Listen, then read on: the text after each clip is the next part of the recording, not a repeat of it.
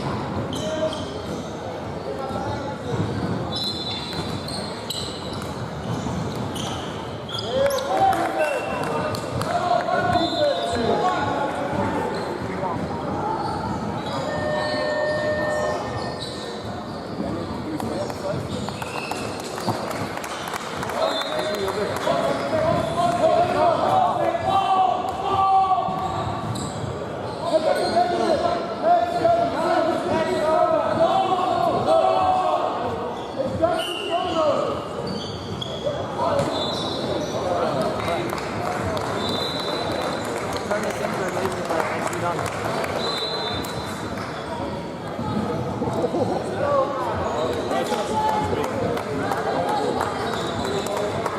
got padding. I have padding in my knees.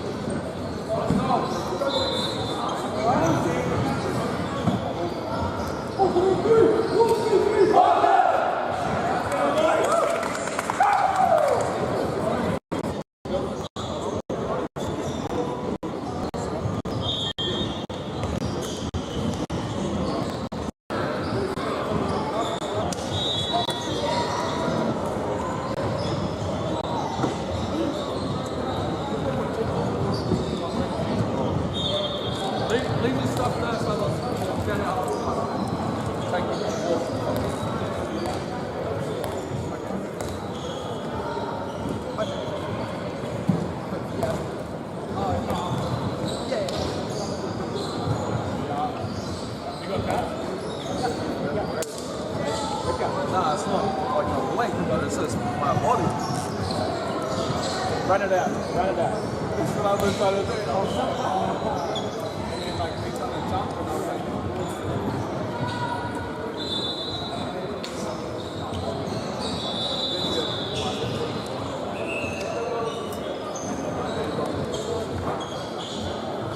Oh, so definitely picked up what I should block. Hey, they're not checking it until now, so we're fine.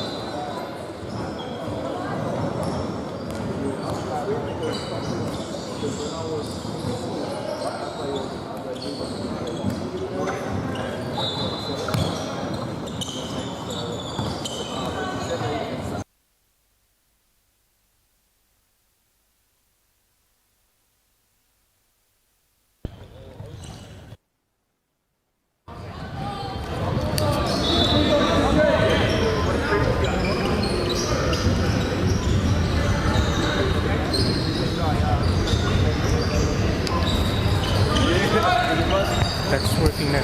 Oh, sweet. We're good. We're good to go. All right.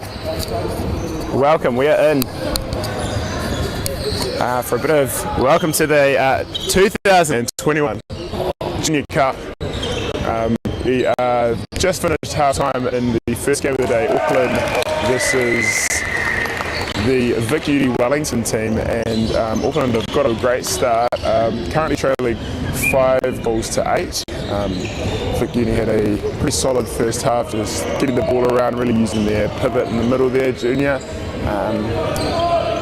as they go on the attack for probably the second time in the second half here. Where's the Wellington boys on? Huh? Where's the Wellington boys on? Don't know. Training up somewhere. I'm live now, man. Yeah. As a beautiful pass goes through to the pivot there, who's done a great job at holding his block. Got some great words of advice from yours truly at half-time about holding a strong block, and that should bring the score to 8-6.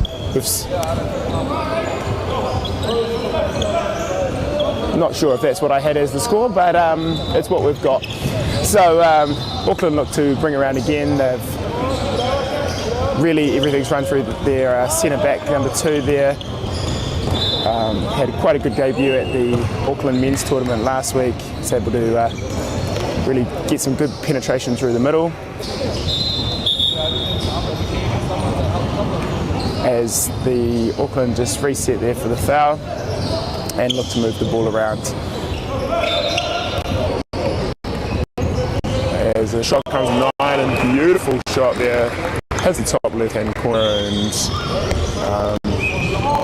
one back for Auckland with 12 minutes left in the game. Vic Uni running quite a short bench at the moment. We're looking to play for time, make sure that they get the ball around, use it up. As another attack goes into the pivot, who was wide open. Perhaps the pass was just a bit too hard. Auckland come away on the fast break. Unfortunately, as the pass to the pivot, that throw was a little bit too hard there by the goalkeeper, and it's gone out of play.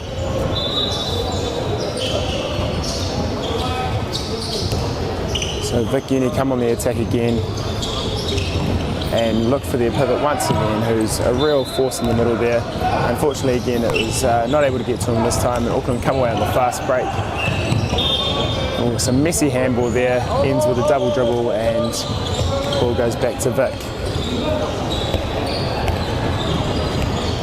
who again set up their attack here. So it's great to see Vic even able to enter a team in this league. There's some great work going on behind the scenes at Vic Uni to ensure that they were able to get a few teams back in their club this year, as another great pass to pivot is rewarded with the foul inside 7 and a 7-metre throw.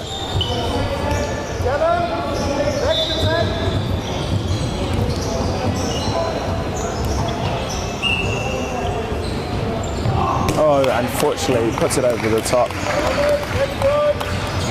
And Auckland will come back looking to cut the deficit to 2.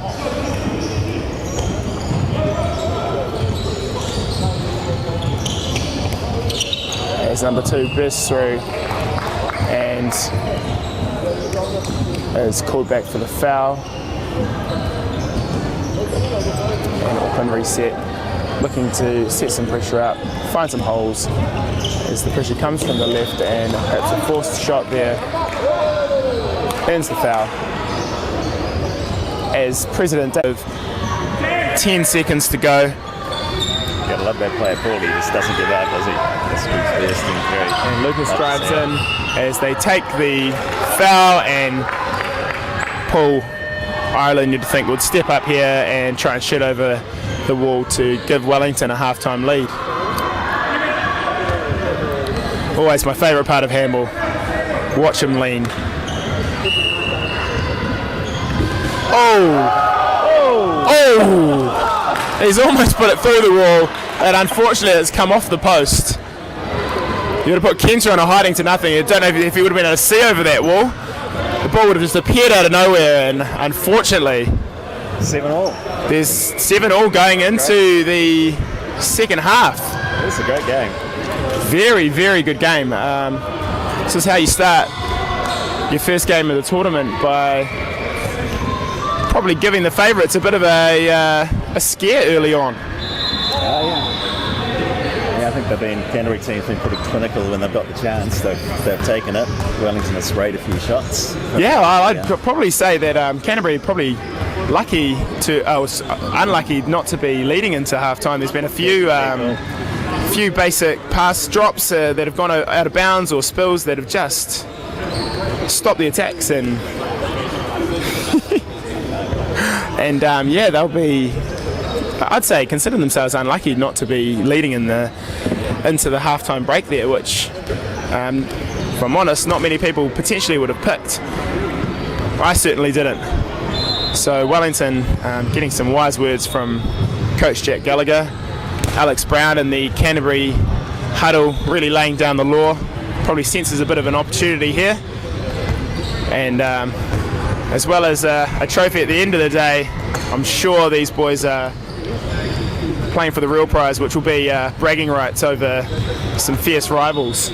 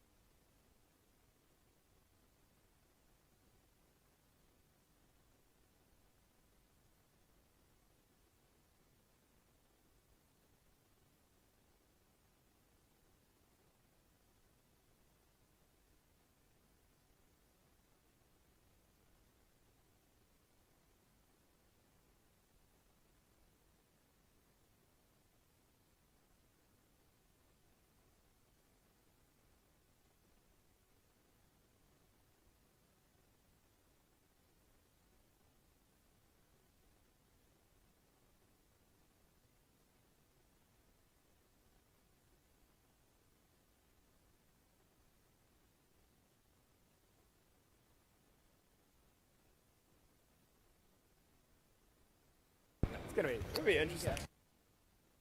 See how that goes. Use your talents. Well, talents or size. All right, we're back. We're back with the second half. Just to recap, Canterbury played a great first half and gone into the break 7 each. And they have first use of the ball, so it could be their first lead of the match coming up as they work the left wing into a second pivot to get round the high defence that Wellington's playing. Kia ora. I'm live, Mike. Who's looking after Otago? Oliver. Who's he? It might be when the guy.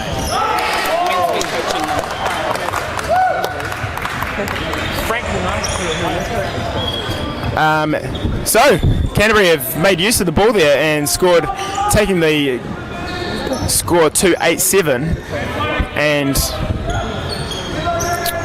Wellington will be looking to build an attack, and Lucas there looking for some space in the middle as Miggy bursts through from right back and unfortunately drags a shot wide. Canterbury playing really high again, and Paul is able to force the turnover, and 1-on-1 get back in 10 out of 10 times. And Kent is unable to effect the save there, and the high defence has paid dividends there as Paul Ireland is able to get the turnover and then convert.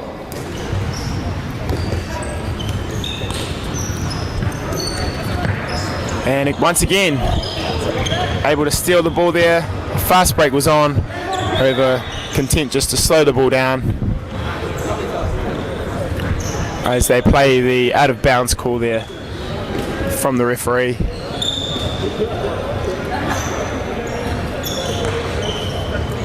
As Wellington build into this attack with a cross, and Miggy fires a shot from 11, and unfortunately just dragged that over the goal. Bit of contact play through, however the referees must have deemed that he got a good enough shot there to not warrant pulling a foul, as they come out on a high defence once again, which just opened up the space in behind.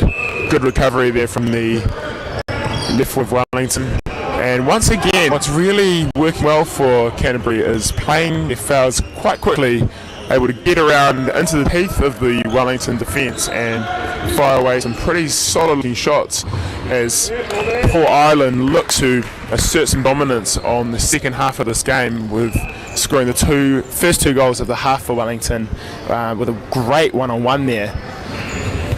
Just blew right by that defender as Canterbury looked to go on the attack again, and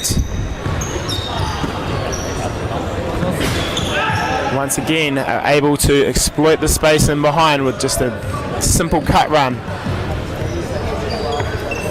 Coach Jack Gallagher will be looking to tidy that up very quickly, as Steph almost inexcusably throws it straight to a Canterbury defender, as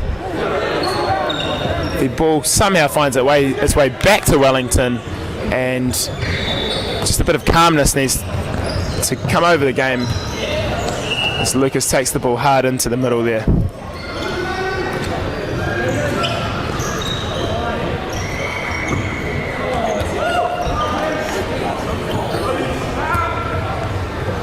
And Bickers on the left wing there takes it in through some heavy contact, it must be said. Again, must have decided that the shot was good enough, and a shot comes from about 13. The referees have really decided that we're going to let the boys play, as George and Torvin come in together, potentially talking about some high contact, and it could see Miggy off for 2 minutes. Just something that's not allowed in the game of handball. Anything above the neck is just not allowed in the game, and somehow it's a 2 minutes to Wellington, but they'll have the ball. Some would have probably suggested that if there'd been high contact, potentially it would have to go back for the foul, but the referees have decided otherwise, and you must play to the whistle as Zach Jarvis forces a shot through two defenders from about 11 metres out. I think Wellington just need to show a bit more patience on attack, and really work to create some holes as they play the first part of their 2 minutes down one man, and some solid defence on the line sees the referees call a 7 metre. I'm not sure what the official call would be there, but potentially maybe Paul Ireland was inside the 6 metre circle. So for anyone who's new to handball, we've got the 6 metre circle, which is essentially the goalie zone. As an attacker, you're allowed to jump over it or into it, must release the ball as Canterbury convert the 7 metre, and let the ball go without touching the 7 metre without touching the 6 metre circle.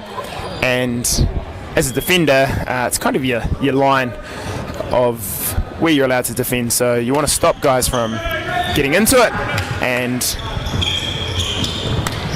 if you defend and your foot is inside it, as Kenta pulls off a beautiful one-on-one save, then it can result in a penalty. And Canterbury have just really blowing things wide open here, taking the lead once again, just through some very quick play. And as Wellington finish off the last few seconds of the 2 minutes, they'll be back to full very, very soon. The full complement of players as Miggy enters the court once again.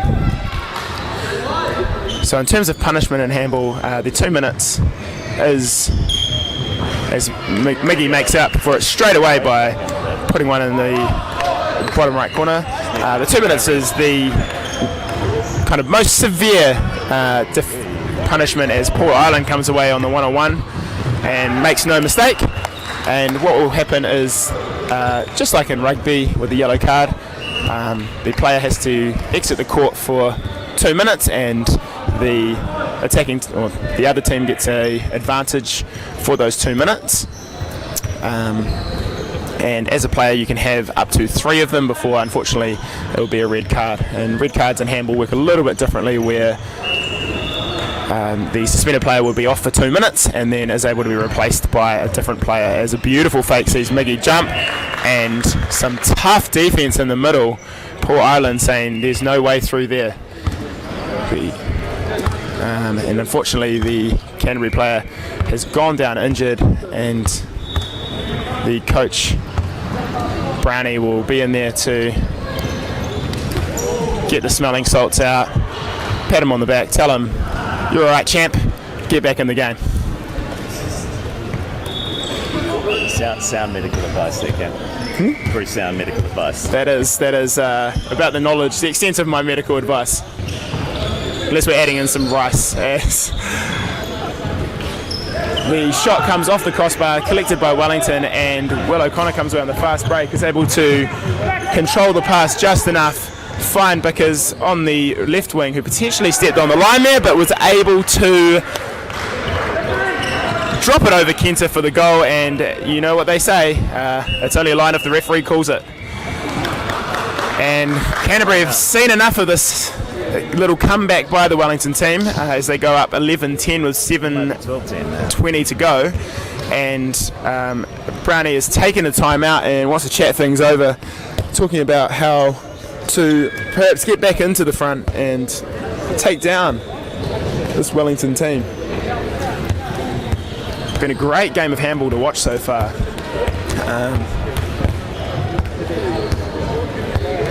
And you can see that Canterbury will be feeling like they're in this one. Be really looking Kenta to continue his great form and goal. And Mr. Pringot there in the backs to just keep showing that strength, able to power through. Although, must be said that Wellington has lifted the defence a notch, starting to play a bit more physical, and 7.5 minutes, it's still anyone's game. Still anyone's game. Still anyone's game at 12-10. They've adjusted the scores, it looks like. Yeah. I think the Canterbury strength seems to the Pringgate boys coming through the middle, and they're causing havoc. It's been really good to see. Obviously a young team, how quickly they've been able to adjust to probably a defence that they haven't seen before. That's really asking you to be quite skilled. Your basic skills come into question when you're getting pressured up high like that, and passing and catching, and really just being able to exploit the space in behind the Wellington defence, as Wellington probably switched to a traditional 5-1 here.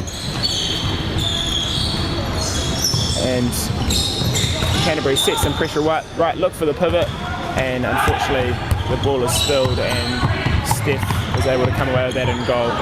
As Jack Gallagher calls for calm on the sideline, he doesn't want to see these passes pushed. He knows that a 3-goal lead coming into the last 5 minutes would really set his team up well. As Paul Ireland, there's the danger of Paul Ireland taking the man one-on-one. You can't leave someone to try and get him one-on-one. He will burn you every single time, speaking from experience. So hopefully next time they come down in the court, Canterbury might learn from that. They've got to get numbers on him. It's going to open up someone else for a shot, but I'd take it. I'd back someone who's not Paul Ireland. As Miggy looks to be hard, tough in defence, and Canterbury have come away with a foul here. Again, the ball in the hand of the right player, and they've opened up some space on the right. Would have been looking for perhaps one more pass there to open up and to find an open right winger. Take that shot surely, as they run some second pivot, find some space, and just playing downhill is the only way I'd describe it. Just really setting up and you know, once they're in that attacking motion, they are going for it. They're going to find a gap and they're just going to put their head down and run at it, and it has really worked well for them. As one of the Canterbury players goes down injured there, trying to make the foul on the Wellington player. Perhaps a little bump to the head is probably a red card in the NRL, just saying. As we push the pass out to Will on the right wing there, who very, very wisely decides that's not the shot I want. And some calmness as Wellington just takes it in and gets reset. And Paul Ireland plays with the pivot, Zach Jarvis, and as a pivot myself that plays with Paul Ireland sometimes, wouldn't mind seeing that pass when I'm on court with him. He'd probably say I'd need to set the screen.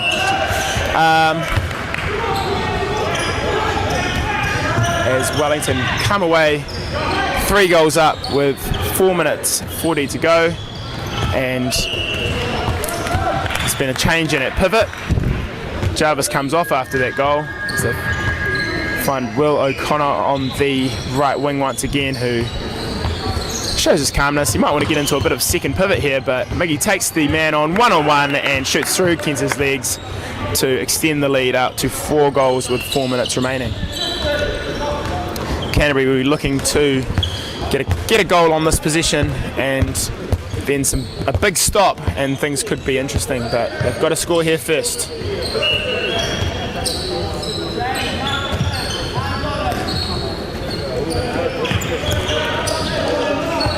As they look for the space to open up through some good ball movement.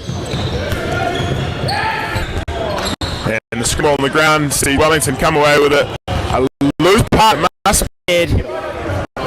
Can't find Paul Ireland, who had run the fast break, and it will be a turnover ball. 3 minutes 40 to go, and Canterbury trailing by 4. They'll want a quick possession here as Paul opens up some space for the left wing, who perhaps takes a bit of a bump there. Perhaps if he'd sold it, he might have got a progressive punishment there, as I learned at the fantastic Wellington handball referees course last week. That was good, wasn't it? Very informative. As we come down to probably the other part of the game, the last 30 seconds, which I'll be really excited about to see. I know what happens there now. You're looking for a few red cards coming out. As Miggy gets his second 2 minutes of the game, maybe a bit over-aggressive on defence, and this has just made things very interesting. So Canterbury with the man up will look to score quite quickly, but a pushed pass to see Will come away with the ball, and surely we'll see some calm heads prevail here. Wellington will not be looking to get a fast break. They'll be looking to play this right down to a passive call from the referees, which we haven't seen today. So it'll be interesting to see how quickly they throw up their fingers and say, no, you're not even trying to play handball.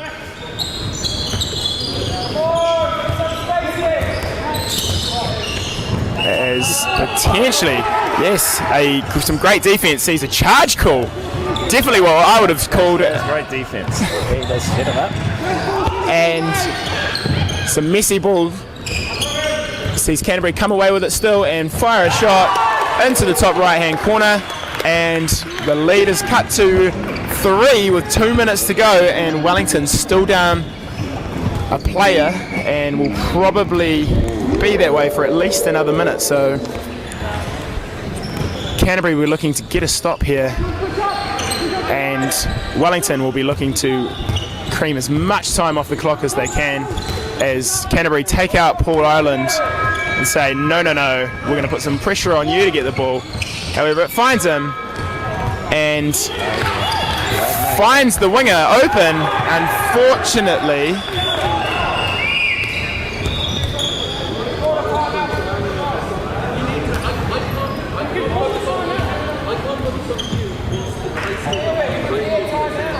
as we just sort out what's happening here, it looked like Wellington are saying that they called a timeout before the shot happened, in a stroke of genius coaching by Jack Gallagher, and the referees have agreed that that's what happened, and cool heads prevail. We'll have a Wellington timeout with 1 minute 54 seconds to go, and still down a man. So Canterbury, we're looking to probably push their defence quite high, get a turnover. If they can get a turnover, as Wellington do some kind of hands up thing, maybe who wants to win. I did see all the hands go up, and Alex Brown lays down the law in that huddle. Some intense looks. It's always surprising not to see Brownie on court there. I mean, he's only 20. Well, I have noticed. That grizzled beard and. I mean, that beard does age him in looks, but is still the same age. So I'm surprised. But perhaps an injury into the game. I've heard of a few of the boys around court this weekend being injured. Mind you, a bit of a challenge. You got 10 to there in goal for them. It's wow. You've got a good. It's not a bad trade-off, is it? Very, and I know that combinations at the end of it. Wellington are in a similar situation, an embarrassment of riches in the goalkeeping department in this game, with Brownie, Kenta, Stephanos and Will O'Connor, who's got the ball now. Isn't a bad goalie as well, as Vickers commits to taking that pass, and the foul comes from Canterbury, and Wellington will just take their time here. Really be looking to play for the passive. They've sneakily had it for about 45 seconds before the timeout, and able to peel off another 45 seconds in that, and 3 goals down with 1:20. Canterbury will need to push some pace here. Oh, he gets the bite on the fake and is able to go through and get the goal. The right back for Canterbury has had a great little game. That fake has really been paying dividends. So Wellington will be looking. Nothing silly from here, boys, will be the call from Jack Gallagher on the sideline. 2-goal lead as the scores reset to 0. And we'll play what we know. Wellington are up by 2. It is not 0-0 with 50 seconds to go. That'd be a fair result from the game, though. And looking to cut the lead to 1 with a great save from Stephanos on the 1-on-1. Zach Jarvis is probably lucky to get away with that on the fast break. Great commitment from Zach Jarvis. He'll be replaying that one, saying, "Look how I got back, coach." And that was the last 30 seconds as well, mate. That could have been interesting. Yeah. That would have been the last 30 seconds. I would have been pulling out the red card there. But Canterbury, off the save sideline throw, have been able to find a goal.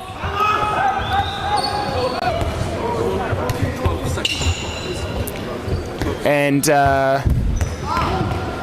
Canterbury have been able to bring this back to 1 goal with 12 more seconds on the clock. Yeah, they just got some issues with the clock. 20 seconds to go. This is where we love handball. 12 seconds to go. Be a bold play to try and lob Kenta from here, but he's a long way out of his goal, I'm just saying. Oh, as he scurries back there, he doesn't want that. And Canterbury will be looking. They can't just stand around and watch this. They need to go and find the ball. Wellington are man down again. Push a pass. You need to do something in this situation, but Paul Ireland finishes off with a goal and blows the score out to a 2-goal win. What a great game. Really surprise packets in the tournament. Canterbury have obviously been doing some great work on their junior development down there, and one would probably throw the question, Gus Hamilton could have had a bit of an impact on that game. He'll probably be sitting at home now rueing not buying those flights to come up and help out the boys there. Yeah, certainly could have made a difference. They just need perhaps one more player through it. However, it is set in stone, and Wellington start the tournament with a perfect 1-from-1, and that will bring Auckland and Otago onto the court for their warm-ups at the 2021 Junior Cup. Auckland coming off a first game win, and for Otago this is their first match of the tournament, and they'll be looking to Isn't that the Canterbury boys pretty pumped from that game? Young boys, they did bloody well. That was a really close game, wasn't it? Well, yes, they'll be ruining a couple of missed opportunities, I think, which I think so. I mean is always a good. It doesn't feel good at the time, but it's always nice to walk away knowing that you're in the game. And a couple more plays and they could have won it. Exactly. So I believe this tournament, however, unfortunately for Canterbury, is a just round robin system, which we'll see them hoping for Wellington to trip up to another team along the way. If I'm being honest, as a commentator, it would have to say it would be a huge upset if some of the other teams, that game was certainly a step up in speed and some of the skills going on there. But Auckland are warming into this tournament. They've had a game, and must be said, I haven't seen Otago yet, so the Auckland team could be a threat. I know that they've been building their junior program for a few years now. They've got a few of the guys that have represented Otago in the Southern Shield, which is a contest played between the Canterbury Handball Club and the Otago Handball Club. So there's some experienced guys out there, and in a tournament like this, experience can hold the key, really. Well, you might have seen that with the Wellington team. You look at that Wellington team, virtually all of them been playing our club league for over 3 seasons. And I've seen over those 3 seasons, I guess a few of those players, definitely Paul, Miggy, Jarvis and Lucas and the Aguilas really have to step up and take some senior roles inside those teams as well. So it's not as though they chucked in and fill up the numbers, so to speak. They've been in these situations before. They've been guys that have had to run teams due to guys being out. They've had to control games. So I think that experience of having a league and being in some really tight games really comes to the fore in situations like this. So it really helped them, but credit to Canterbury because they still never got there. You had a 4-goal lead with whatever, 3 minutes to go, and they were able to compare it back. Definitely, and I think that's what just shows, as you're saying, how the value of some regular games. As Kenta slides on past. Great game, Thank you so great much. game. Well done. Really good game. Really good game. Well done, guys. Great game. Right. Turn that off.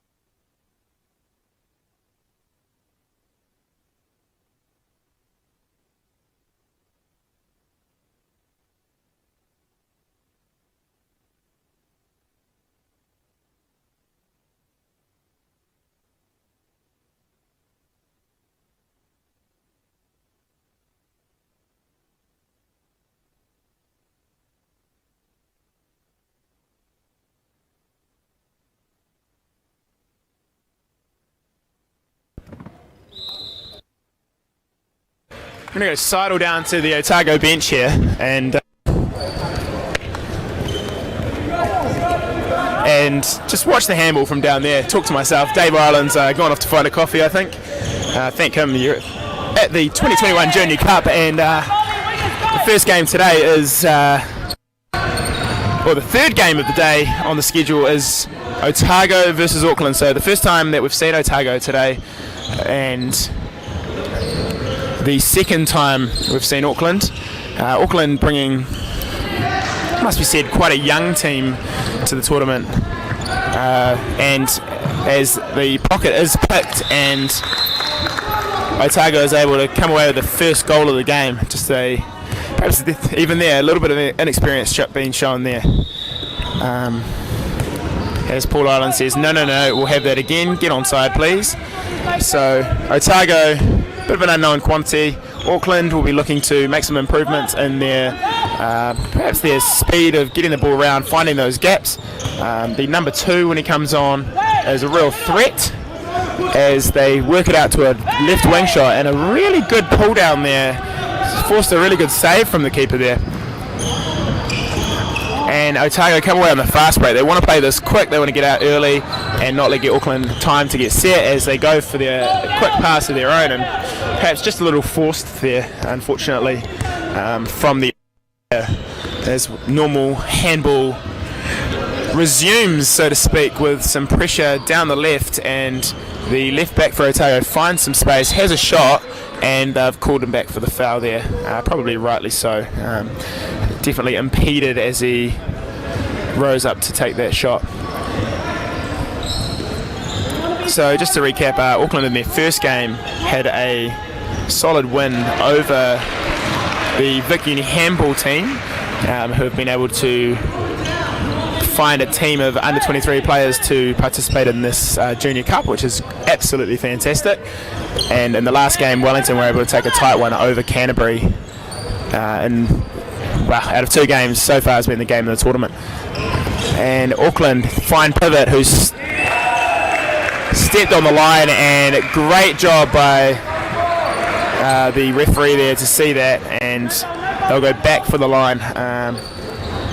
And Otago will be left to set the attack again. But I think Auckland will be quite happy about that. They've found some good space in the middle. They worked around to the pivot, and unfortunately, for those of you who are new to handball, if any part of your body touches the circle, which includes the line of the circle, then it's instantly a turnover instead of a goal or whatever else would have happened. So that's what happened in that situation. The pivot touched the ball, went to turn and take a shot, and his foot touched the line, and hence the turnover, and no goal was awarded. So Otago here looking to build an attack down the left with some pressure. Great little rising shot there from the left back. He looks to be their key man today, and he looks like he's going to shoot from anywhere. Unfortunately, that time just drags a little high as Auckland run a second pivot in, and unfortunately no look pass doesn't come off instantly, and the pass to the right wing there is a little too high, and it's a turnover over the back line there. So just again, for anyone who's new to the game, if the ball goes over the back line anywhere, it becomes the goalie's ball, and they start with a free throw unless it's touched a defender, and then it's a sideline throw to the attacking team as Otago pinch another loose pass from Auckland, and if the ball comes off the goalkeeper and goes over the back line, the goalie is rewarded for making a great save and gets the ball back to themselves.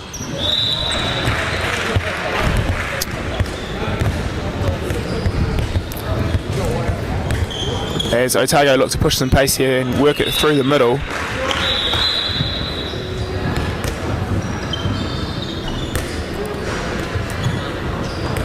And a big shout out in this brief moment of relaxation to Pete down in Christchurch there. He's messaged me saying he's tuned into the live stream, and it makes me feel like at least I'm not talking to nobody. As Otago find the pivot and unfortunately just pushes a shot high, and it cannons off the crossbar, and Auckland come away with it. Still 1-0 after 5 minutes in this game to Otago, and that was just courtesy of a little pickpocket goal as Auckland came out. A great attack there from left back, sees him get through, and a great save from the keeper. Otago come back away with the ball and find their second goal of the day. It's a fast game, can really turn around. A great attack by Auckland, suddenly punished at the other end. As number 11 there, who's, let's be honest, sporting a fantastic mullet. I don't know if you can see that on the live stream from the cameras we've got, but it is a thing of beauty. And Auckland work it round, and unfortunately have been held up by another line. So 2 goals in, unfortunately 2 lines, and a great little one-on-one there sees the Canterbury number 15 burst through and get a goal on it, and he's quite happy about that. So, and so is someone on the crowd here. He's stoked with it. He loves handball, obviously. So Auckland will be looking to rebuild here. Unfortunately, just the basic passing letting them down and so far in this first half, and just again pushing the pass.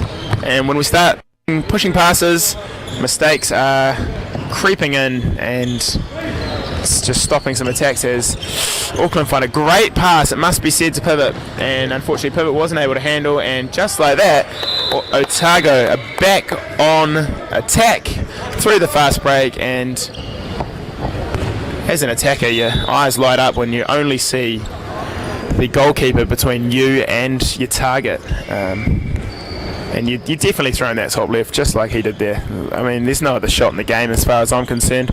Another great little pass to Pivot, and unfortunately he just hasn't been able to connect on a couple of those passes, but give Auckland some hope that they can get back into this game.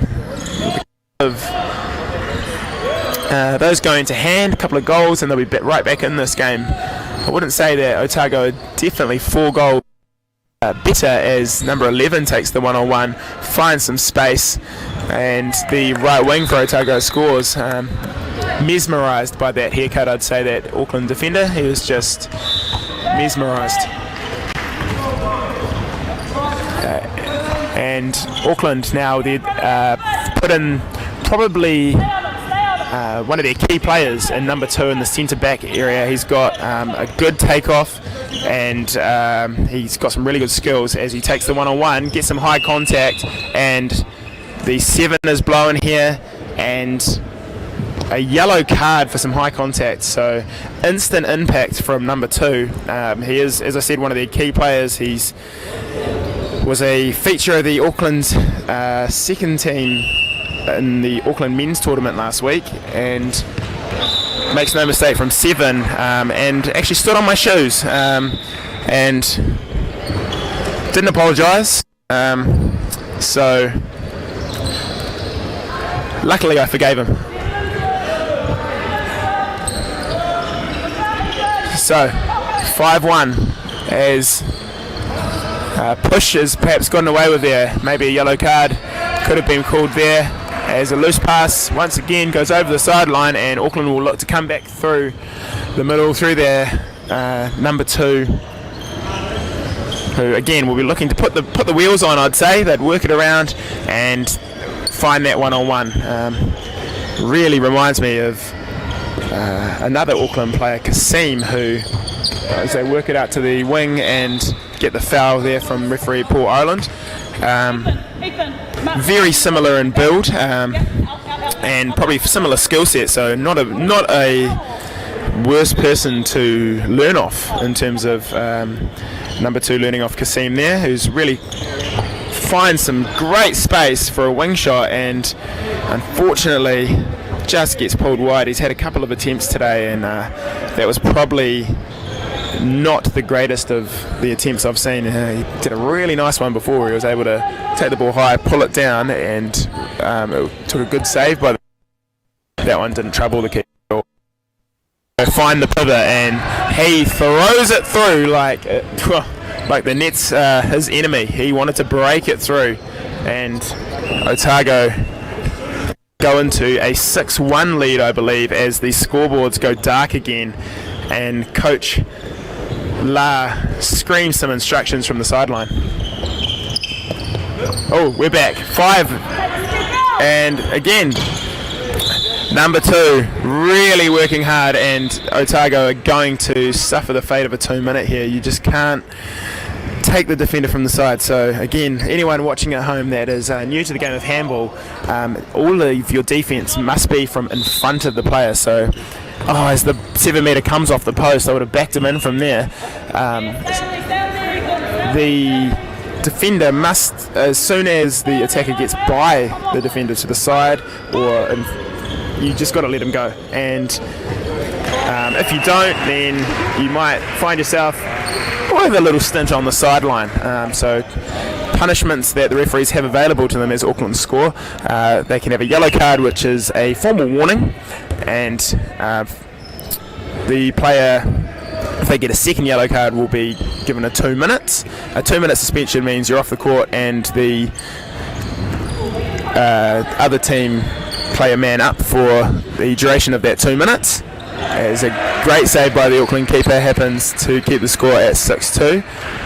From a 2-minute, if you get 3 2-minutes, then you'll get a red card, or for any really bad action on the court, you might be given a red card, and that means that you get a 2-minute suspension, and then the team is able to replace you with a new player, but unfortunately you're excluded for the rest of the game. And there is one more punishment available, which is a blue card, and blue card very, very rarely seen in handball. It is for the worst of acts, really, and means that basically same as a red card in terms of punishment, but there will be a hearing on your behaviour, so to speak. So in my time in handball, I've never seen a blue card, but certainly a red is not uncommon. And really, really good about that is that the punishment only hurts the team for the 2 minutes, but obviously the player for the rest of the game.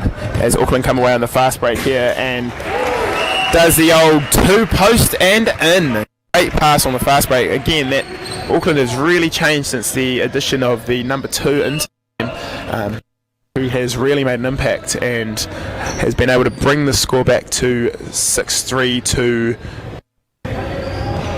Auckland team coming back.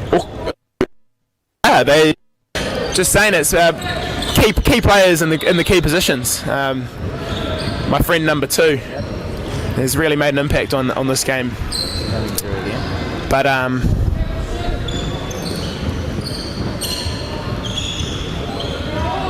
Otago have just been able to make use of some key times, and the pivot until then had been perfect from the line. They'd found him a few times for those 6 goals, and Auckland work it around really nicely to the wing, who puts it in. Was just saying his shot was looking good. He'd had a bit of a nightmare on the last time he had the ball, but that's the things with these young'uns. You can't break their confidence. They're going to keep shooting. As a shot is, unfortunately, thrown from about 12 metres straight at the goalie, and unfortunately it just goes through his hands there. Auckland will be ruining that as they look to mount the comeback with 2 minutes to go in the half, and the score at 4-7 to Otago. As the ball looks to come off the foot, but will play on, and the right wing is able to earn a 7 metre for his team, which is fair enough call there, just a 7. The defender unfortunately didn't make the space and tripped over the wing as he was going for a shot, and the right call of a 7 metre penalty has happened. So the pivot there for Auckland takes the 7 metre, and it's saved, comes off the crossbar and back into the goalkeeper's hands, and Otago come away with it with 1 minute 30 left in the half. As Coach La gets animated on the bench for Otago, she'll be starting to think of her halftime inspirational speech, which I've heard can be a doozy. And a soft turnover there by Otago says Auckland away on the fast break, and a great rising shot. What a save there. Absolutely fantastic save there by the Otago keeper. And when I say there's an embarrassment of riches in the New Zealand keeping stocks, sign this one up too. What a save. As the Otago left back, again, he loves a shot from out long, and I think if I'm being honest, Auckland are going to live with that shot. He's yet to hit one from that kind of distance, and if you're going to give up something, it might as well be a shot that's going to go over the top. As they look to number 2, their key player, who's definitely fouled there with 30 seconds on the clock. Auckland will be looking for one last as he sizes his options up, gets it around to left wing, who steps on the line, but it's only a line if it's called, and gets it through the goalkeeper's legs. Classic commentator's curse, give him a rack for his goalkeeping, and then get one through your legs. There's 10 seconds left in the half, and Auckland come away with the turnover. One last chance here, 5 seconds on the clock, and is able to get one in off the post. Great goal there by number 2, and that will round out the half. And surprisingly, from a 4-goal deficit, Auckland have come back and trail by 1. 6-1 down. They were 6-1 down, so really good end to the half. I'll get out of the Otago huddle here because I think Lars going to have something to say about those last 2 minutes. And Ollie, might be a thing that might be able to get some all access into a couple of huddles. I don't know if I've got all access pass here, but I'm certainly trying for it. Kasim, he'll let me in. Yeah, want to have a chat. There we are. We'll get him over. Definitely, I'll work on Kasim, getting him over and telling us maybe to start the next half about the Auckland handball program and some of the things that they're doing. I'm sure it must be said that there's been a couple of Saturday nights that I've chewed the fat with him, and it's been hard to stop. So. Give him the mic for the next game, you think? Hey? Give him the mic for the next game. I reckon. Yeah, unfortunately, this will be my last game for a little while, so we'll need to size up some other potential commentators or potential suckers, as I might say, as you stand alone until someone has the courtesy to come and see you and add some insightful comments. And that person so far this morning has been David Ireland, the New Zealand Handball Federation president. So the people's president is not above some tough work on the ground. But I think in a minute and a half, when this half wraps up and the next one starts, we'll get Kasim over and have a chat. Good idea. Kasim, come have a chat, mate. Come have a chat. Come tell us about Auckland handball and some of the things that you're doing, mate. Come on, mate. Come on. I can write you down. Talk to me. Come on, talk to me. What's been happening in Auckland? How's this team come together? Where are they all from? Yeah, terrible. Leaving me hanging. I'll go check the information. Are you just making sure there's no glue on that ball? Oh, yeah, there we go. It's on the live stream. Interesting point of note there for anyone who is tuning in from overseas. Unfortunately, the facilities that we've got, while amazing, with some international grade goals, the correct size court, unfortunately in international handball you'll find a resin on the ball which sticks to your hand and pretty much makes the ball stick. There's no excuses for handling errors when the ball's got some glue on it. Unfortunately, due to the damage that it can do to courts that are used for multi-sports, there's not many venues in New Zealand that allow glue, and so we're playing smooth ball, which doesn't really affect us too much in terms of it's all we know in New Zealand. But it does take a bit of adjustment when you start to make the step up to international, and as they say, once you've gone glue, you don't want to go non-glue again. Hey Lucas, you want to give us some thoughts on the first game? Thanks, mate. So Lucas has just said that he really thought that... Got nothing to say. Nah, yeah, which is quite not like Lucas. He's usually got quite a lot to say. It's why he is known as the Chihuahua around in Wellington handball community. So, start of the second half, and just to recap, Auckland are down 6-7, but really dug themselves out of a hole where they were 6-1 down to Otago.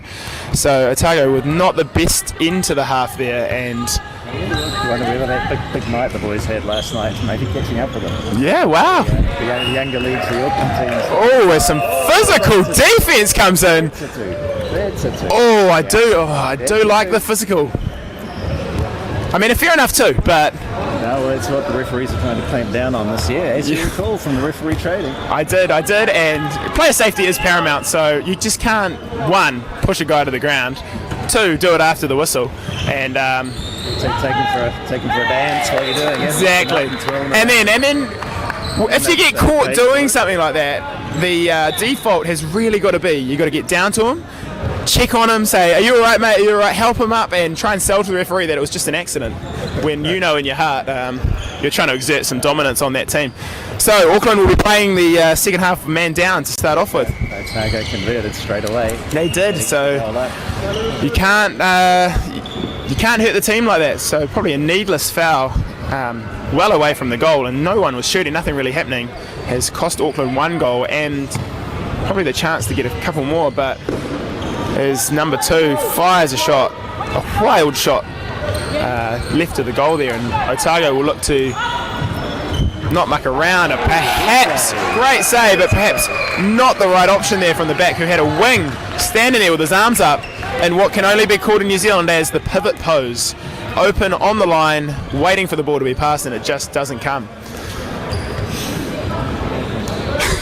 Otago be making advantage of that extra player they got. No, not yet. Move it around. And Auckland will be looking to kill as much time as possible. They work it around to just score. The right wing, he's on a tear, this right wing. I'm not going to say I criticised his shot. I said he had one bad shot, and since then he's really looked to prove me wrong. Oh, there's some great footwork. So he's the centre, open up into some huge gap, who from the line decides he doesn't want that shot. I'll pass it to my mate, the pivot. And good option in the end. wow, yeah, it's come out. It's worked for them, which has been great. Wayo's the money man in the middle there. Wow, yes, he's an experienced campaigner, old Wayo. And again, someone that's got experience in not only junior handball but playing in men's teams. Was a feature of the Otago team at the Queenstown tournament earlier this year, which was a great success, and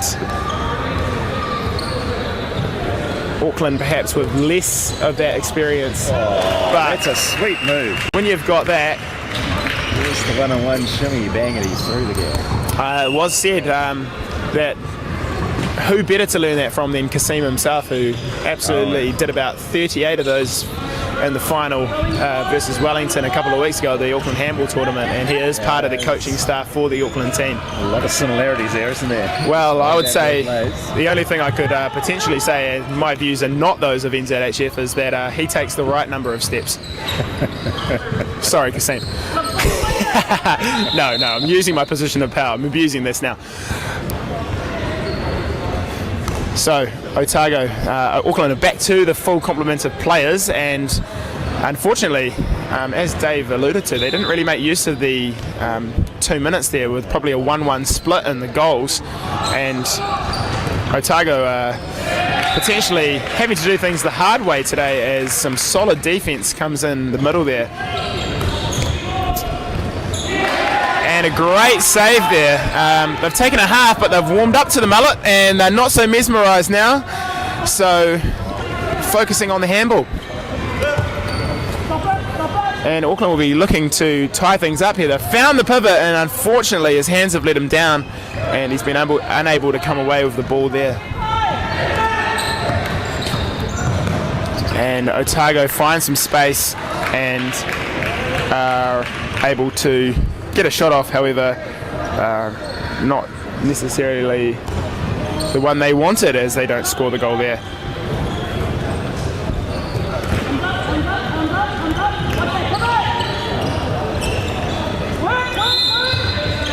As La calls out the instructions from the bench,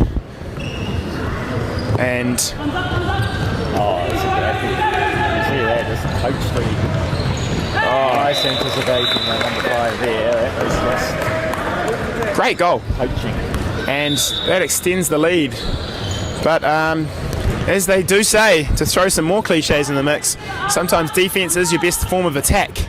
And with an active defence, you're gonna get opportunities like that. And as I've already said from the Otago bench earlier today, There's that move again. beautiful one-on-one, beautiful little shimmy.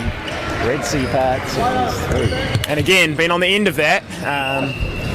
He put me down a couple of times, and a couple of weeks ago, you've got to be low to the ground and you've got to be ready to move.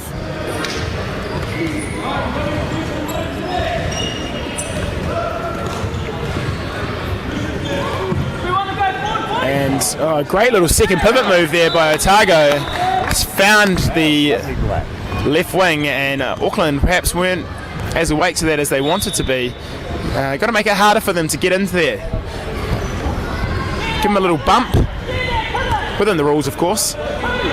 And Lars calling out the instructions from the Otago bench, which is basically move, move, move. Got to have, again, that active defence. And once again, Auckland have found the pivot a couple of times, and unfortunately his hands have let him down, but good opportunities as the Auckland keeper makes another solid save, looking to make up for potentially not such a good save later in the first half where it went straight through his hands, but I'd say he's evened it out right there. As Auckland burst through at right back, potentially a foul there. No foul call. Potentially saying he got a good enough shot off there, but in a classic ball don't lie manner, the Auckland keeper has been able to get to it and unfortunately pushed a pass, which has seen Otago get the ball from the sideline there. Zach Jarvis, the referee there, must have seen enough of playing through the contact. Or not seen enough. Oh, wow. David Ireland's views are personal and not that of the NZHF at all. And Otago has taken a time out here with 7.5 minutes on the clock. 11-9 to Otago. So Because whether the Otago boys are going to have the legs to carry it through. We saw what happened in the back half of the first half. we did, and Auckland are running a huge squad. They've got about, looking over, carry the one. 35 of them. 35, yep.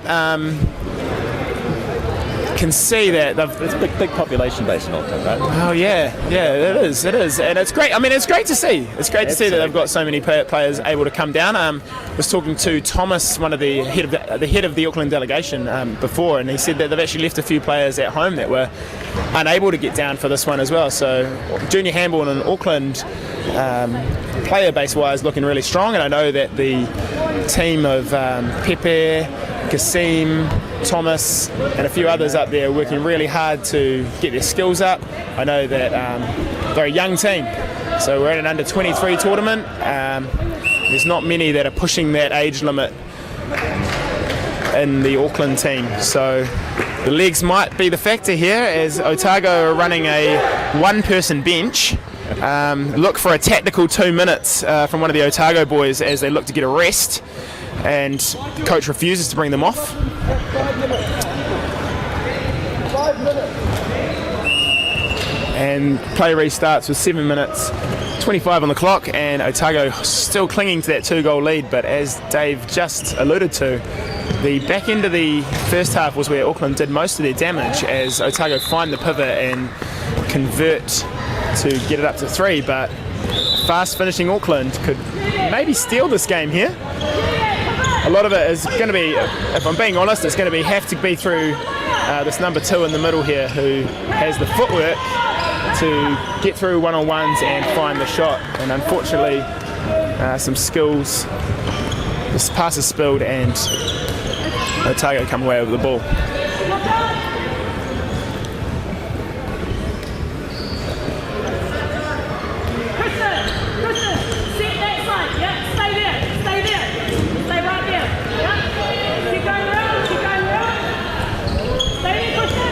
And Otago build the attack Nice one-on-one. Really fought through that one. A lot of contact, and Nice little windmill going through. it was. He might have been watching some 2018 New Zealand men's highlights and seen Nick Potter, Yeah, I was just going to think that. the exponent, the other New Zealand exponent of the windmill. Nick Potter, if he's tuned in, he'd be very grateful for that shout out. As some heavy contact. Are they calling it high? No, probably correctly. Solid, yeah. But at this stage of the game, you really want to stay on top of things as a ref as you get down to the last 5 minutes in a tight game like this one. As number 2 there looks to burst through, finds the pass, and unfortunately the shot is blocked, and Otago come away on the fast break with a couple of them. Some great cover defence there from the Auckland. You always get a bit of butterflies in the stomach as someone chases down a fast break. Yes. Great commitment. Didn't give up on it. And probably some really good discipline not to really wait until he was in front of the player before going for the ball there, because you can get yourself in a bit of strife if you go into the contact from the side. As the left back, there he comes. He's able to play through contact there and cut the lead down to 3 with 5 minutes on the dot to go, as Otago decide it's time for the mullet to come back into the game. Oh, it's beautiful. It's getting nothing but respect as the Otago bench look back at me like, you're talking about the mullet. Oh, it is a beautiful thing. It's been nothing but praise on this.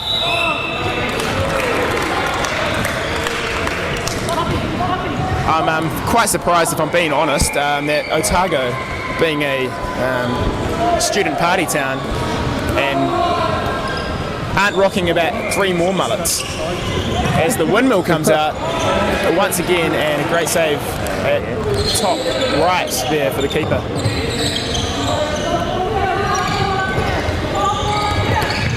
And Auckland come away.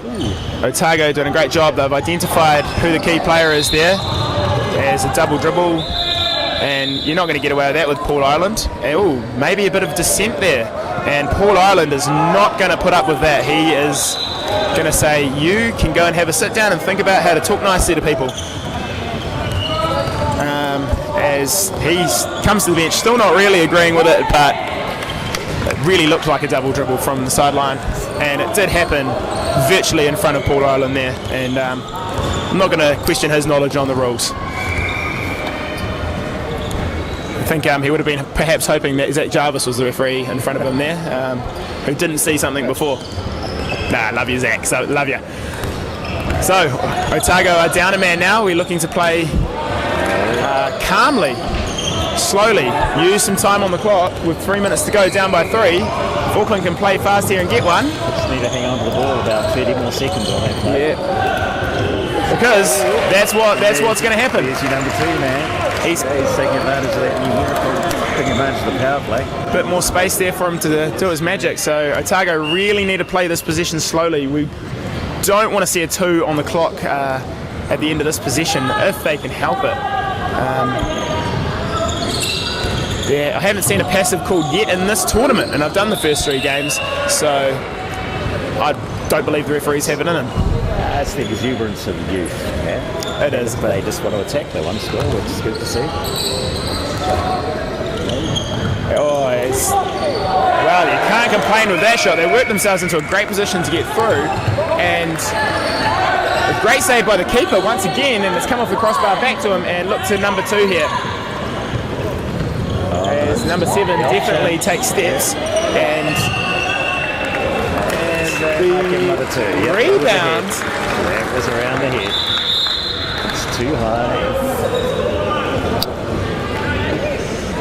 So, 7 metres for Auckland off the rebounds. They were looking to capitalise here. Oh, it's been saved.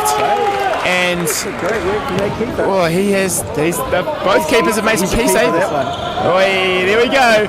There we go. I will not have the worst joke on stream today. That is good to know.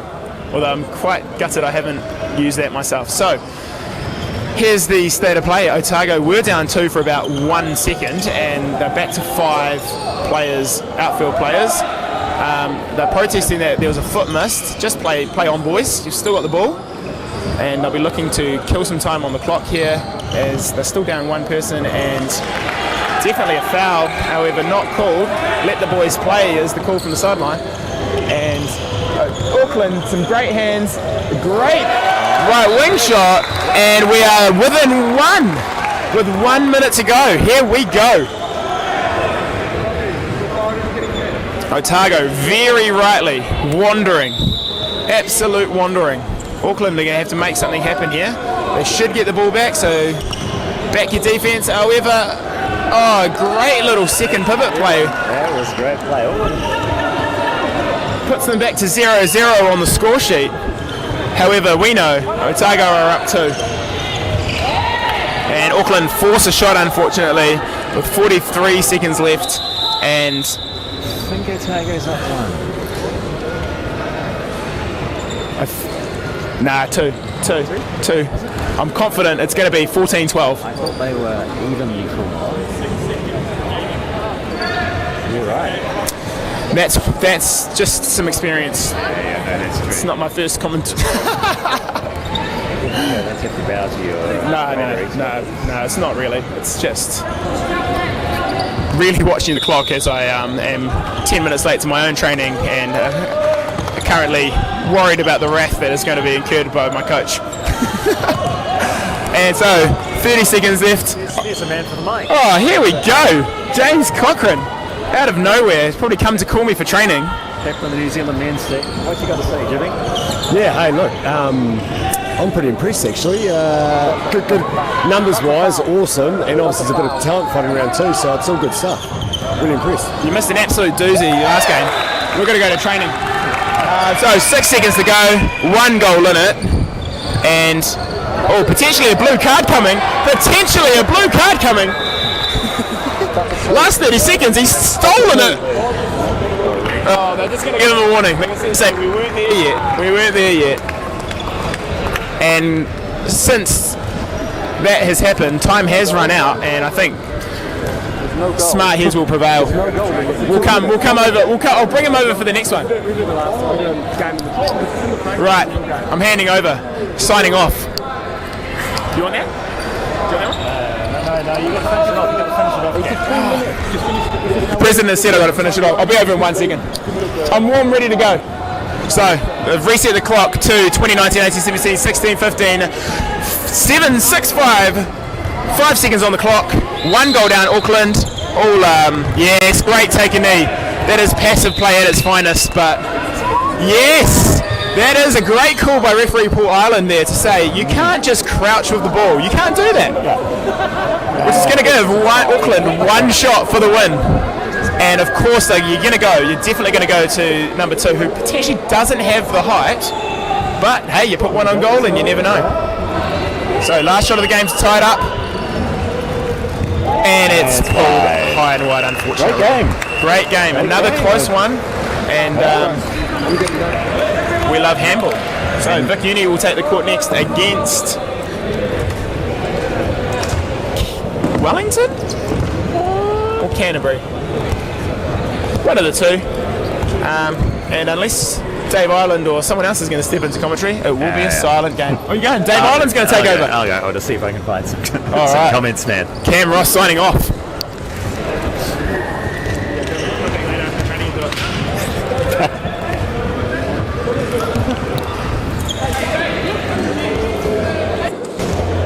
Hey.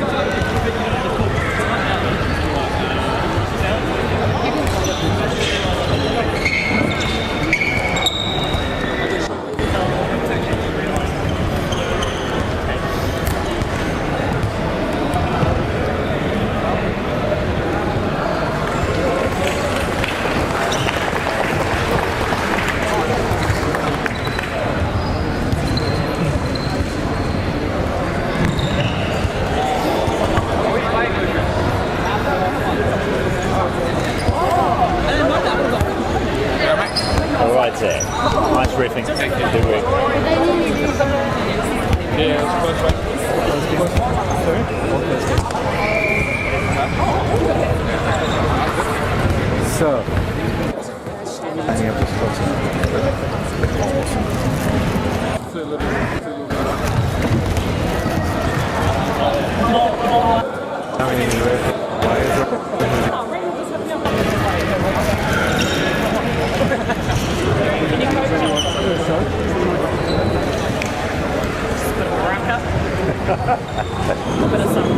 Just a little bit of Wellington grunt.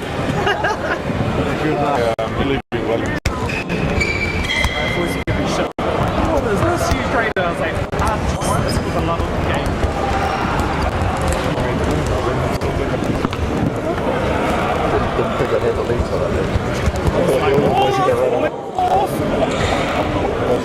Meaning, every game is decided by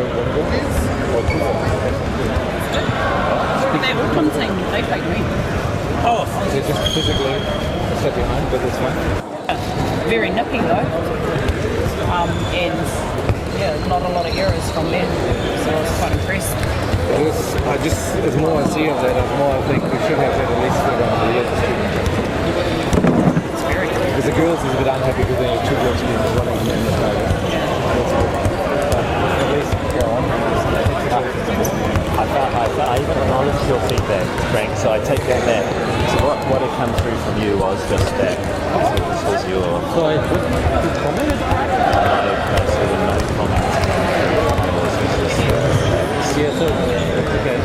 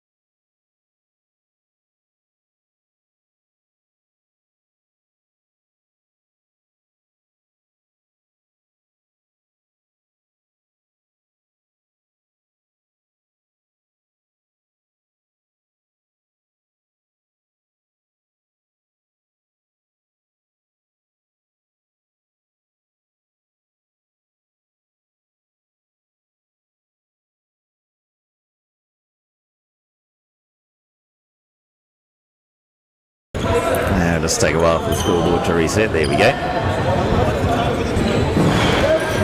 Ooh, yeah.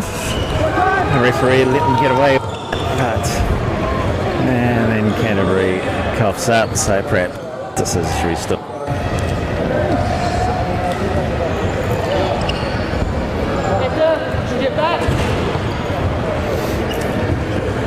Yeah, a slight delay is playing into Vic's as they wait to get back to their full complement.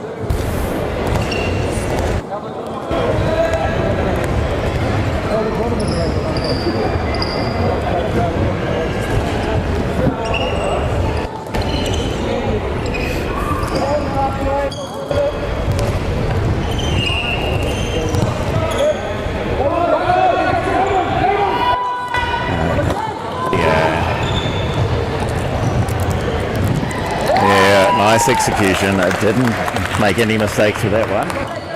Now they're back two.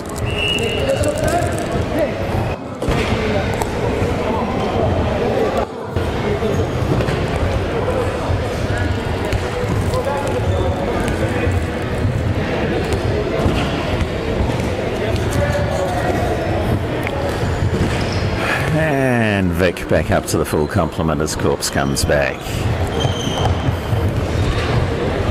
Didn't quite connect with the pivot there. And that's a cough up. And Canterbury will be looking to push on with the advantage. Oh, and that's another yellow for Vic team. Already had a 2 minute and another yellow. But that should be their complement. Next transgression should be another 2 minutes. We'll see if the rest have got control. Right. Oh, that's a from Bawley. Yeah, he's a real star player in that Canterbury team, and just Give him a couple of inches of room and he's away. It's going to be a hard one. The Vic boys, he gets going. Him and his brother together are just a dynamite combination out there. Great save. There's been some quality keeping on display at this tournament so far. Very encouraging.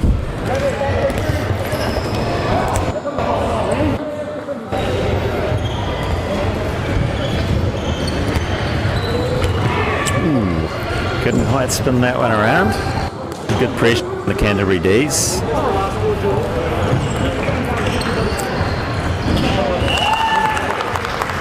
There's another one, number 2. The previous goal was number 4 from was Paulie.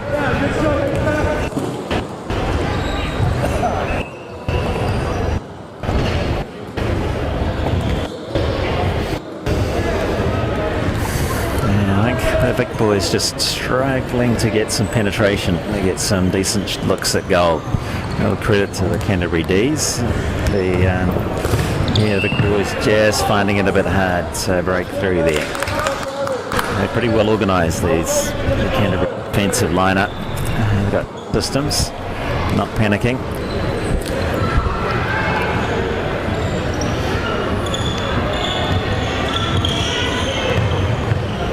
That's the play, much better.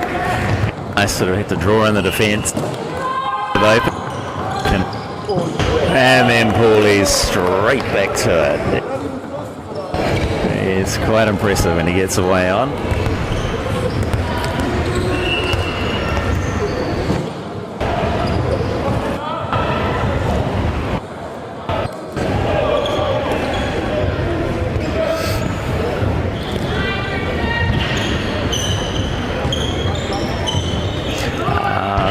There's a mistake from back on the end.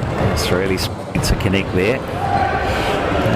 Early season, it's not quite connecting. It looks like the Canterbury boys have got good control. That's lovely fed. Oh, great keeping. And we've seen some good saves. That's great stuff from the big keeper. Great work.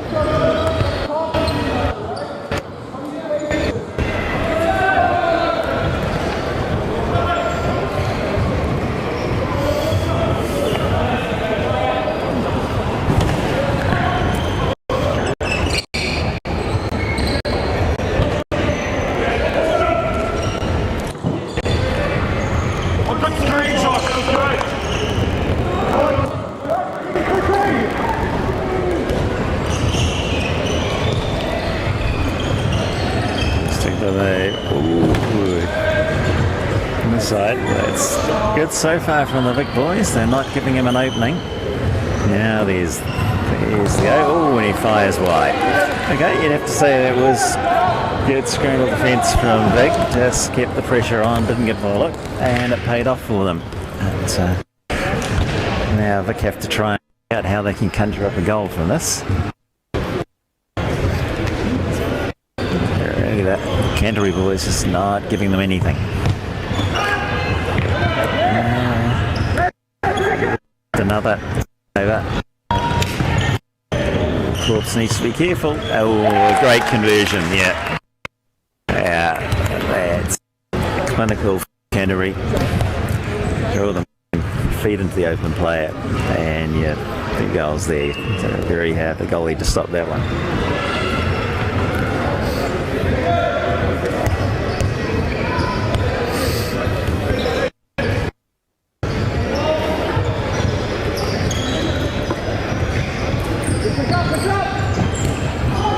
Corpse from the Knights didn't quite have it. A very comfortable save for the goalie in the end.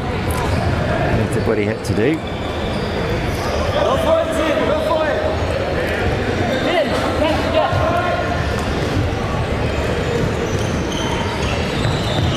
There's those great footwork from Kylie Pringett again.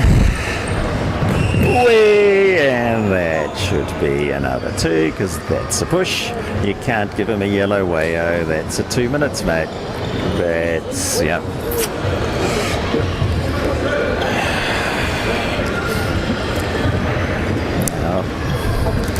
Again, Vic, very fortunate they haven't played more of this game. Just 5 or even 4 on court.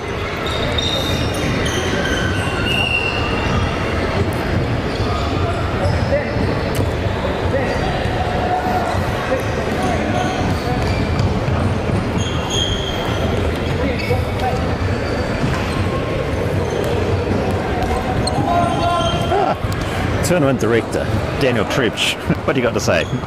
How are you feeling about it so far, mate? So far, I think it's a really good show by every team. I mean, we have really close games so far. This one seems to be the first one with a larger margin.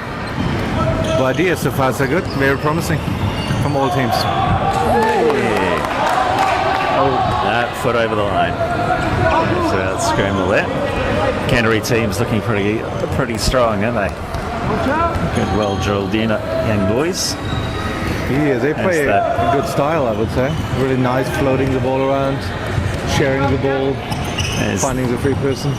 As the head of the NZHF youth portfolio, you'd have to be pretty pleased with some of the talent you can see out there, Daniel. Oh, definitely. I think the biggest pool of talent we had across the country in our history. So that's pretty amazing. Yeah. No, it's great to see all the young guys there. Definitely screams for a repeat this tournament. Yeah, no, definitely. We can.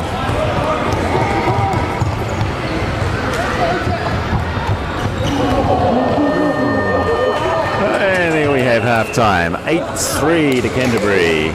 So it could have even been a bit more. The interesting game to see whether the Vic boys can hang on to them. A bit of silence for a while now. I can't see anyone to give me some comments.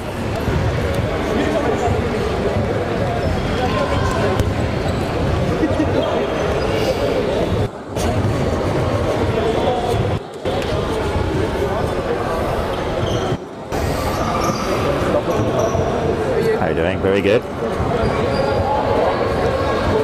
Is he broken it?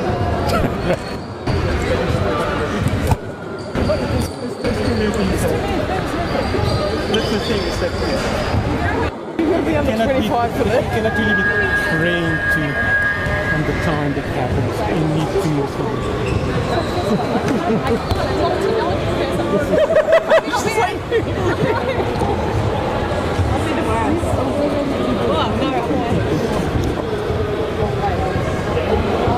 I'm not reading it. I'm actually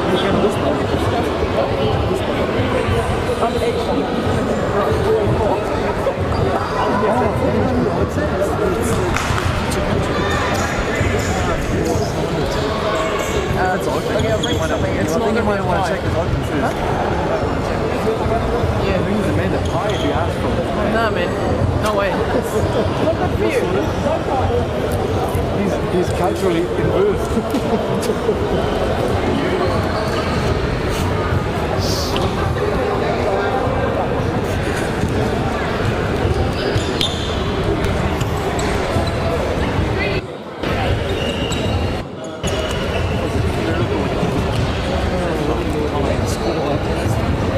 Do not worry, because the time is not official time anyway, so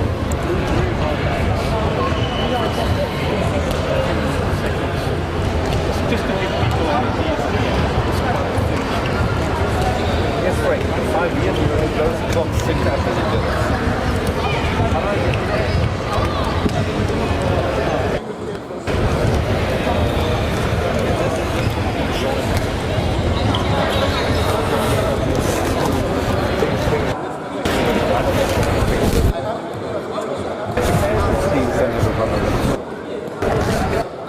putting someone up there.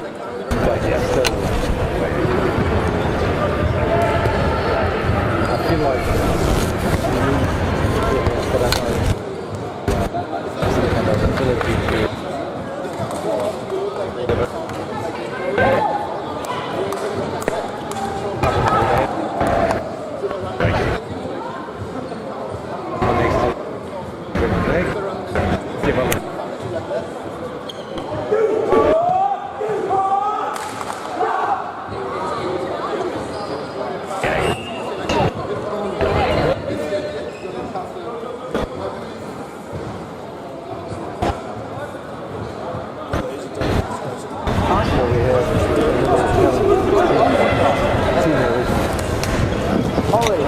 Wait, who are we playing? Easy though, yo. The same weekend. So you down on the. No, we booked it, but then they came back and said, "Oh, sorry, we already gave it someone. Yeah, we missed out." So we went back in time, prematurely giving it away. So the only alternative is playing. If we want to play two separate tournaments, playing later. What else have we? Same weekend doesn't work because too many teams rely on the playing too much.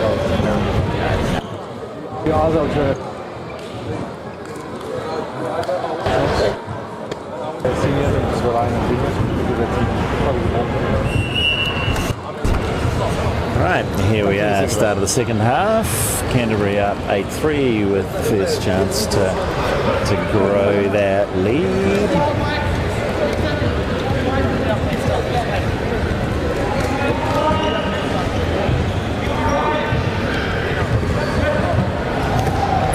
So Daniel, what's it going to take for Vic to try and pull back this lead, do you think, mate? I would say they need to stop him scoring. They need to stop the other team from floating the ball around. They need to stop the ball earlier because as soon as Canterbury comes into the running game, they just take them apart. As soon as they get any space, they're through, right? I think what struck me is just how hard Vic have found it to actually just penetrate. They're just not getting any shots on goal. Yeah, it's credit to the Canterbury defence, but they're struggling to find a way. The ball moves too slow, and if they move forward, they just move. It's not going to go forward. Yeah. So not really hitting the gaps to draw two defenders and pass off. They're literally just playing sideways and way too slow. Yeah, but it's a pretty inexperienced team. You've got Evan Corpse who's on the bench. A lot of these guys have not played a lot of club ball. They're just finding their feet, and this is a pretty, while they're a bit younger, it's a very well-drilled Canterbury unit that they're up against. And making them pay to get those gaps and converting. Let's call it a good learning experience. Oh yeah.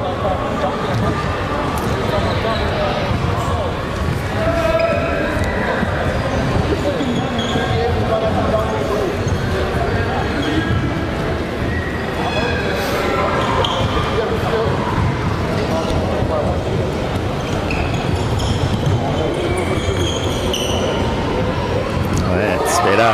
Nice save though. Yeah, got a good look, but just wasn't able to convert.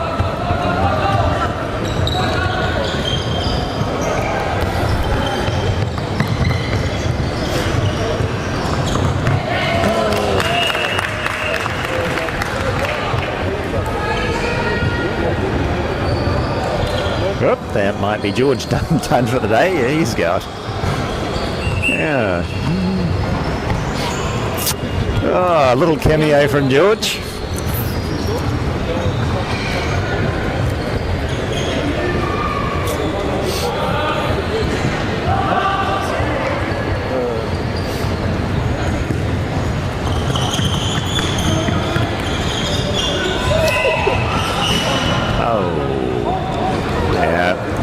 It's just a bit too much physicality coming in there to clean out the space. I know they've got to try and create gaps, but that's not the way to do it. And that's twinkling footwork. Oh, and that's a great 9 metres from Gourley. You just lift it up and let rip. And not much goalie could do without that. That had a bit of heat on it.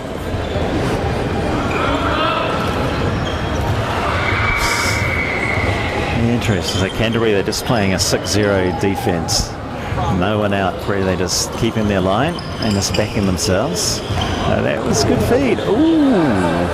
And that is penalty. Yep, just swing him around. It didn't let him go into 2 because it was from behind. The referee's got that one right. Otherwise, very hard for a defender to let them go once they're past you.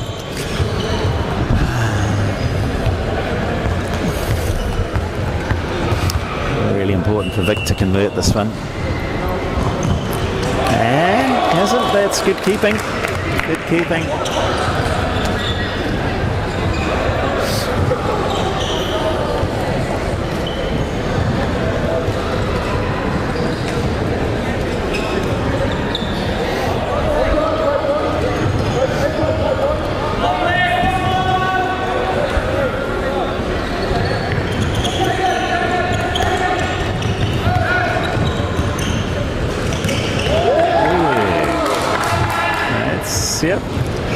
good pressure from Vic, closed down the gap, made it a really tough shot to convert, and wasn't able to.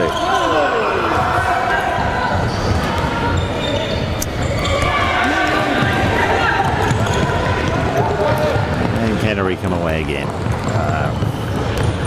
Yeah, that was never going to go. Oh, really a bit lucky to hang on to that one.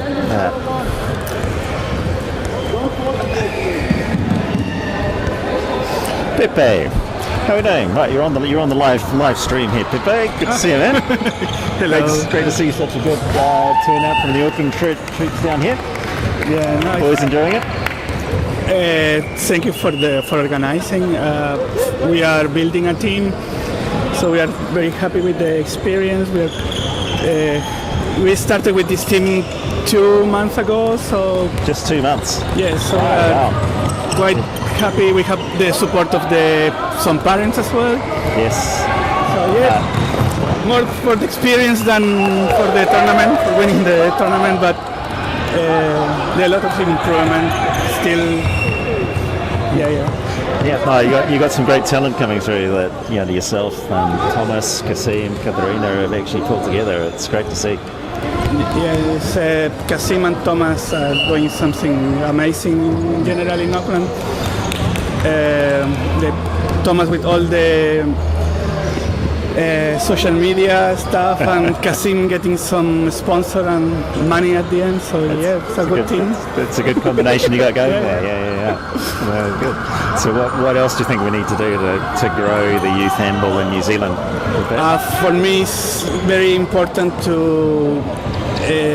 try to develop the handball in the school. For that, we need coaches. So we need to coach the PEs in the schools, so we can.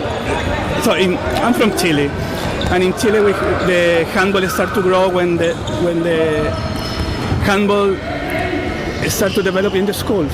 The schools become clubs, and then we had a league, and we have hundreds of players playing every weekend. So for me, it's fundamental the work in the schools. So that's the vision. Get the school leagues going. Yes. And get something there. Yeah. We were able to get that going in Wellington a few years ago. Had the school leagues quite strong, and then that's flowed through now to the adult and to the club leagues. Yeah, I remember that. If we can replicate that in Auckland, that'd be fantastic. Let's get the players This through. is the challenge, and it's actually my vision that we have some social games, we have adult players, but we need to focus on the schools. We have, I don't know how many schools, but yes, it's still a big step that we have to give. Yep. My personal goal is I live around the Rangitoto College area. Right. So when my son get to that school, I will have for sure I will make a team from Rangitoto. We'll hold you to that. Right. There we It's go. a promise in 10 years, a long-term goal. Right. Okay. No. We'll talk to you again in 10 years and see if that's paid off. Right. Yeah, it's my goal. What's the what sort of age have you got in your team? What is the age range in the team you brought down? We have the youngest is 13 years old. The oldest maybe 20 or 21. We have 5 guys from St. Peter's School that they just started. So they're pretty young guys. Right. Interesting non-call there, but and a reconvert. Yeah. No, it's quite challenging if you've got a 13-year-old then coming up against, say, the Wellington team you play a bit later, where you got a couple of guys who are 22, which is within the rules, been playing senior club handball for many years. It's a bit of an ask for them. It's a full experience also for me, because this is the first time that I'm coaching. Yes. It's also first time that we are bringing a team to Wellington with all the parents, so everyone has expectations. The parents want to see the kids playing. The most experienced players want to win. But I need to give time also to the new ones. Really, really important. Yep. So It's got to be. there's a lot of decisions that you have to make with everyone trying to impose what they want. Yeah, I know. Very hard job to organise. You've got squad. What, about 14, 15 come down? Yeah, 14 Yeah, guys. so it'll be the biggest squad here. Yeah. And try and spread the game time around. It's pretty challenging, but from what I hear, the boys are having a really good experience, really enjoying it, and that's good. We want to see them back for the next one we have. Yeah. In October, right? Pardon? In October is So October is the high performance, will be the regional champs. That's pulling together. So we'll just have to see, and I think that will be like an under 19 and an under 23 section. So we'll be having the two age grades to try and even up, so that your 13, 14-year-olds won't be playing against those seasons. That's a good idea. Campaigners, which I think will be good. We just didn't have the numbers to do the split for this tournament, but I don't know. We think from the NZHF side, thinking we need to have a tournament like this every year as just like the pre-season, to get just more of a social sort of gathering. So I think it's good. It's a very good idea if we can have this tournament every year in, say, June, so we can plan in advance. We start the year and we already have a short-term objective of this the Wellington tournament in June next year. So yeah, and then we have a proper regional at the end of it. Yes. To give them a chance. Yeah, it's pleased with the way that program's working. We need to have the kids motivated. So if the next one is in October, so we need some months. We have some months for training, for working, but having an objective with a deadline is helps you plan, right? You can plan. Yeah, you can plan. That's good. Yeah. Excellent. Thank you for. Okay, right. Thanks for having a chat, Pepe. I thought it was a bit late. Okay, good chat. All the best for it. Cheers, mate. That was Pepe from the Auckland team, one of their 4-strong coaching contingent. Great numbers there. Oi! Quite a spectacular attempt at a 9-metre. Great work on the fast break. Equally fairly easy save for George in the end. Good to see him back on court after that earlier injury.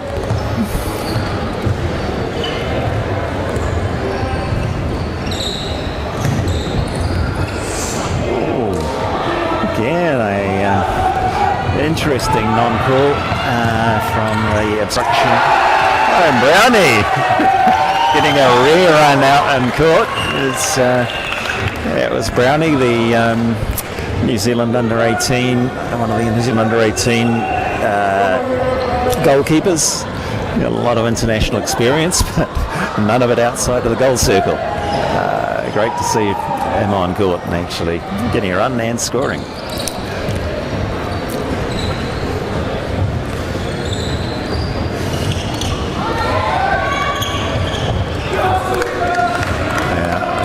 Good hustle. Canterbury now gone to looks like a 5-1 defence, and it's paying off for them. Just a bit more disruption. Oh, that's good hustle back on D from Vic. He got the foul, but nothing in it, and was able to close down that move. It was otherwise looking quite likely another goal. Just good hustle. Canterbury very much in control this one.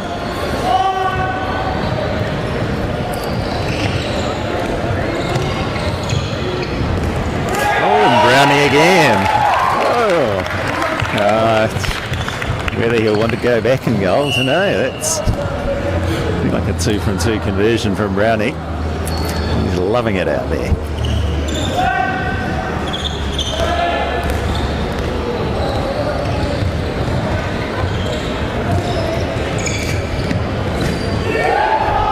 Yeah, nice comfy save from the Canterbury goalie.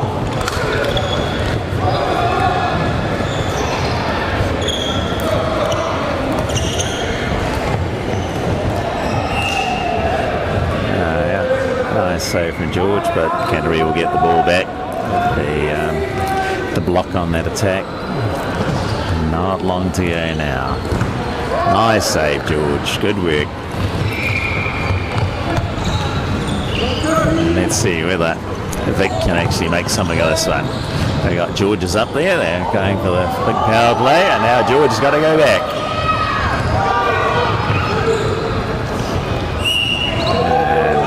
That's good. Hustle back in defence, and that's the ball game. All right, 19-4. Big win for the Canterbury boys. Tough day at the office for Vic. It's really sword. I might sign off, and you might get silent for the next game. Just.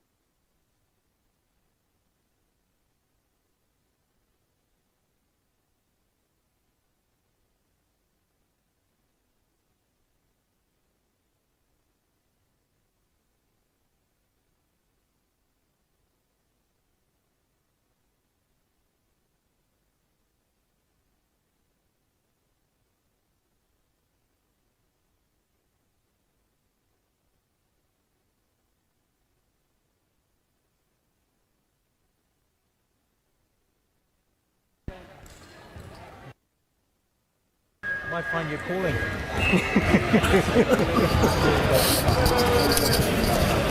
Commentating French, please. Do you want to try diversity? Yeah, you could just clip it so that you don't have. Do I have to press something? Or Yeah, that's on now.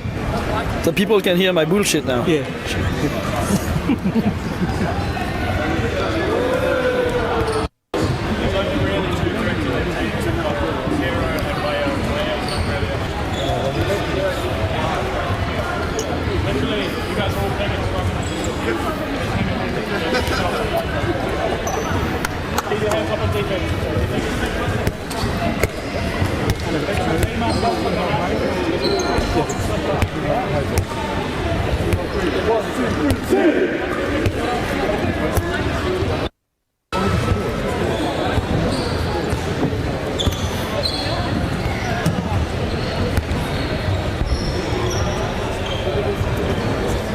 Is it anyone for the...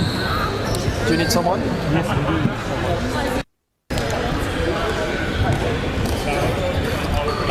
Guys, you need someone for the camera. We got 2 games and the meeting ended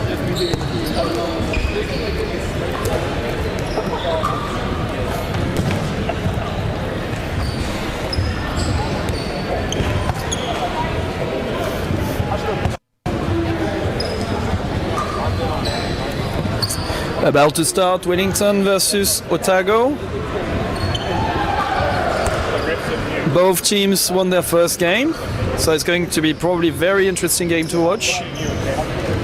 Wellington starts with the ball. Ready to start.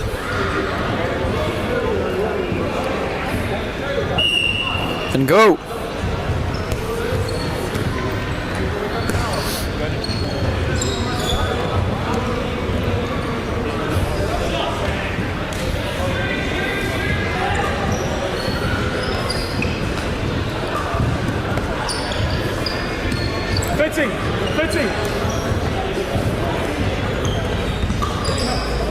Ooh, amazing first goal from Miguel, number 15. Just sit on one side, one off it. Just stay on one side, to the next side of the side.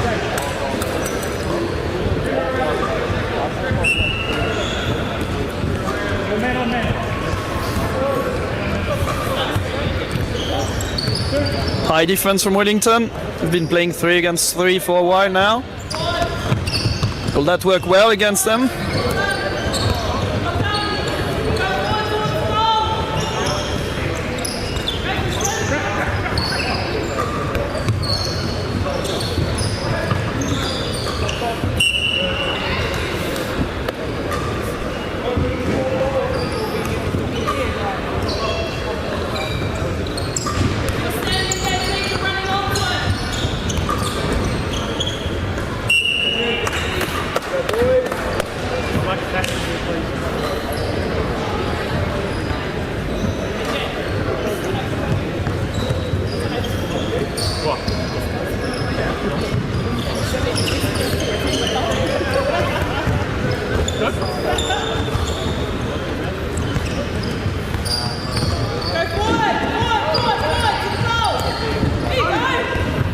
Yeah, Otago found a space, but sadly didn't manage to score.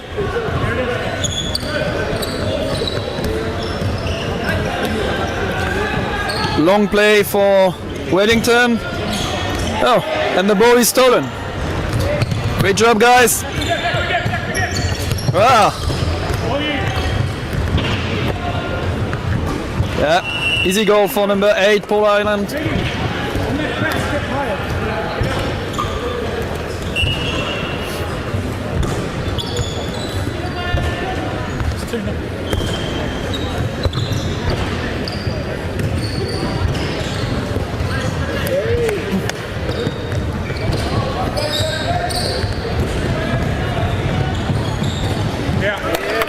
Very good shot from the right wing.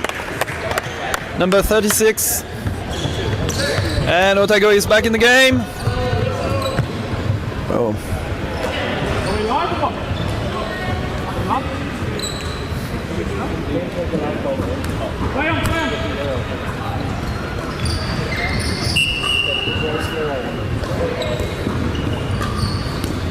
Oh, unlucky. Good play. Julian. Yes, I have. I'm pretty quiet. It's not my thing, you know.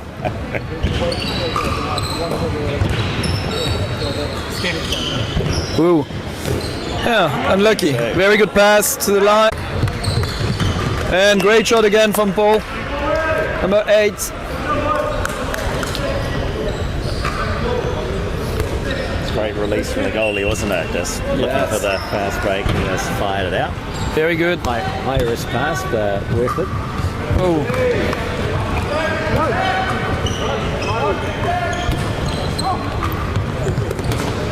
And Wellington is back in attack. They're going to find space.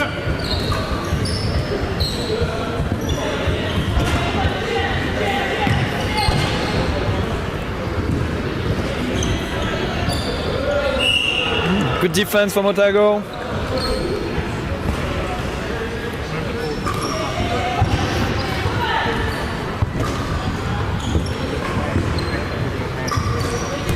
Ooh, that's going for a shot.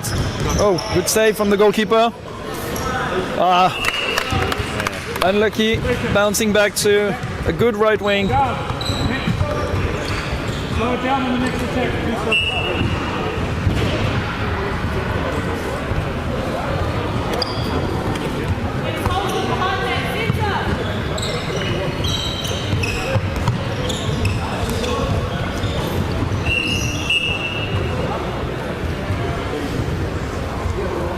Otago needs to manage to open the score.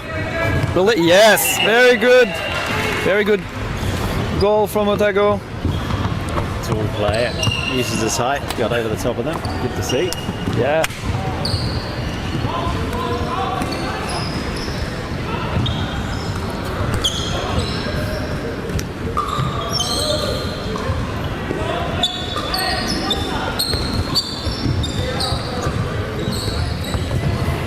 Wellington is using his bench. Oh, very good shot from the right wing. Nice and clean.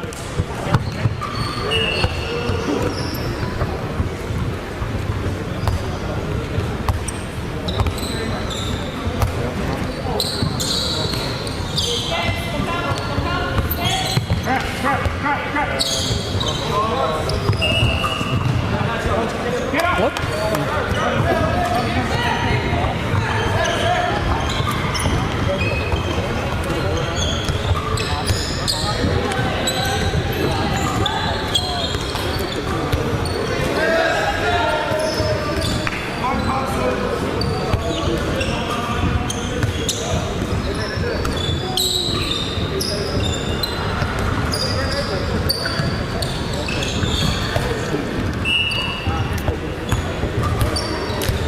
Message personnel pour Florence Gachet qui regarde le match. On pense à toi, Florence. Tu nous manques. Oh, yeah, that looked like a straight opening. Easy for Paul again. So excited to see the Canterbury team the last game with Brownie scoring a couple of goals. Coming steaming. Well, nobody thought Brownie could actually run that fast, you know. Wow, their concern now is will you be able to get him back in goal? Now he's had the taste for blood. It's the classic. Goalies get in there, get a chance. You know, they don't want to be back in the goal circle. As our own Jacqueline Parker was saying, you know, most goalkeepers think they can play on the pitch, but Brownie actually can. Well, if you look at, Will O'Connor, number 40, was the main New Zealand under 18 goalkeeper. Wow. Was the star goalie, and he got a chance out in field. No, doesn't want to go back in goal. Well, I mean, I can understand. Who wants to be a goalie? Yeah, maybe those of us who are too broken to actually play anywhere else, mate. Well, I guess I'm heading there now. You got a few years left in you, do. Tough moment for Otago. Nearly. You can count on Wayo. Yeah. Close that gap. Be one of the most experienced players in that unit, Yes. Iwayo. It's good to see him back on court and amongst it. And I mean, if you look at the Otago team, the Shags, they've been, growing massively. The last time we played against them in the Southern Shield, they were just 2 goals behind. Right. And 4 years ago, they would have been like 20 or 25 goals behind, which is, Oh, we have dual command. Two mics now. This could be dangerous, right? Yeah. All right, that's good. I know they've been struggling a bit. Otago sort of up and down, but it's good to see them getting some numbers through today. And they really have strong committed players. It's good to see. Every time we go down there, see all those people committed to handball. It's amazing. Yeah. Unlucky pass. They're playing against a pretty experienced Wellington team here. Yeah. Most of these guys have been playing in the men's club league for a few years. I can tell. There's a couple of newbies, couple of guys there who've only been around the scene for a year or two, but the core of it have been playing for quite a few years. But it's good experience for everyone. Absolutely, yeah.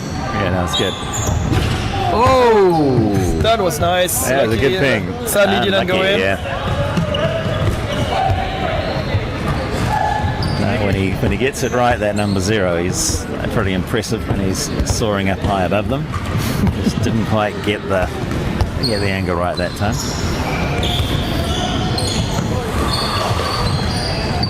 Oh, there's too tricky. Yeah, nice. It looks like great conversion from the mullets, straight through, rips through. That is magnificent. Isn't mullet mostly South Island, or I couldn't possibly comment. We've got a couple in the Canterbury team. I don't know why. It seems to be trendy. It is quite a majestic thing, isn't it? I think the Crusaders have quite a few players who have a mullet, and that's kind of. The moustache as well is very trendy in New Zealand. It's right. Just trying to replicate the 1970s porn star look for the mullet and the big dirty mo. Fortunately, there aren't too many dirty mo's out here on court for this tournament. Who's that number 40? Ooh, sweet move. That's a nice throw. That's good D's from Wellington. Snuffed out that attack. Will Otago manage to score that one?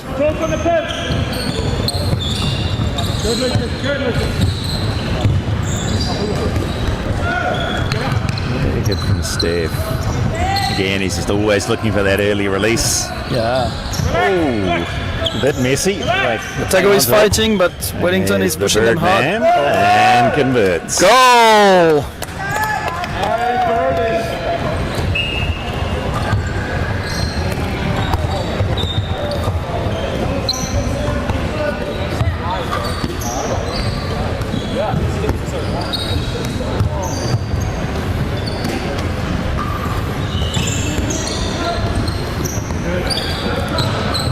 That's great D's from the Wellington team there, just reaching over. Yeah, they're not letting them any space.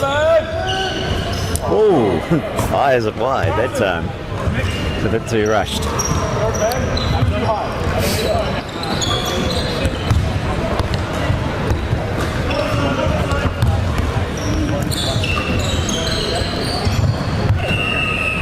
And that's a penalty for Otago. Yeah. Fair call, you think, Julian? Yeah, I think so. Just was held back when he was jumping. Pressure from the side when he's shooting. Yeah. 2 minutes would have been a bit too harsh, but the penalty is well deserved, I think. And Wayo on the penalty against Steph. Commits. Yeah. No mistake.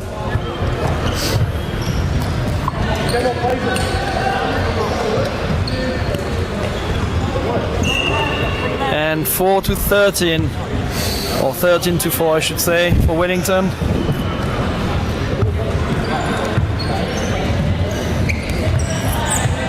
Good D's, good pressure. Thank you, dribble. Otago keeps pushing, which is good. They're a bit short in numbers. Number 9, Sam is a former Canterbury player who stopped playing but joined. Great save. It wasn't a bad shot from Birdman. He got that right, but goalie was up to the challenge. Yeah, and the Otago goalkeeper gave us a lot of trouble last game. No, He's pretty new to handball, but he's got really good reflexes and definitely. Yeah, he's having a good someone tournament. Yeah.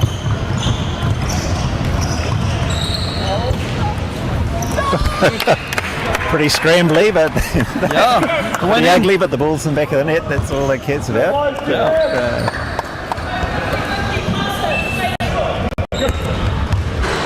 2 minutes left for the first half. Guys from Otago can get a little bit of rest afterwards. Nice spin from Wayo. Good move. Classic Wayo move. Yeah. Good catch, turning around. He's happy. He's pleased with himself about that one. Oh yeah. He's going to celebrate it anyway, even if nobody else will. That's great. That was a good move. It was nice. Showing his strength, showing his experience. It was a good turn. Yeah, they've got that money ball out on the left wing on the Wellington team. He's getting some good space out there. And good pass but unlucky. Oh, it's going back. Oh, probably. That was needed to feed that.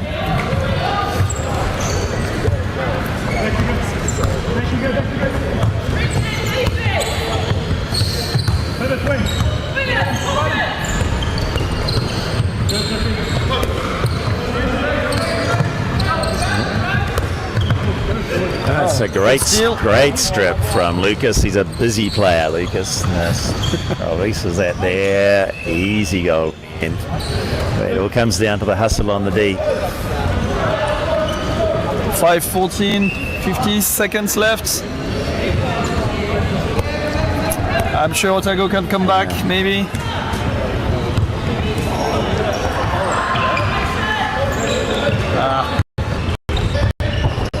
I think everyone is a bit tired now. Yeah, they haven't got a big bench there, Otago boys. This is going to be a tough tournament. That's a great save. Once again, that wasn't a bad shot from Birdman. He's right up to it. I actually like to see some of those wing shots maybe need to go at his feet. He's very good on those top corners. Yes, he's is. not really being tested down low.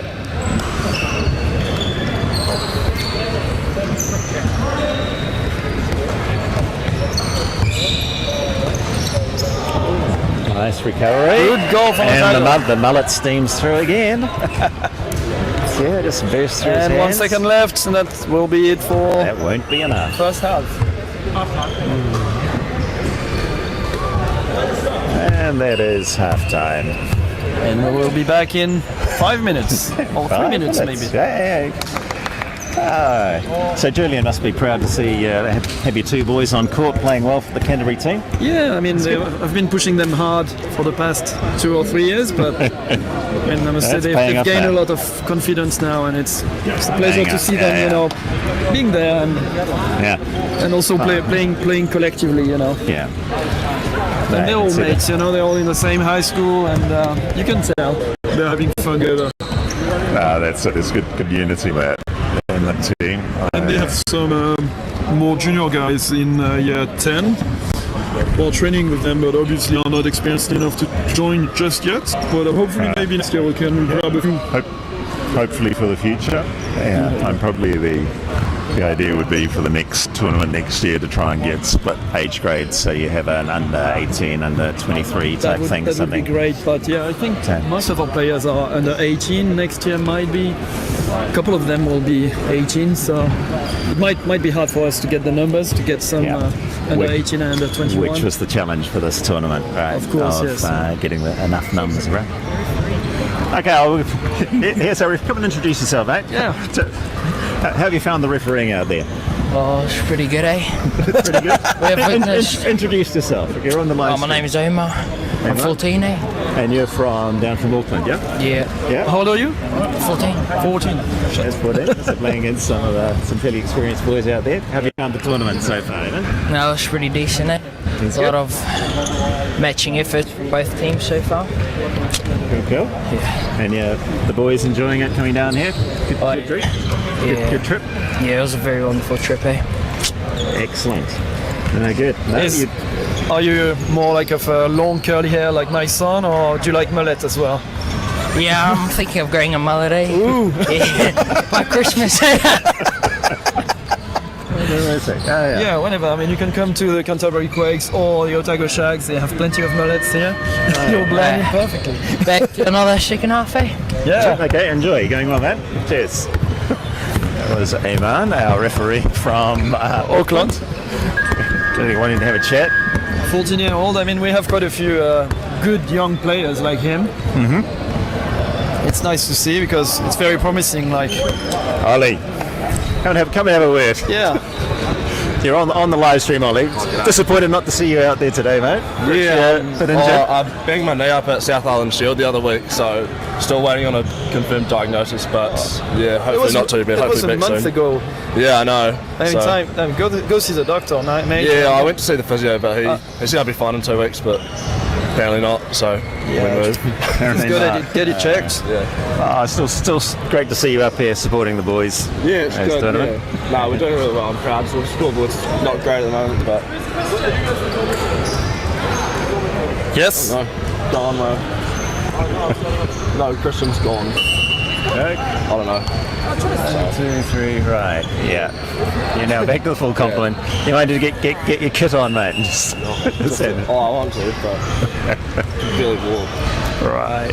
No, it's good though. Sort of bringing a few of the younger boys up, missing a few players, but like no worries. But it's been good. Yeah, come up, get some good game time experience, and yeah, hopefully it'll be for the better. Cool. Yeah. Okay. Well, thanks for your comments, Ollie. Better let you take a weight off your leg. Have a seat, mate. Cheers. That was Ollie from the Otago Shags.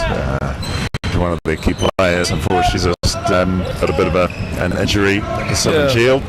Look forward to seeing him back on the pitch. He's an amazing player. He's tall, he's strong. Oh, boy. Didn't commit that one.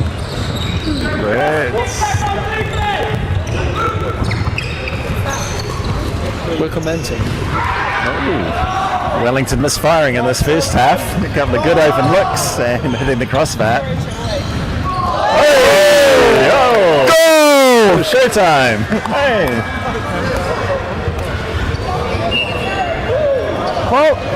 Thanks up.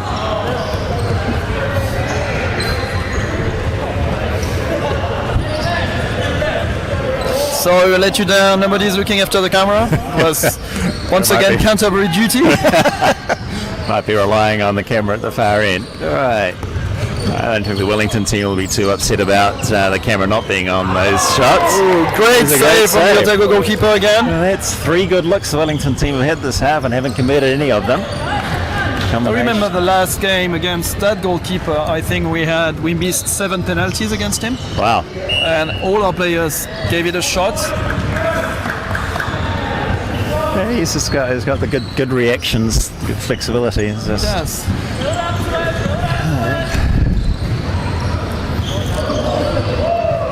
A little bit of miscommunication between the Otago guys. A shame, they had a good play in place. All right, finally converted one. Right, no panic there, just fed the ball through and nicely finished off by Mr. Fitzgerald. Otago is back in attack.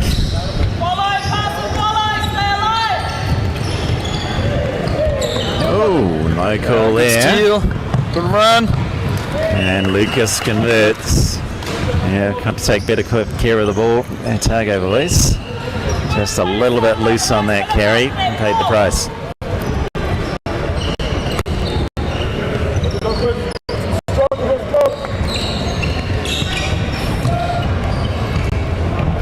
Yes, Trademark spin for Leo. He's too big, too strong. That's burst through that, and he's away. It's a great conversion.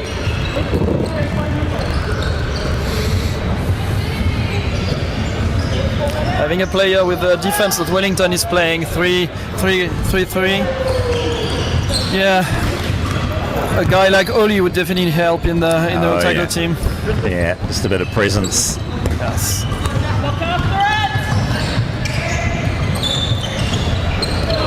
Yes, Otago trying to find space in goal. Yes. Oh. Little bit of pushing. It's good hard defence in there. Yeah, stay there. Stay there. Yeah. Oh, unlucky. Good keeping, good move from the mullet bursting through. Just couldn't quite get there. Great keeping from Steph. Now the Otago boys have to reset. Ooh. Lots of feet there, but I think that might have been straight onto a Wellington foot. Oh. No? What call? Straight onto that. Ooh. Interesting call. Mostly yellow legs as far as I'm concerned. It does look like yellow legs from here. And yes, from behind.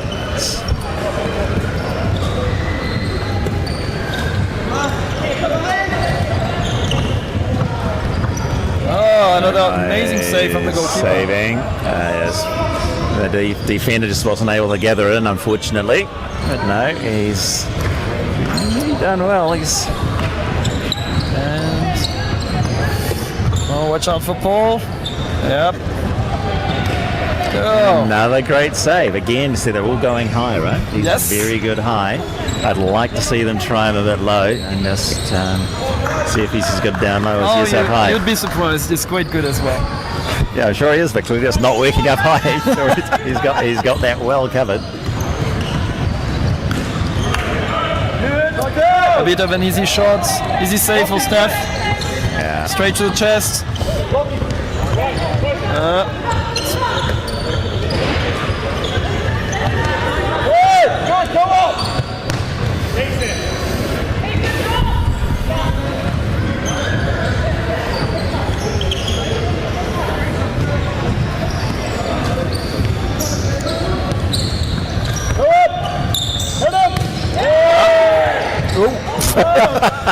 Bit of confusion there for the Wellington, but it was an attacker, so... Disappointed the refs didn't call that one.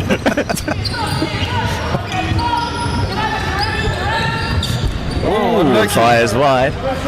Yeah, the Wellington were just struggling to get some penetration through. There was great D's for Otago that time. They set up really well, and they couldn't find a way through. Just need to keep up that intensity. Reset. Wingers, get down. Stretch your feet.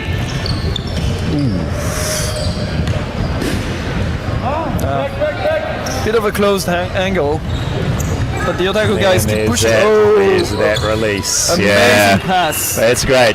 Amazing, great play from Steph firing it through, and Alex Pickers doesn't miss those ones. Otago back in attack. Are they going to find the gap?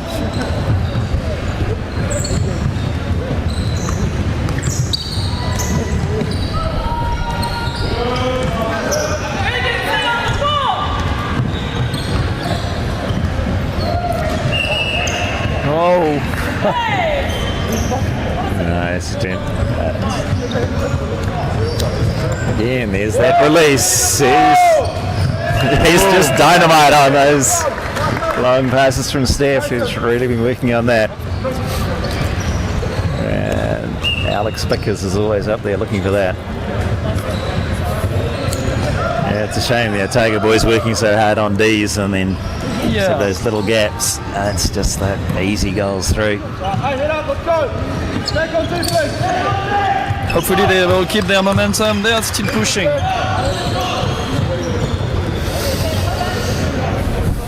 And Wayo is back on the pitch. So let's see if it's making a difference.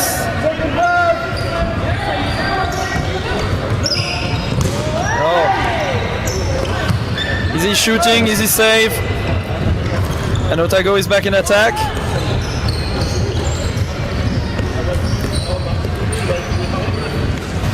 Yes, ooh.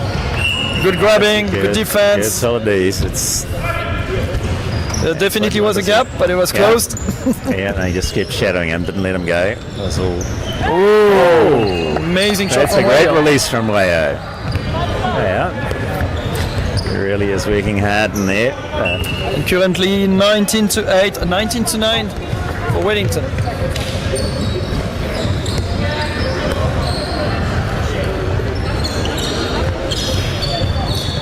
Yeah, so far, like it's similar to the score to the previous score game. at the halftime. So looks like Otago is doing a better job now. Yeah. To be fair, I'm pretty sure Wellington is Nice. giving their best players a little bit of rest for the next game.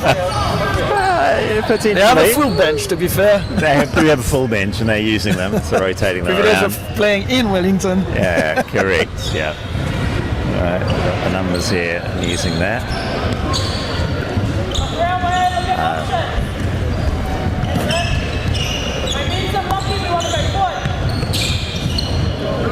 Play fast.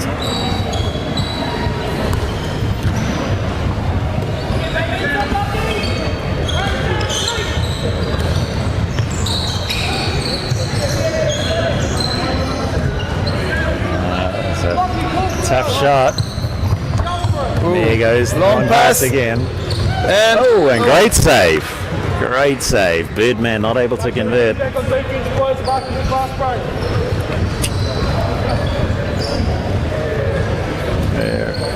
Otago got to work out how to close down that long shot. Just got to be awake to it because Steph's going to go every time.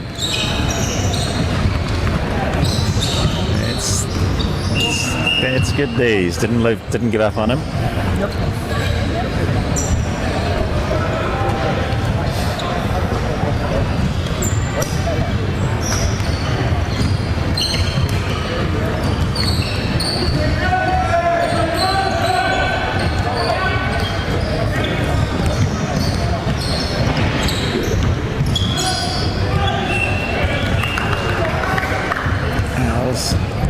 That was good pivot D. Just didn't give him a chance and let him let him twirl go around. once it's turn around. So Let him yeah, go. nothing. That was well played. Oh, unlucky. That was a good preparation for the shot. And Miguel will be shooting. Yep. Ooh, steps, yeah. Just put the shimmy on and powered through.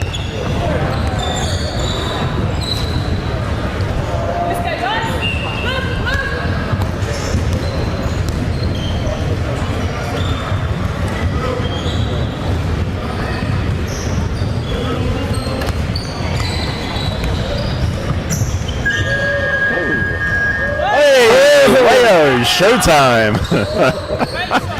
Go! Oh, he's happy with that one. We call it As he should be. roucoulette in French, which is kind of running the ball around. Right. Doesn't mean anything, by the way. Roucoulette is, I think it's what birds, the sound birds do when they sing, you know, kind of like pigeons, you know. Right. Don't know why. Ukulele. Yeah. Ukulele. Yeah. Ukulele. Okay. I don't know why it's called roucoulette. Yeah. Right. Strange names. Nice. Same for Kempa, we call them Kung Fu. Yeah. Kung Fu. Yeah. Right. Yeah.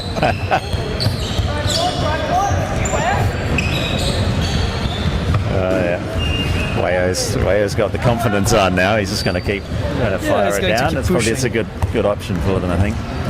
And he's missing his mates from Canterbury, you know, Riley, Right. Gus. They are dearly needed today. Yeah. They would tip the balance, to be fair. Oh yeah. No, as we were commenting before, I've just had Gus on the Canterbury team and Riley up here. Will make a huge difference. But you got a good team that's up here anyway, and the boys making the most of it, which is good.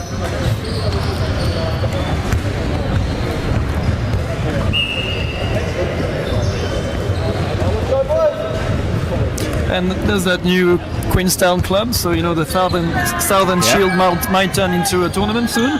Yep. Which would be nice. No, it's great. Just adds to the depth, the strength of South Island handball, which is great.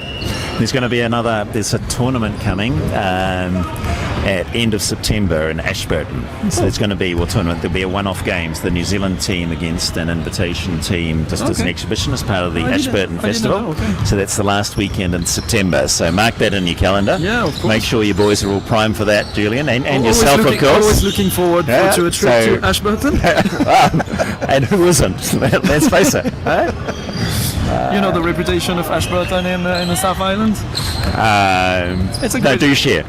I'm not a Kiwi, but... No, that's great. So we're just trying to get a handball out into more centres, and we've got an opportunity with the Ashburton Festival.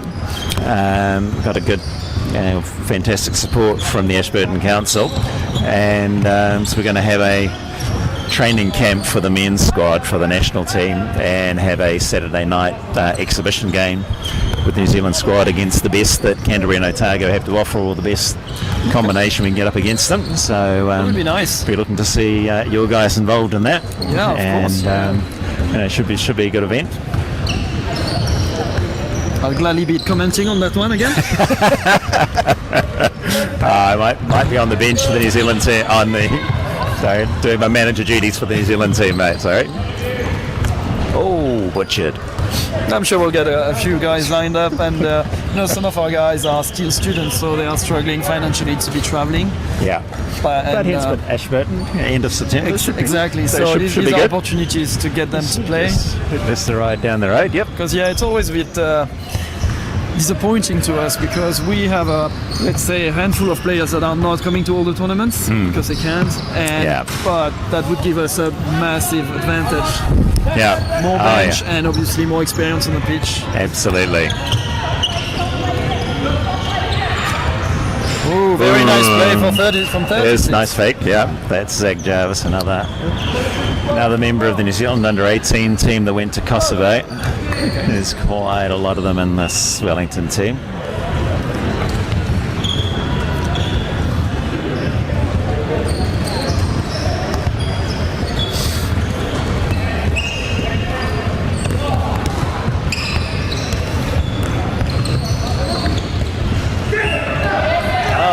Missed opportunity to pass the ball to the line. It was a good shot, but the line was free, so I think that guy would have stood a better chance. And timeout. And is it timeout? I think is the game. Oh, it's the game. Yeah, it's full time. It's full time. Yeah, it's only 15 minutes. Be a one-off shot. So now you'll get hopefully a better commentator. See you soon, everyone. Bisous, Florence, et tous les Français qui nous écoutent. Nice work, Julian. Last shot missed. Very great fight game. from Otago. And well done, Wellington, as usual. Right.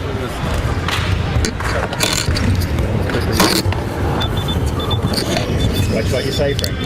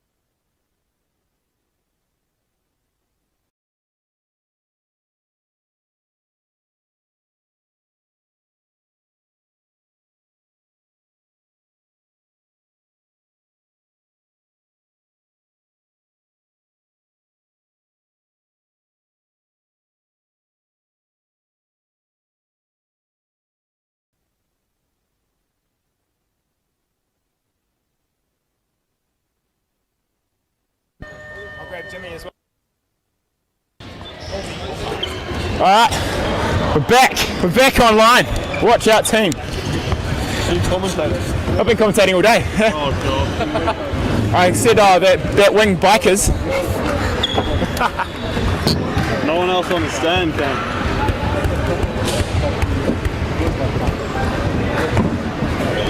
Is that right? We both do. Drop in the whistle. Alright, so Here we go. last game today before the lunch break, and we've got Auckland playing their third game of the day versus Canterbury Handball Club, where I falsely accused Alex Brown of being injured, and he's out to prove me wrong.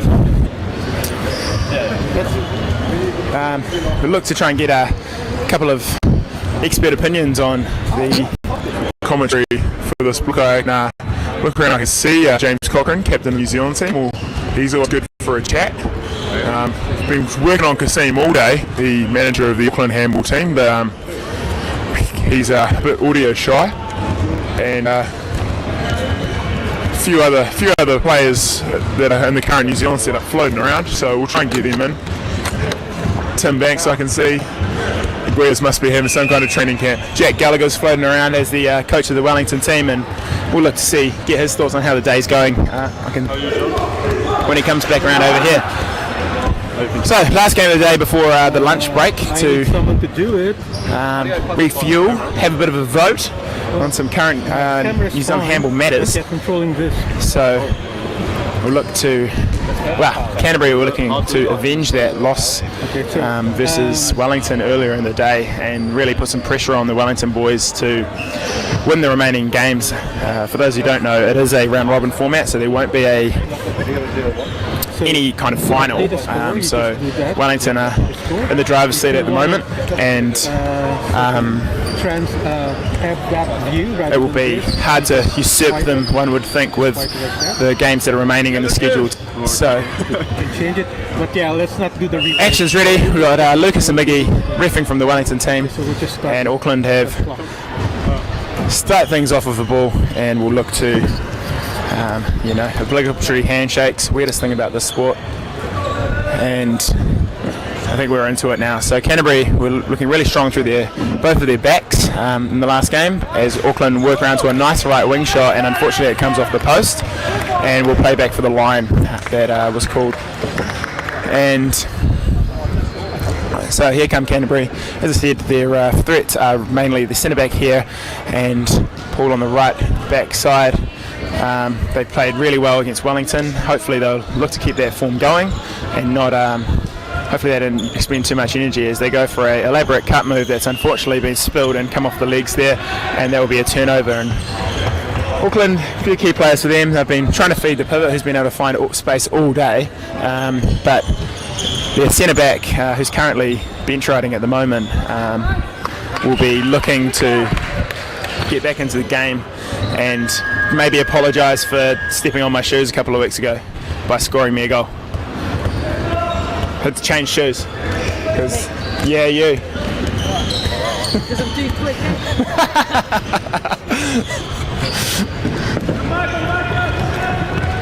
Alright, here come Canterbury back again, looking to score the first goal of the match through their left back, find the pivot really nice there, and there's no stopping pivots from about there. As James Cochrane comes up to the stand, always insightful comments, and Jun has lined him up with a microphone almost instantly. You could flip it. I could, but then people know that I'm on it if I'm like this, or else they just walk past and think I'm talking to myself, which has been a strange phenomenon all day. But now I have a friend in James Cochrane.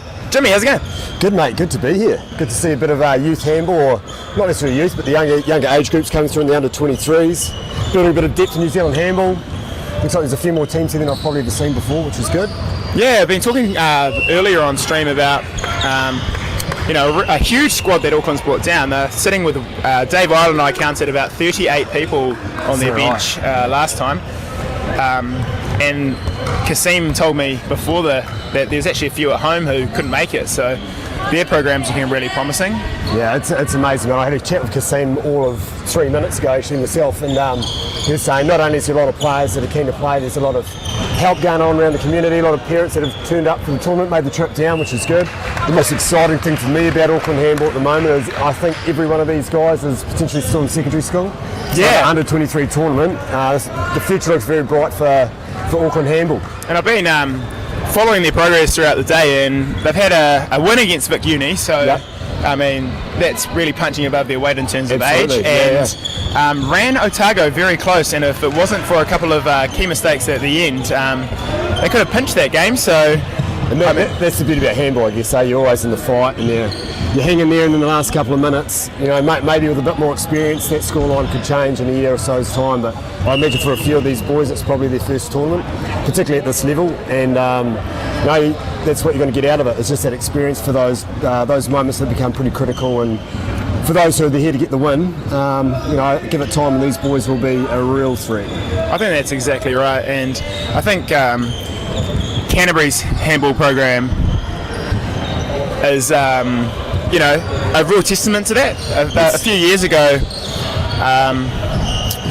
they were pretty much an Auckland situation where they, were still learning the basics, still learning how the game goes, and now they've developed a few key players that are able to control a game. And you know what? They ran Wellington very, very close. I don't know, you weren't around for that game, but it was really 2 goals in it, or 1 goal in it until the final second. And without a few key players, Canterbury, it's really good to see these young guys like Paul and the number 2 in the centre there really step up.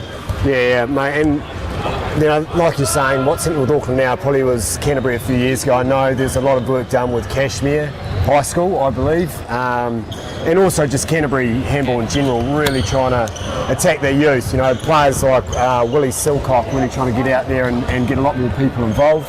And I think that's great, and it's exciting for the sport. This is what we need. We've always had players that will take it up early, and then some would stick around, a lot would move on to other things. But seeing the amount of players and the level at this young age it's for a guy who's probably getting towards the end of his career, it's exciting to see that things will carry on and only be stronger moving forward. I agree. And be left in really good hands. So, and also not just with the players, mate. We've seen coaches come around that have been around the game for a while and learn as much as they can, whether it be at national level or international level or even just regional level, that want to be getting involved.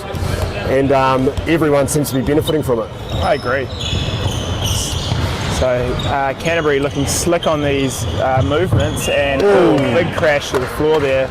Some solid defence, probably maybe should have let him go once he'd gone to the air, but this has been a feature of Canterbury's game throughout the day. In fact, really caught Wellington off guard. They don't like to wait around on a free throw. They like a very quick kind of catch them unawares, as the bananas in pyjamas would say, and it paid off against Wellington, and it's only been some perhaps unlucky shooting that has seen them not extend out to a 2-0 lead with 9 minutes to go in the first half. What I've enjoyed so much about the first half is that we're getting players that are wanting to get into the 6 or get inside the 9 and shoot nice and close. But I love how we're seeing a few of these players just ready to pop up from 9, take the contact in the air and still get a free shot off we're keeping the right arm nice and free. So, or lefty for those who are lefty, but I do like the way they're prepared to pop up, because at that high level it's what it takes. You're not always going to get into the 6, particularly with a nice, firm, tough defence. I think as we saw Canterbury score the beautiful little pivot goal there, is what you're talking about is exactly opening up the goal that we saw there. So because players aren't afraid to rise up and shoot from 9, it's causing the defence to have to go and meet them, and pivots are finding a lot of room. It's been a bit of a feature of today's play as well, is that nice little duck pass into pivot, and pivots on the line at 6 metres, they don't miss many. No, absolutely not, and you're right.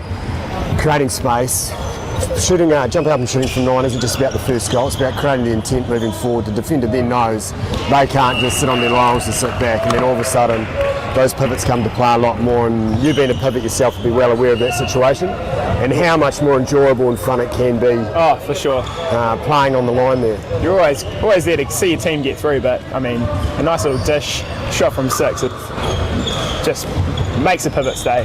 As we saw Canterbury open up some space on the left wing and finish off with a goal there to take the score to 3-0 with 7 minutes 20 to go. As the ball comes off Canterbury's legs there. Canterbury's legs, no call, but we'll play on. Auckland just reset. Oh, big play for the intercept there. Which opened up some space, and great back attack from the left back there, who finishes it off for Auckland's first goal of the day. No, it was put back for line. No, it was actually saved, I believe. Oh, what am I watching? Saved, but obviously not the same game I am, but at the same time. I was taken by Otago's mullet just waltzing on. That is very nice. Very nice. You got a few shout outs. All right, Stefanos comes past from the Wellington team. He's a player to watch at this tournament. He really is. I believe he only as a back rises up and takes a shot, unfortunately just pops over the goal there. A real feature of today has been some of the goalkeeping as well that we've seen today. We have talked that there's almost an embarrassment of riches coming through the grades, and I guess like Jimmy's already talked about, it's going to be the key to be keeping these kids involved in handball. But for the Christchurch team, we've got Alex Brown, who's decided he's a field player this weekend, but very talented. Right? Yeah, he's kitted up in the red and black there.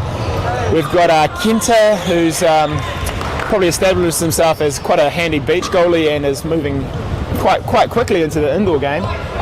And guys like Stefanos and Will O'Connor, the future is bright, and I've seen the Auckland goalie, who, as we've talked about, is just young, still at secondary school, pull off some fantastic saves, real fearless stuff, which is the important thing as a keeper. You can't teach that.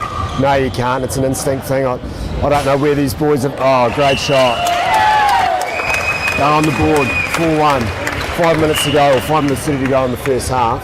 It was really interesting. This is, again, speaking from a couple of other games I've commentated with Auckland involved, this is really their time. So if we take you back to the Otago game, Otago-Auckland about an hour ago, it was 6-1 leading into the last 5 minutes, and Auckland were able to pull it back to 6-5 going into the break. So they do not mind this end of half time, and Canterbury won't be looking to rest on their laurels here. No, absolutely not.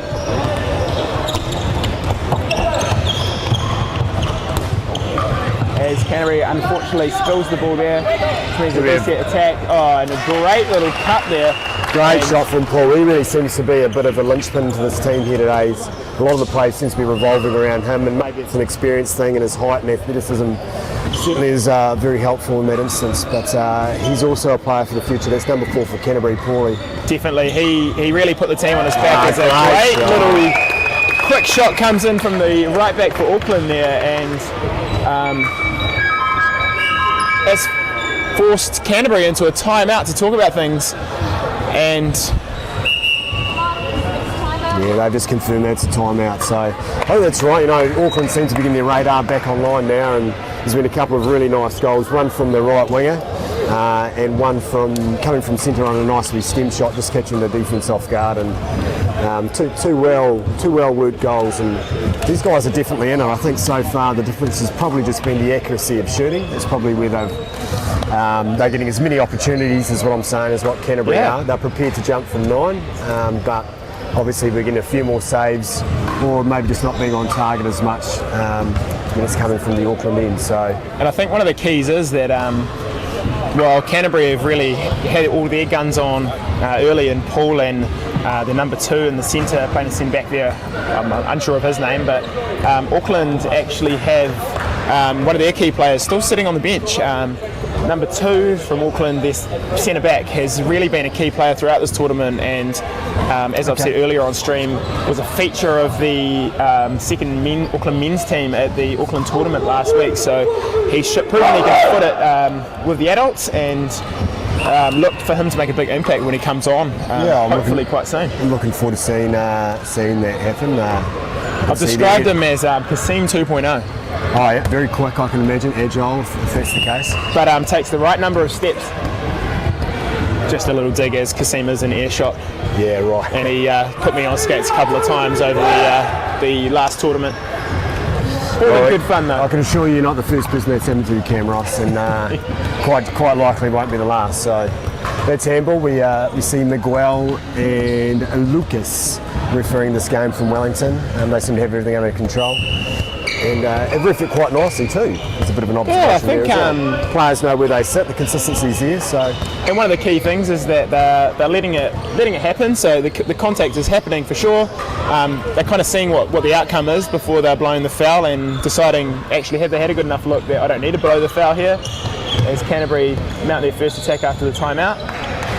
We're looking to open up some space on the wing, and an unlucky finish against the post there.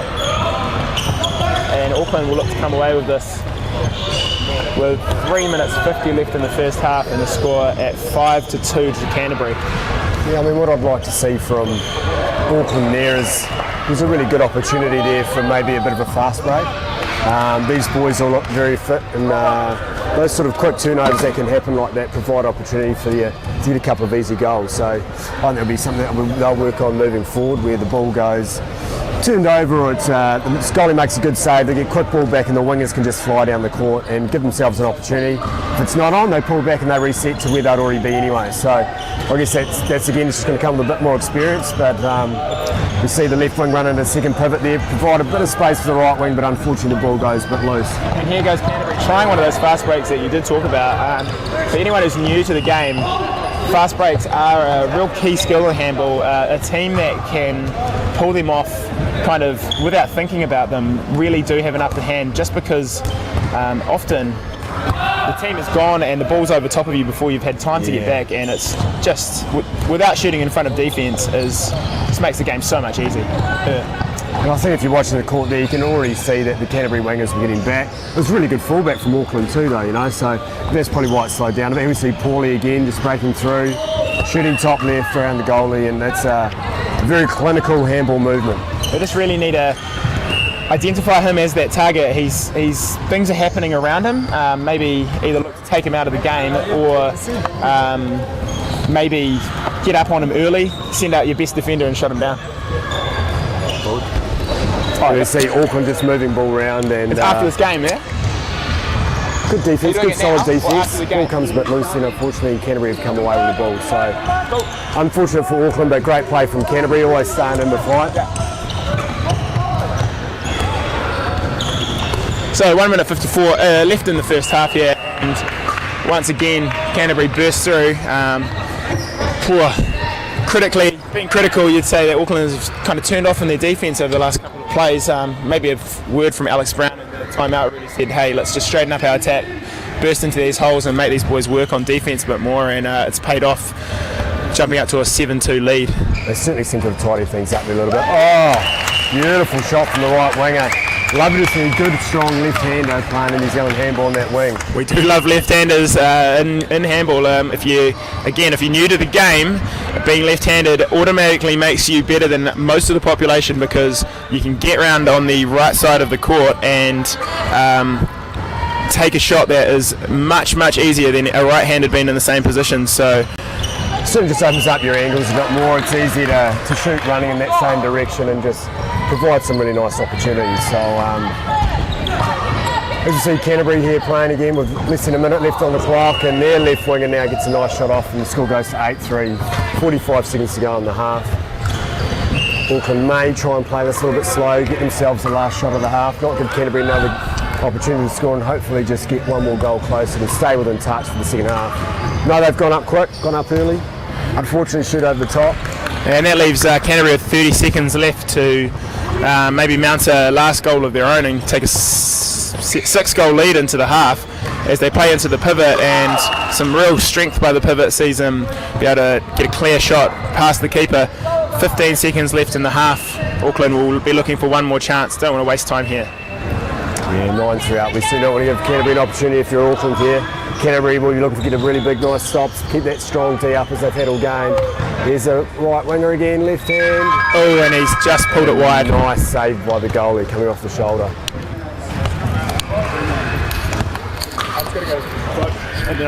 Oh, okay.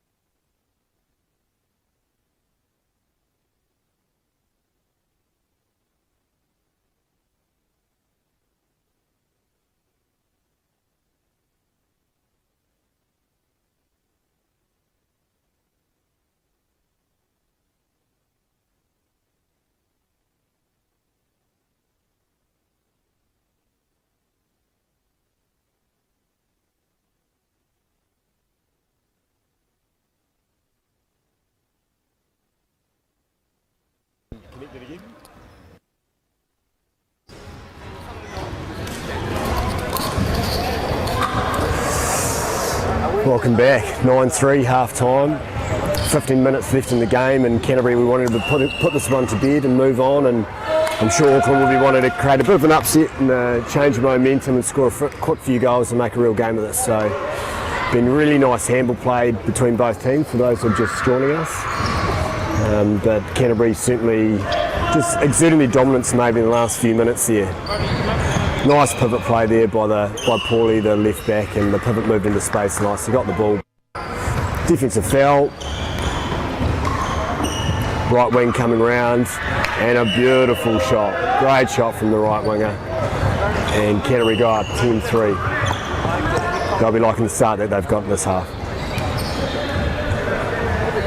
Here we have Auckland with the ball. Really love the way Auckland play. Cam unfortunately isn't with us at the moment, but we'll be back soon. Apparently playing a white chair as the centre for Auckland. I've been playing at the senior level already as well, the number 2 there. And apparently a bit of a linchpin in this team too, where he's been pretty strong and all just getting around. Unfortunately they just lost it there, but good regather, good hustle by the Auckland player there. Ball into pivot, unfortunately comes loose. Kenta for Canterbury, the keeper, picks up the scraps, and Canterbury just decided to bring it up into the court nice and slow and surely but steady. Oh, and then the pace comes on, and there comes from the right back. Beautiful looking, beautiful vision. And a goal there to number 2 for Canterbury as they go up 11-3. Here we have Auckland, they'll be trying to reset here again.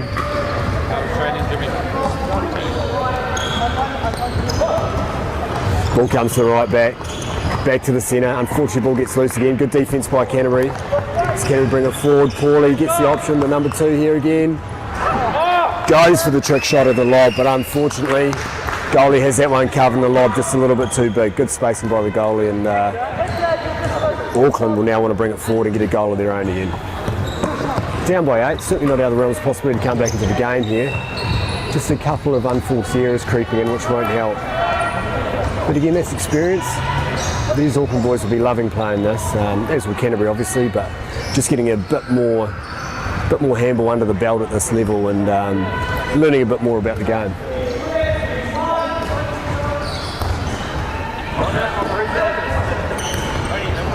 Bit of movement here in the backs for Canterbury. Left back, Paulie comes into centre and he breaks round into the left back position and gets to 6. A beautiful goal there by number 4 for Canterbury, that's Paulie. What Auckland probably need to do in that situation is just make contact a little bit earlier. They seem to be sitting back on the 6 a little bit, and then they'd be sort of making contact on those threatening players from the outside shots around the 9 metre line and just sort of throw them off a bit. Unfortunately, when you give a player like that much space, they're going to always break through with their athleticism. So we want to see a bit more physicality there. Oh, I love the gap he's gone through there. The right winger finds a little bit of space. Good confidence. Unfortunately, the goal comes up short, but there was a foul, so they will reset and ball will start going back around the court here.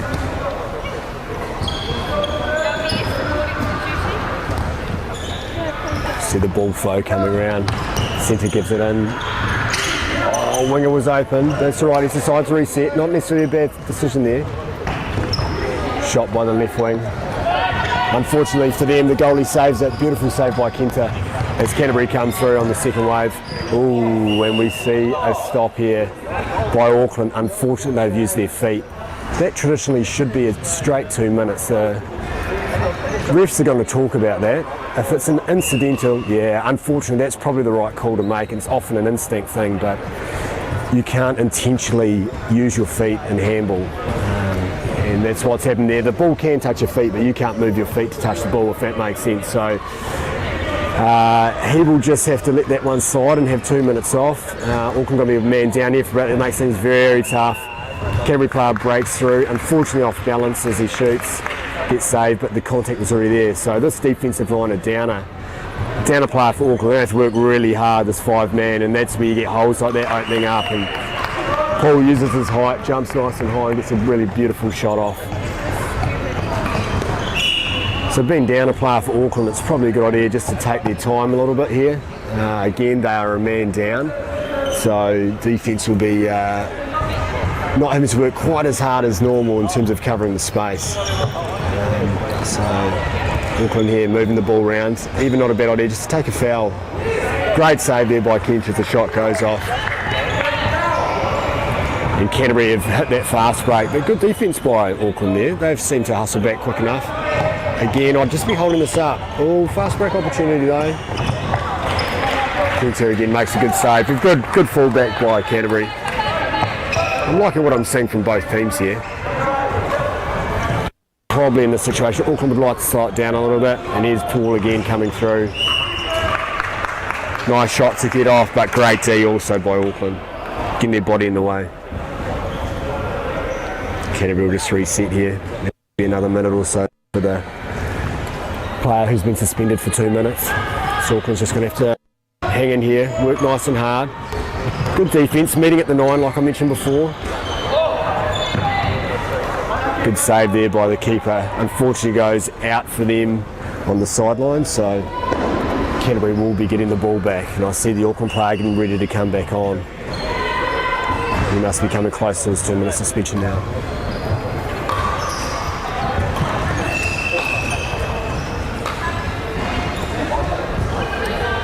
Bit of confusion here between the refs. Players not quite sure what's going on here. They're back in, and I see Auckland are now back to full. They're working nice and hard. That's the defensive from Auckland, meeting out at the 9, creating contact, putting a bit of pressure on. But Canterbury have moved the ball beautifully and scored a fantastic goal from the right wing. Well done, boys. It's really nice handball. 14-3 now.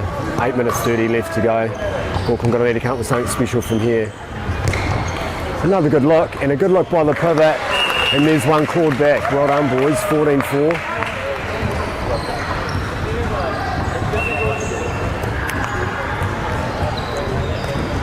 Canterbury now on attack.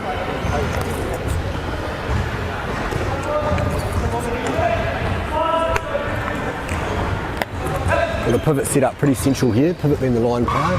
Again, back movement here. Off the ball cross, and another break through the left wing. Sorry, left back by Paul. Good keeping, and Auckland will get another opportunity here to claw a goal back.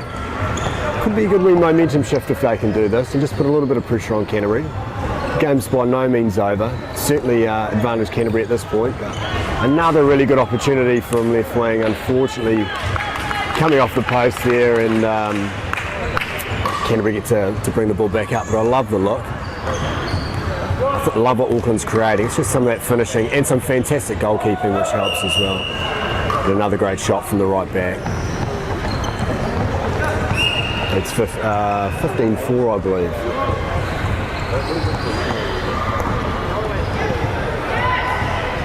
7-10 left to go in the game. Auckland just moving the ball around. Pivot finding his way there on the 6 metre line. And we've got a second pivot coming in from left wing. The centre's made a nice wee movement around there. I like the way he moves this player. Shows a lot of potential. Ball moves around. Skip pass to the right wing. Who's a right-handed player, and you can see there how tough it is for a right-hander to shoot from the right wing. He did a great job, but unfortunately for them, the goalie makes a fantastic save in Kenta. And a very talented goalie he is too.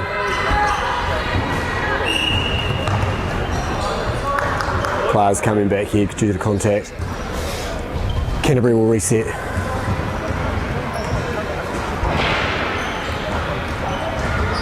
Canterbury just talking about their plays that they're wanting to run here. Look for something special. We've seen a couple of off-the-ball crosses, with often resulting with Paulie going through the middle, and he's done that again there on his own actually, through the centre. Really nice shot, top left. A real player for the future. Certainly standing out in this age group, and a guy looks like he's really got good handball knowledge along with beautiful athleticism. Great right foot step here by the centre, and he gets through the gap, puts a wee lob shot in and gets a nice wee finish. Auckland left napping a little bit there. Canterbury get through, but unfortunately it's a missed shot.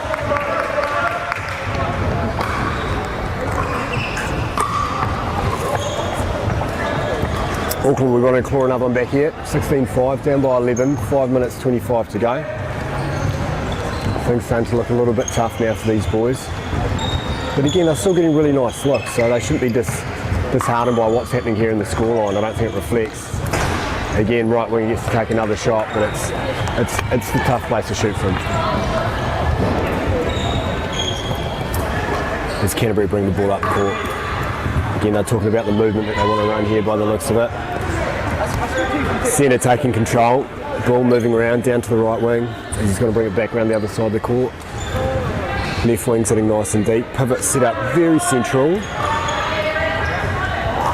Got a lot of good defence around him though. It's going to be a 21 cross there that just didn't quite seem to come off. So the left back comes in looking for the left winger who was actually sitting at pivot and did a behind the back shot. Keeper was all over that one and they went for the fast break, which I like to see. But Canterbury have managed to take the steal there and they're going to try and set up something else again here as well. Smart play by Canterbury, taking a little bit of time off the clock. 11 points up, no rush for them. Oh, looked like there was a possible Kemper on the way, or an alley-oop as some basketballers might call it. But Auckland get to make a bit of a counter-attack. Two Canterbury players still not back yet. Unfortunately, they turned the ball over.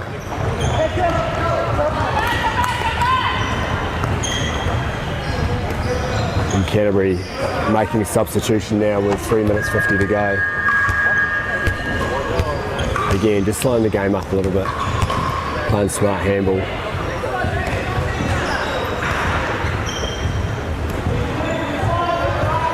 See the calls coming out from the centre position.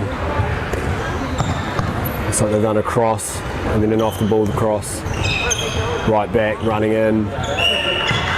Gets up and shoots from 9, which I like to see, but again, there's a little bit of contact, so the ball gets brought back. Canterbury playing nice and quick. And the right winger comes up, left-hander, good looking shot opportunity, but he shoots it wide. Refs have something to talk about here.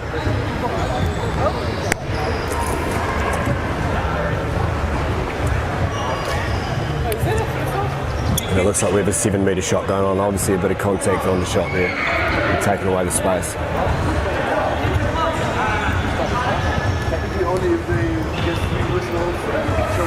Left-hander, something for the goalie to think about.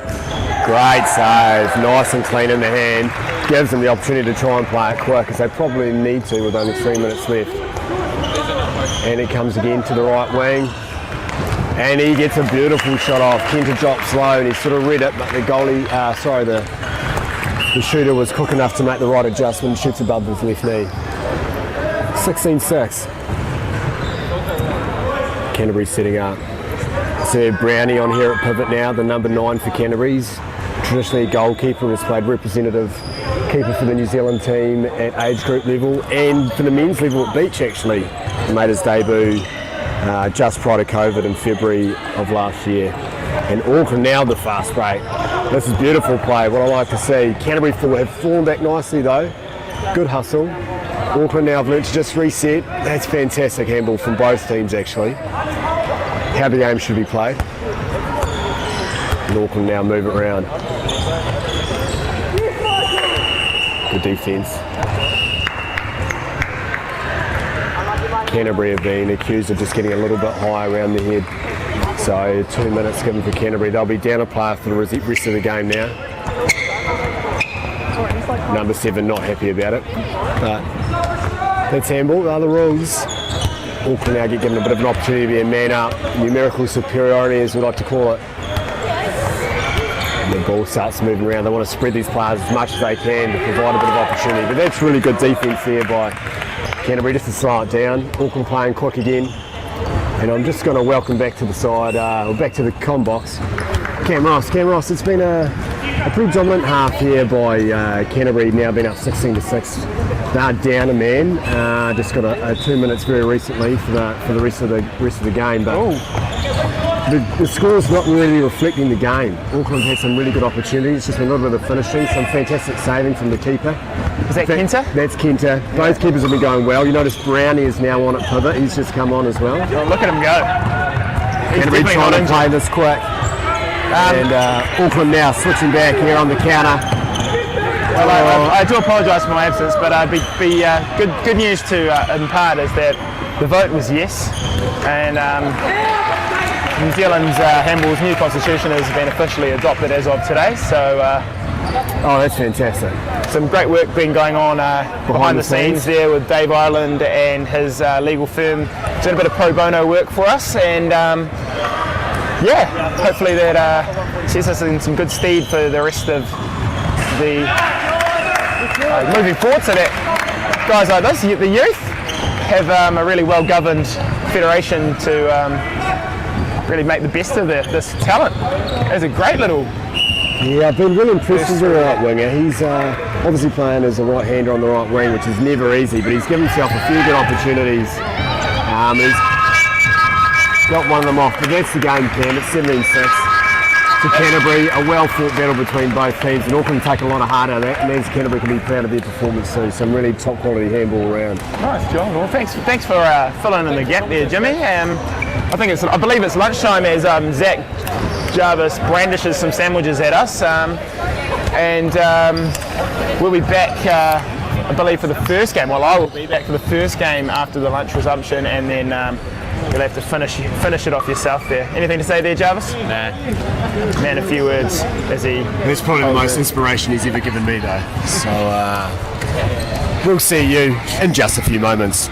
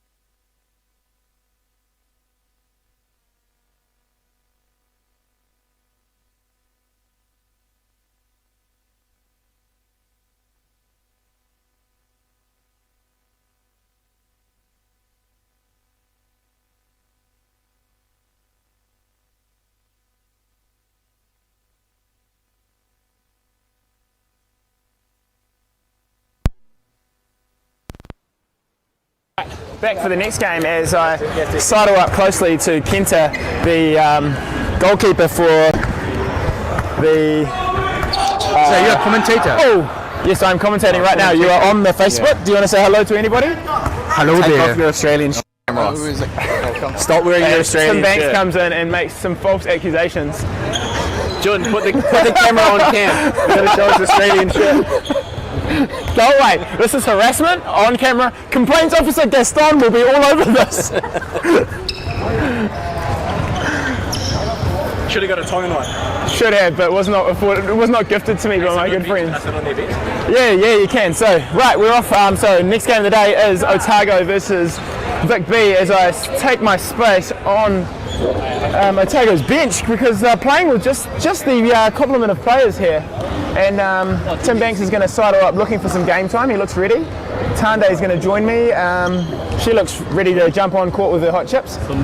And Kenta is ready to go. So Otago with the ball first, and it goes to probably my key player of the day, number 11 with the mullet. It's a mesmerising mullet. And look at it in all its beauty. It's hard not to just stop and stare, and makes handball quite hard to focus. So Otago building up after the obligatory handshakes at the start of the game that wastes 20 seconds of the game, and maybe just do those before the game next time. But it seems to be a thing in handball. So here we go. Otago's playing with some pressure from the left side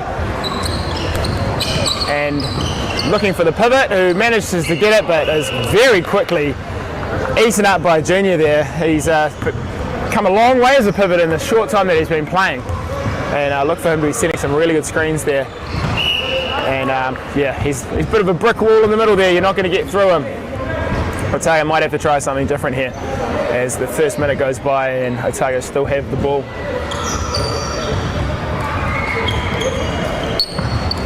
Pivot's obviously a key player for Otago here as well, as they look for him twice, and Junior comes away with the ball.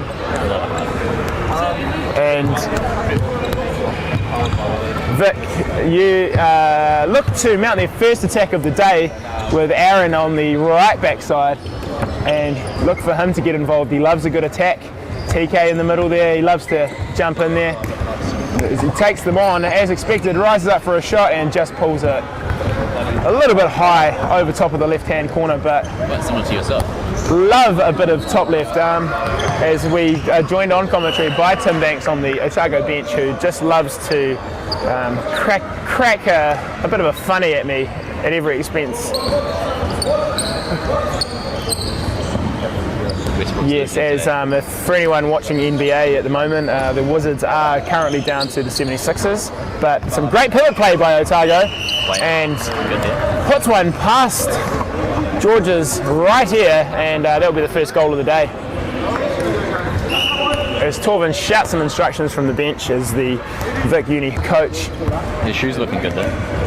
As Jimmy just finishes the last of the sandwich off, and then I believe he'll be coming in on stream as well, which will be very welcome from a lot of you who've already pained at listening to my voice for that long, as we have just taken the front of the bench from Otago, and Coach Ollie Donaldson goes and sits right at the end.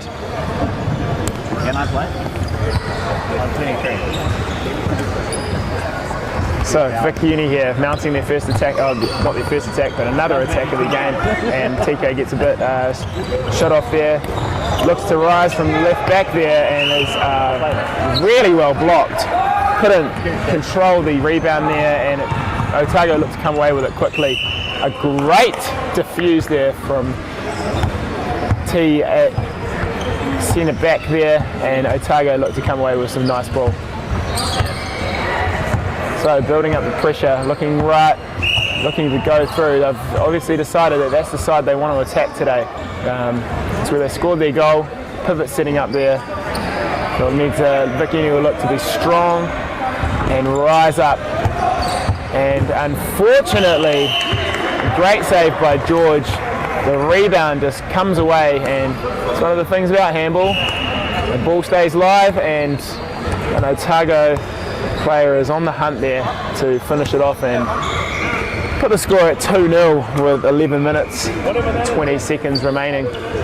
As Aaron shouts some instructions, he He's quite clear about what he wants.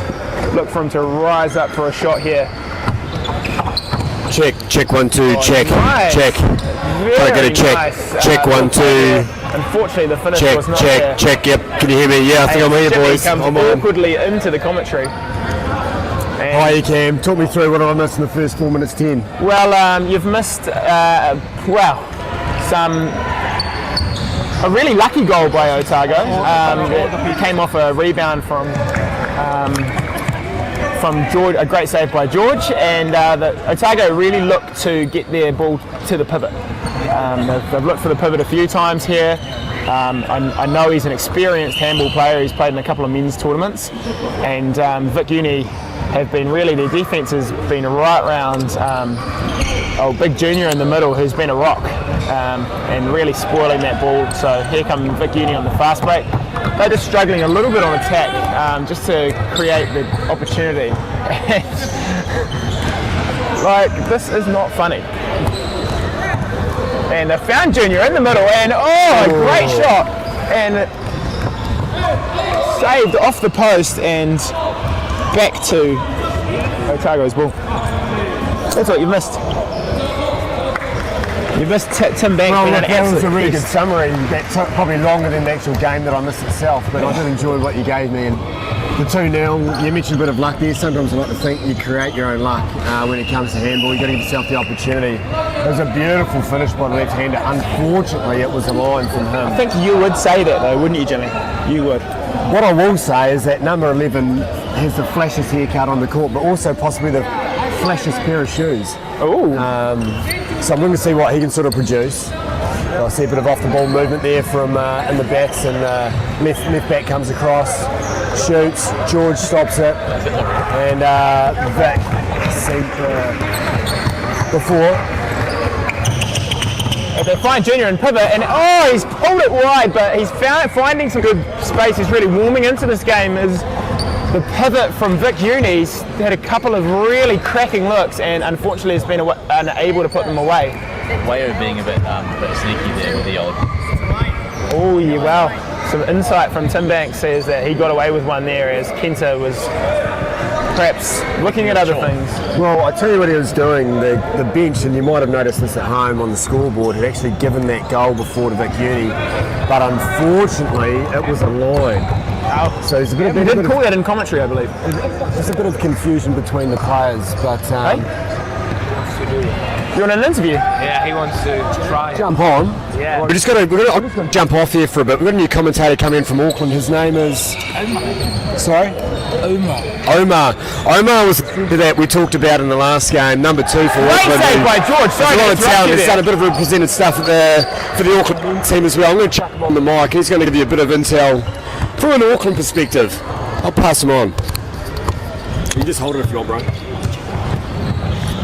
Welcome. Hello. So, as a player who's been out there, any insights as to playing? You played both of these teams this morning.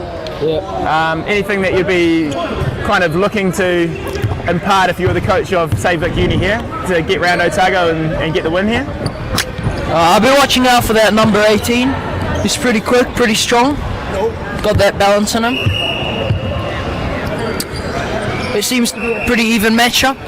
Yeah, it's been a good watch. There's some tough defence comes in from Junior, the pivot for Vic Uni there, and looks like they're potentially giving him a card.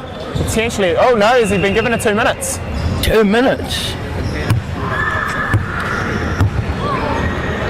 There's been a 7 awarded from outside team. Oh, the referee's just doing the right thing and just having a chat about it. And seems he's going in for the penalty. Decided it was a penalty from a long way out, but no 2 minutes. So, and he scores it, bang on. And that puts Otago out to a 3-0 lead with 7 minutes to go. So Vic Uni will be looking to get their first goal on the board here. They've had a couple of good looks through the pivot, and I would dare I say they'll be looking there again. Yeah. A nice cross comes from the two backs there. They're just moving the ball around. Oh. Found some room on the right there, and unfortunately the wing just didn't take the shot. Should have pulled the trigger there, I think.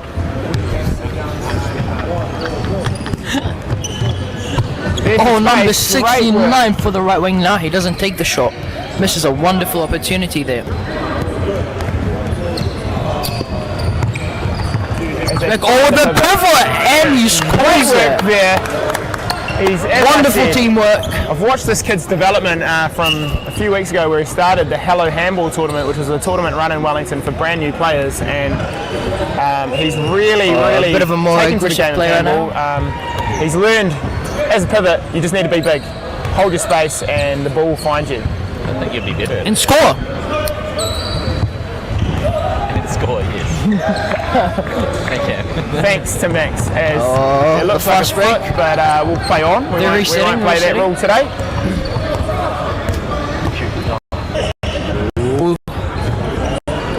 I told you that, number 18. He saw the power in his arm. You said that he was a player to watch for Otago. If you were on the opposite, who would you say are the key guys for Otago here? I mean, that number 5 is pretty good at distributing the ball and giving an opportunity for his backs, especially that number 0 who's quite tall, can shoot.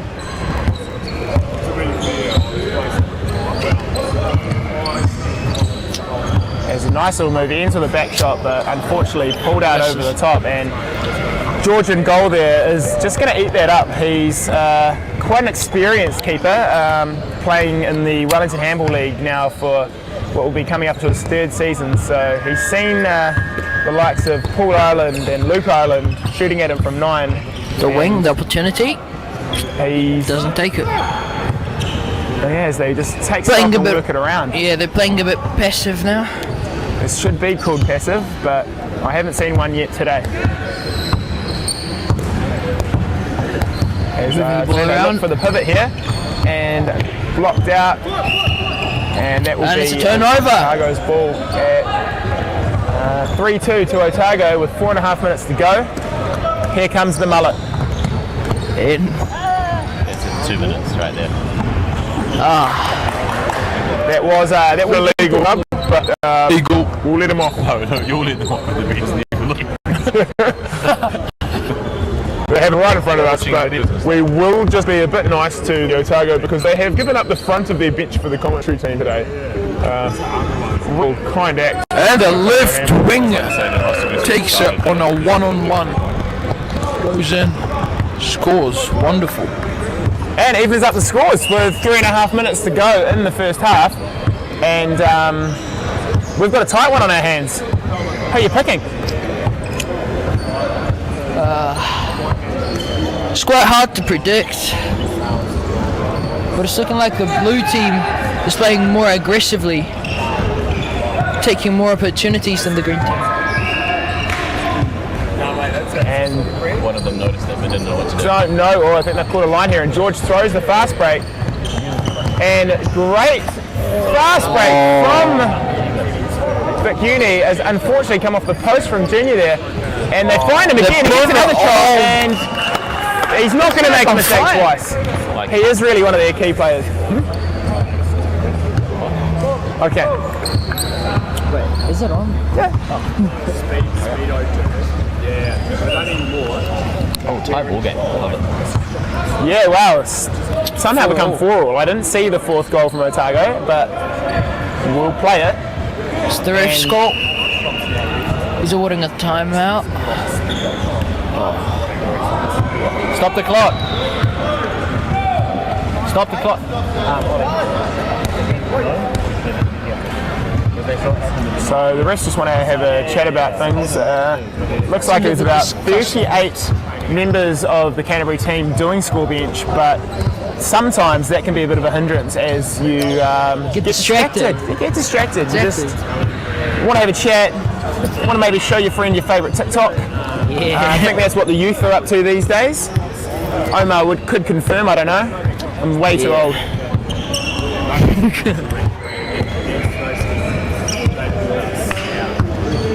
Alright, we're back to it. 2 minutes to go. Scores level, first half. Numbers, great back takes shot. opportunity. Again. But the keeper manages to stop it. Yeah, you've got to dish it better against George. He, as I said, he's under 23 isn't the only level he's playing. He's playing men's level and has been Vic's keeper for a couple of years as they went through a rebuilding phase, so has taken A lot of shots as the right wing looks to take Nice pass from the right wing to the Otago keeper.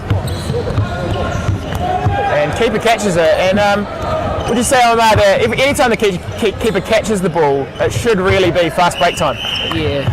You've got to get out. So Otago hit it maybe fast. missing an opportunity there to get out in the fast break, but luckily their big number 4 was able to capitalise through the backs there and get the 1 goal lead with 1 minute. So Vic Uni should really be looking to eat up a bit of time here, possibly position themselves for the last shot of the game, last shot of the half. First half or second half? This is first half, as an intentional flick is got away with there that looked like he was just trying to do nothing but kick it.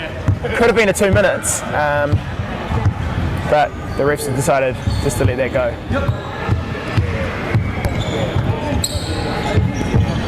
As we have a basketball enter the court. Entering the court! A basketball has entered the court and Auckland have some explaining to do. Go on, do that over there. That is the Auckland team basketball. And here we go. As they get it to the right wing and 30 seconds to go. Oh, the number 15, nice intercept. Looked like a bit of a double dribble there, but we passed it on. Oh, what a goal. And you just can't give people fast break ball, it's just not going to happen. Yeah. So 15 seconds to go, they'll be looking to cut the deficit to 1. TK will look to rise here. Oh, the pass! They've got 7 seconds to finish this one off as Otago go on the fast break. Oh! George with the break, don't argue! Nah. That one there was a violation. And that will wrap up the first half. A great highlight. George will be going through the live stream looking for that to put on his TikTok, I'm sure. At George Garnett, I believe. Reach the halftime call. Right, we'll get off the bench here, Omar. We'll just take it over here and maybe just because it's half, you want to enlighten us on a bit of your handball journey. So you've obviously picked up the game since you've been in Auckland. How long have you been playing handball for? Started since I was like 6. Since you're like 6, where were you playing at 6 years old? Back in my hometown in Egypt. Back in your hometown in Egypt. So talk us through. So what as a 6-year-old in Egypt playing handball? Is it just going through skills, or you're playing games? Oh, everything starts getting competitive when you reach that 7-year-old mark. Yep. It's competitive. Everyone's watching. And how many? So did you play for a club setup? Yeah, a club. And kind of how many clubs are around in your local area? Oh, just in Alexandria, there are about 15. So more clubs within your vicinity than are in New Zealand. Yeah, and pretty playing much. at 6 years old. So. And how long have you been over in New Zealand for? Almost 4 years. Almost 4 years, and you've been playing in Auckland for a couple of years? Or was this your first year here playing handball? I played with the men's team. This is just my first time with the youth team. Nice. And what are you looking to kind of get out of handball in New Zealand? I just hope that one day it gets big, blows up. Everyone gets into it at school. Yeah, I guess you've seen the other side of that, so I mean you're a bit lucky in terms of seeing what it can be in other countries, and obviously Egypt is probably, you can see starting at 6 years old what kind of success it can breed with what they were able to do at the recent World Cup and hosting a great tournament, but also getting to the semi-final stage, I believe, before unfortunately, would they make the final? No, semi-finals, I believe, before they were unfortunately knocked out in a thriller against Didn't Denmark. the under-21 team win the whole tournament? I don't know, I don't follow under 21. Come on now. Can only watch so much handball, there's rugby to watch. So, what do you think? What did you, obviously, New Zealand is a developing country where our skills are probably not what you saw in Egypt in terms of I guess, playing the game at that high level. Are you looking to impart a bit of your knowledge around your team and help out the boys up to that level? Oh, yeah, very much so. We've already tried to do that in a little bit of tactics, starting pressure, moving the ball around, finding the gaps, and you just got to execute the chances. Nice, and obviously you'll be looking to come down back to Wellington in September for club champs. And maybe be in The top Auckland team. Or are you sticking with the other one that you're with? I'll play with whoever's available. Oh, great. Oh, looks like there is an interview. Introduce yourself. I'm Damon. I'm refereeing from Canterbury. Oh, that's wonderful. How old are you? 16. Alright, seems we are starting. Wow, the old. See you later.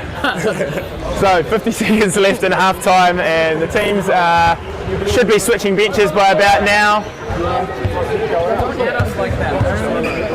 But Otago will be looking to score. I think if I can see it, I'm just at the Otago bench with an all-access pass, and I really want to see the guy with the greatest haircut at this tournament maybe just burst through, score a goal, and just flick it out a bit on the way back. Just a little flick for the camera, or maybe a point to what has been called out as the flashes shoes on the tournament. So maybe just a bit more exuberance after you score that goal. The mullet has. Just give us a shake. Give us a shake. Oh, a shake! Yeah, oh, nice work. And Ollie's obviously imparted all of his wisdom, and they'll be looking to really come out of the second half strong. As Vic Uni come over to their bench. Torvin's going to be probably looking for a bit more pivot play. And a couple more swats from George, I'd say. I'm not playing no more. Oh, George is off. After his last act in the game is going to be the big swat, unless there's an injury. George is safe. Yeah, well, we've already said that he's going to go back on the live stream, find that, and add it to his TikTok. Do you want to give yourself a shout out for your TikTok page? I don't have a TikTok page. Cap, that's Cap. Intense. Yeah, so I walked out. Got another one, yeah? I saw the letters. And we're off! Check out on the bench here. The Northern Aguilas have found themselves around training camp, hence why you've got Tim Banks in my ear, or else he wouldn't. Well, it depends which ear I'm in, really. Well, here we go. Absolute disgust. I'm going to move away from him. I'm sick of being abused. So what do you reckon, Omar? Is Vic Uni going to be able to take this one, come from 2 goals down, or I've given the. Is he going to give me the shake? There it is! Yes! I did. No goal. Moments ago that I wanted to see the mullet. Oh no! But he's given me the shake. It was just what I wanted. I wanted to see that mullet in full action as Otago come away on the fast break again, hit the post, and Vic Uni will be looking to capitalise. Oh, another big swat. Swats are us. Who? Yeah. So that becomes Vic's ball because it's gone out of bounds off a field player. If the goalie had been the person that had touched that, it would have been Otago's ball. We can see a lot of movement here. Oh, good. It's wonderful. Oh, no, I called it. Number 18 is a player to watch in that Vic Uni team. Seems that there's a lot of team chemistry between that number 18 and 18. I agree with you there. They've combined a few times, and unfortunately Junior just missed the shot, but he made no mistake there to bring the deficit back to 1. Good defence.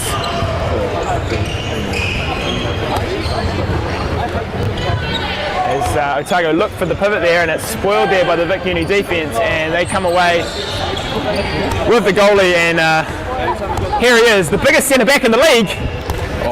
Oh, he gives me a shout out too. He knows it. He's watching me.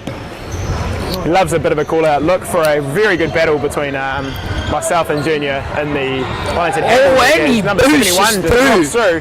Well, of course, there he is, with the man of the moment. chance. Scores another goal, and that brings it level.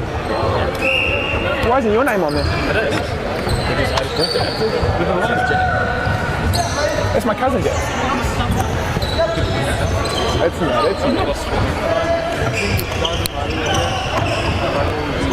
Oh, and he fully stops the movement right there. Number 71. As we have a reset in play here from Otago. And the great play rising on. shot. Told you. That number 0, he's got the height and he's got the accuracy. Not so much on the power though.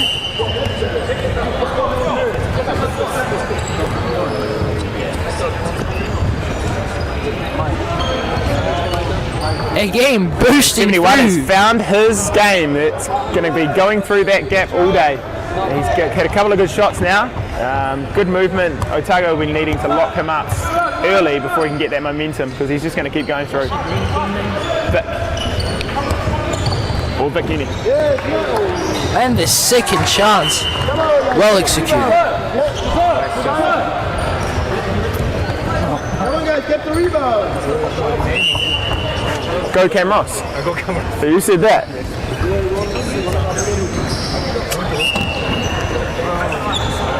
So the situation is Otago have gone up by 2 goals with 11 and a half minutes to go in the half. And I'm going to pick a upset here and say that Vic Uni was going to get this game. Just going to nab it at the end there. Yeah, using that pivot play. I think the key is going to be through Junior, the big pivot there. They're really good at finding him. There he is again. He's found it. He's got too much strength in the middle and To get some advice from you. yeah. What's the name? Emma. What's up? Nice to meet you. Take it over, right? You got it. Oh, are you the interviewer? Yeah. How does it feel to be MVP of the tournament? Me? Yeah. No, you. Me, I'm bench warmer. Yeah, I mean, you do got a pretty... Wait, so you play? Have you ever played like backs as well? Yeah. What are some advice for like newbies? Or just attack in between 2 players and get the ball moving, because it'll create a space on the wing, if you know what I mean. Hold on, how old are you? 14. I'll sit down now. Do you play rugby too? Yeah, that's why it's I feel like it's kind of hard because it's like. Do you play league or union? League. You play league as well? Yeah, I play union. 14. Alright, as Omar catches up for chat, I apologise if it's 2 voices, but commentate the game, man. Special interview. Oh, wow. Hey, where you going? Where you go? I'm off. Oh. Seems that we have lost one precious commentator, but it's all good because you got me right here, your favourite commentator, all the way from Auckland, Omar. Again, we can see some movement coming up from Otago. Seems that they're about to have a play coming. The 0 tries to pass, but the number 13 stops him. Oh, and the intercept from Vic. The play on. They're choosing to calm it down a little bit, get the momentum back up.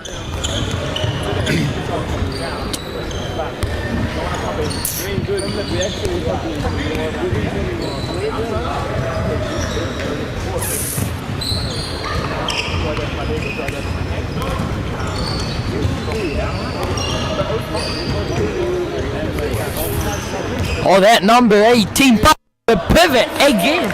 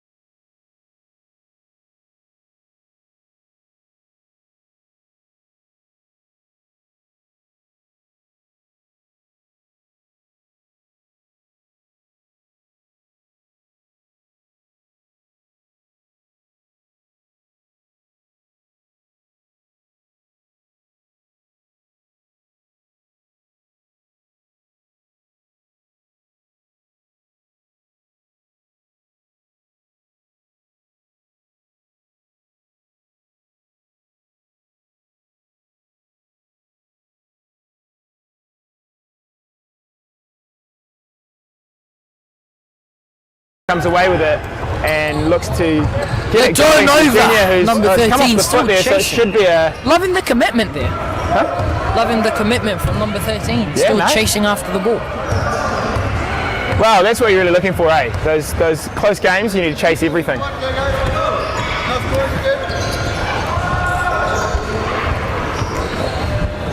And get it Coming to in the hard. right wing, who just sprays a shot across the face of goal, and Otago come back with it. Score's tied up, and as they bring this up the court, probably a great time just to shout out to John. If you're not around in the Auckland the New Zealand handball community, John is an absolute masterclass of media. He takes photos and has basically made this live stream possible. Actually, where is he right now? He is an absolute. He won't ever talk on stream. He's just a real behind the scene man. But I will take this opportunity to say huge shout out, because I'm hopefully I've had a couple of messages just saying what a great asset it is to be able to watch the games from home, especially with people in Christchurch. And our love goes out to them. That bounce right there slowed the whole play. Have the awful floods that are happening over there at the moment. So hopefully being inside and watching a bit of handball is a great way to spend a Sunday afternoon. So, situation is, scores are still tied with 6 minutes to go. As calling the turnover right there.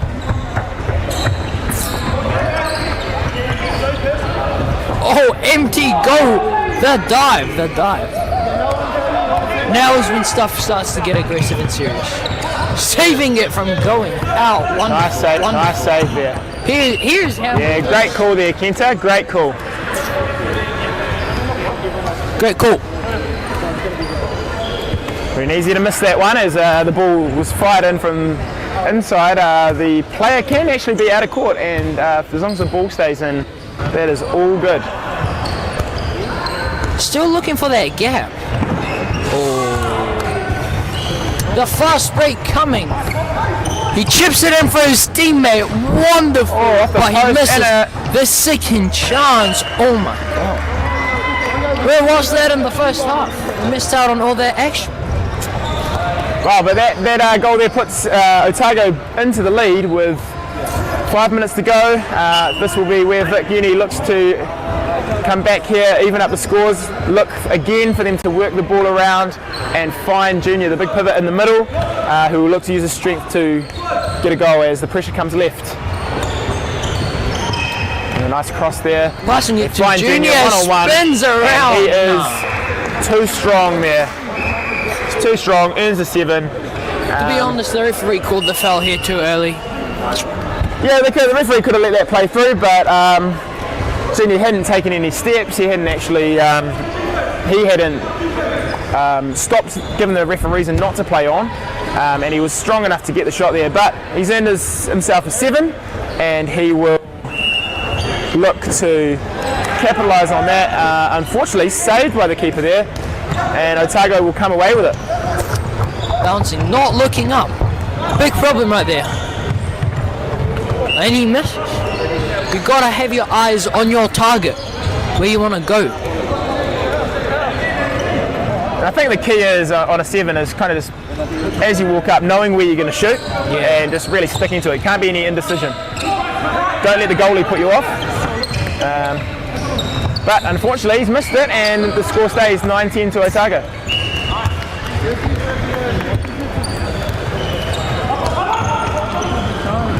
And the shot. Beautiful shot from the left back there, and as Aaron comes off, and comes number 71 looking to make an impact.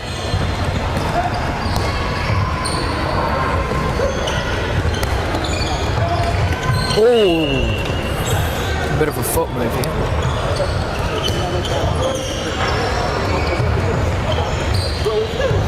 And TK goes for a big rising shot there, and unfortunately almost went in wide. though. Almost went in. These are the key moments of the game though that you really want to be taking advantage of as your team's down. Someone needs to step up here. What's your name? Cam. Currently just going to leave it in with camp. Got to go warm up for my next game. Tune in to watch me play. Short boys, watch out for that number 2. Oh, he's giving himself the shout out.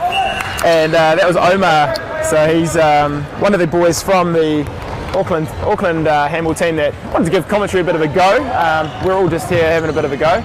As Vic Uni comes away with that great fallback there. Unfortunately, it's gone into their hands and no.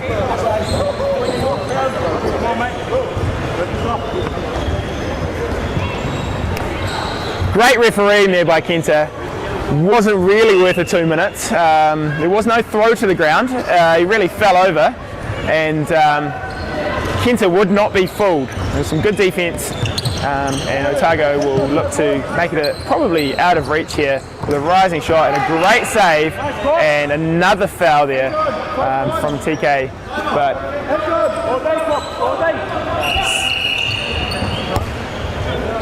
so 2 minutes to go here. Otago up by 2. So I'll just take this break and play just to suggest anyone who's watching in Wellington, hey, you can always come down. There's a lot of handball going on around at the moment. The national women's training squad is currently halfway through a camp, so you'll find them on a court practicing up with their coach and learning where they want to go. Unfortunately, weren't able to make send a team to the Asia Cup, Asian Championships in September in Korea, as coronavirus kind of had the say on that. But nonetheless, training bigger and better things. And of course, we've got the 2021 Junior Cup happening with Vic Uni currently playing Otago. Wellington probably in the box seat to take out the tournament, which is a round robin format. So each team will play 5 games. And you'll see Wellington on court next. They are currently 3 from 3, and probably the hardest challenge in Canterbury handball saw them off in the first game of the day by 1 goal. However, we stick with this one in the last minutes coming up right now. Otago stay ahead by 2 and are looking to play for a bit more time. And the most fantastic haircut on court finds the pivot, and a sneaky shot there by the pivot gets through the gap, and you'd probably call that curtains for Vic there, taking a 3-goal lead into the last 40 seconds. But a valiant effort from Vic Uni handball. So they are up against it pretty much every year with having to start again and often finding a new team. So all of these guys are brand new to the game as of this year, and as someone in the Wellington scene and have seen their development through the start of the year to Auckland tournament where they were able to send a team last year, it's been a huge game as they look to finish off with a flurry. Unfortunately it goes over the back, and that should be the game. So I think Vic Uni, unfortunately the results aren't going their way, but we do really want to point out a few key performers. So we had number 18, number 13 there, junior and pivot, has just really improved his game over the last 2 months. And guys like Aaron, number 71, Josiah, I believe, just really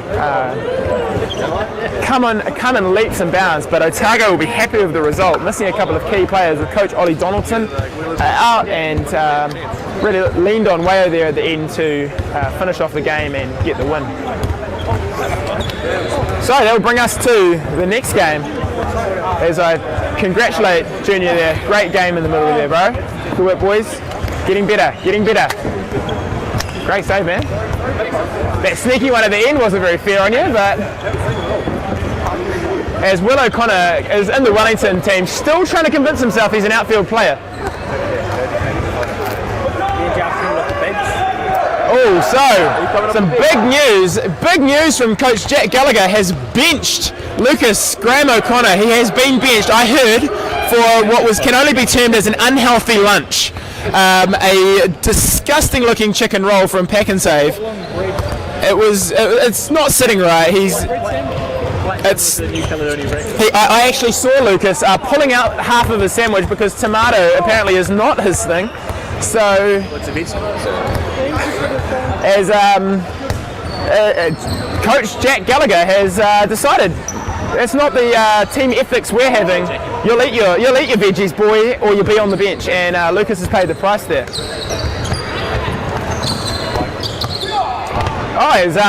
Looks like Wellington have found a couple of players since I've last watched them. The squad has grown as a couple of people must have tuned into the live stream and decided, yeah, I could play. Hey, I tried to say that I was 23, but then I wouldn't make the team. So. I tried to say that I was I was dyslexic. Tried to say I was dyslexic, and I thought it was an under 32 tournament. So you are dyslexic, and you're not under 32. I was at the start of the year.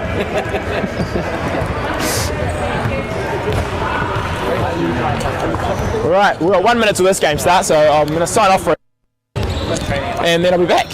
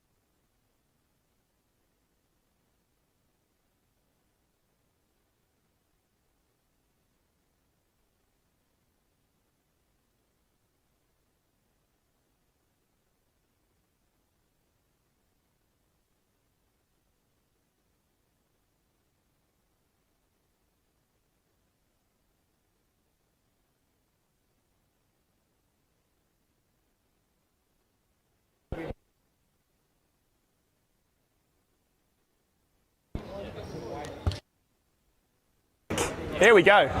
So, huge match up here, Auckland versus Wellington. Omar has already called himself out. Watch out for number 2, he said. We had Omar on the stream in some live commentary, and he's decided he is the key player. So watch out for him. He could get a bit of a surprise here against the strong Wellington outfit that has benched, in big news, Paul Ireland. Have you been a victim of the unhealthy lunch benching? The capsule's not sitting well.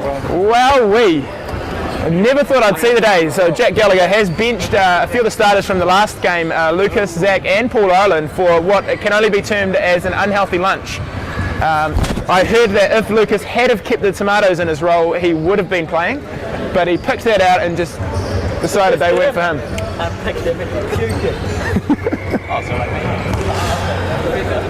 And once again, I apologise at the quality of commentary. This is not my day job. But also, I also apologise. I know most of these Wellington boys, and you'll get names from them. Not the same. I know Omar in the Auckland team, who's again called himself out as a key player. So watch him. That's number 2, yeah. Yeah, number 2. Here he goes.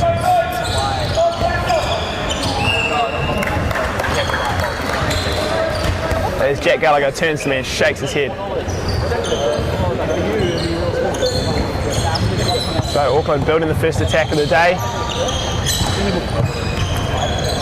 And again, Wellington persisting with this high defence. I'm not sure, Dave, you must have seen the second Wellington game of the day. Yeah, they were defending high, yeah. And, high again, 4-2, worked out for 3-3 them? quite a bit. Yeah, it did. Getting the pressure on up top. I just think because it creates gaps behind. It does, but it's also a defence that no one sees. Oh wowee! This is absolute abuse on the stream. Who's that? Who's calling me Australian? Tande. Absolutely disgusting.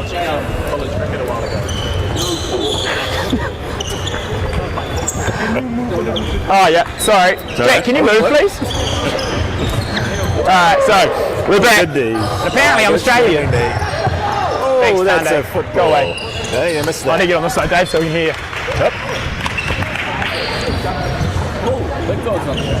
Yeah, joined. If you haven't noticed, you stuck with me, Cam Ross, but you've also got Dave Ireland on the other mic, president of the New Zealand Handball Federation.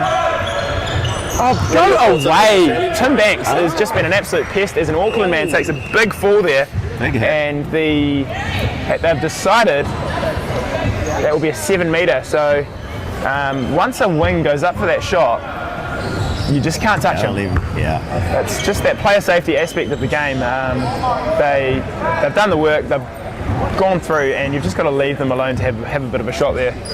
Oh, and here's Bella Anastasia. Probably want to have a couple of comments on the live stream, Bella. Oh, it's just fantastic to see such depth in the age group players. Great turnout from Auckland. Fantastic. Nice 7 metre goal. No, look, just great to see it. Handball really and truly is the winner on the day. As Omar takes the 7 metre there. We haven't heard that yet. Handball was the winner on the day. Handball, no, we have not had that cliche. That is a cliche or you haven't had. Oh, as Steph Bella's gone now. Okay. Unfortunately had the 7 metre through his legs there. Omar's, again, he's caught himself out for a big game and he's delivered with the first goal of the match. So Wellington slip into this high defence and Auckland will look for the space. Surely they've identified the number 2 there, Omar, as the key player, and they'll be looking to give him absolutely no room with that fast, there he is, that fast step. He's able to find the pivot. Absolutely. From Steph, good save.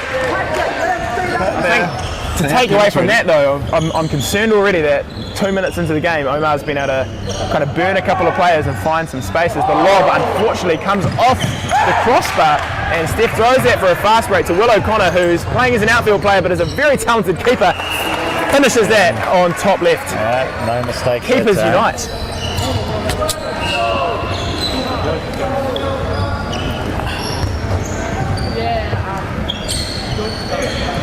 So we had Omar on commentary stream just for the last game and talk to us a little about his journey. So he's been playing handball, grew up in Egypt.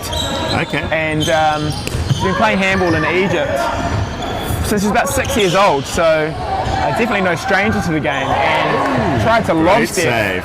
So he comes up with a great save. And from Egypt, right. It was quite interesting to have the chat.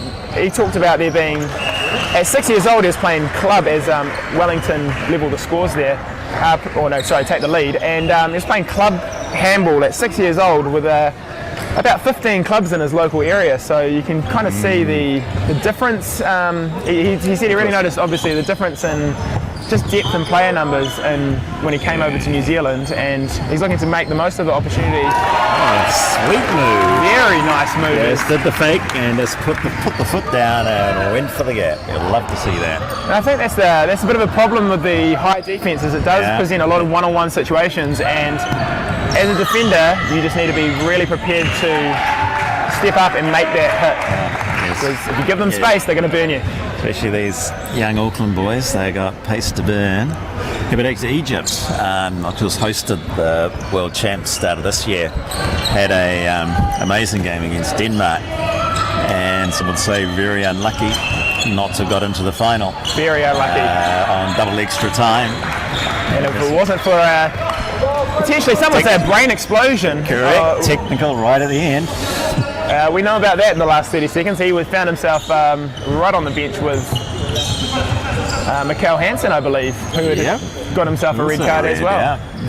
As Omar looks to go, nice little fake, but Will O'Connor says, no, I'm not biting there. A bit of illegal defence there, but he got away with it, and it's only illegal with a great intercept. Pass. And they convert. What a start by Auckland. Aren't they happy? They're up for this this one. Yeah, the Wellington boys just not looking after the ball. Yeah, got to hang on to it. The Auckland team, these boys are fast, and that has been enough for Jack Gallagher to turn to his bench and say, "Hey, this isn't funny anymore, boys. Lucas, that sandwich you had with no tomatoes better be sitting right because you're on the court now." That's danger. That's going to be someone in some trouble. See, watch there, the classic. The player goes up for the shot, grabbed from behind, and is that our man? It's Mickey there. Oh, was it Omar? No, it was somebody else. I thought I saw Omar coming off to the sideline. I didn't think it was him. He's left the court incorrectly as well, which is another 2 minutes technically. Should be, but the bench did not see it. No. So nice. Handball is one of those sports with a few little technical rules there, like how you leave the court. You're not sure if you see it on the stream, but there is a allocated area close to halfway where you must exit through, no matter what you're exiting the court for, injured or otherwise. And if you don't, then you risk the bench giving you 2 minutes. Yeah. So if the bench had spotted it, that should have been another 2 minutes going off there. Just important to keep attention the whole time. That's a great turnover from Wellington. Great hustle back on defence from number 3, I think it was. Just coming back, put the pressure on, gave him nothing. You could probably say they that were able to convert. Bit of an opportunity missed there where Wellington probably could have just taken stock and gone, we're a man up here, we could set an attack and set ourselves up for a really good shot instead of forcing the issue. So Wellington have rung in the changes here. So Paul Ireland's entered the court, Lucas is on and Zach's on in the right wing there. So lefty on the right with Miggy and Zach as they continue with the high defence, and I think Omar's going to find it a little bit tougher with Lucas on in front of him, who's probably a bit more known for his speed. Nonetheless, they work it around, try to go past Paul Ireland, who pokes it away, and he is away. And that's about the worst thing you want to see as a Auckland goalkeeper, is Paul Ireland running at you on the 1-on-1 fast break. Makes me have no desire whatsoever to become a goalkeeper. So Auckland, after a great start, look to recover here, down 4-3. Just the one goal down.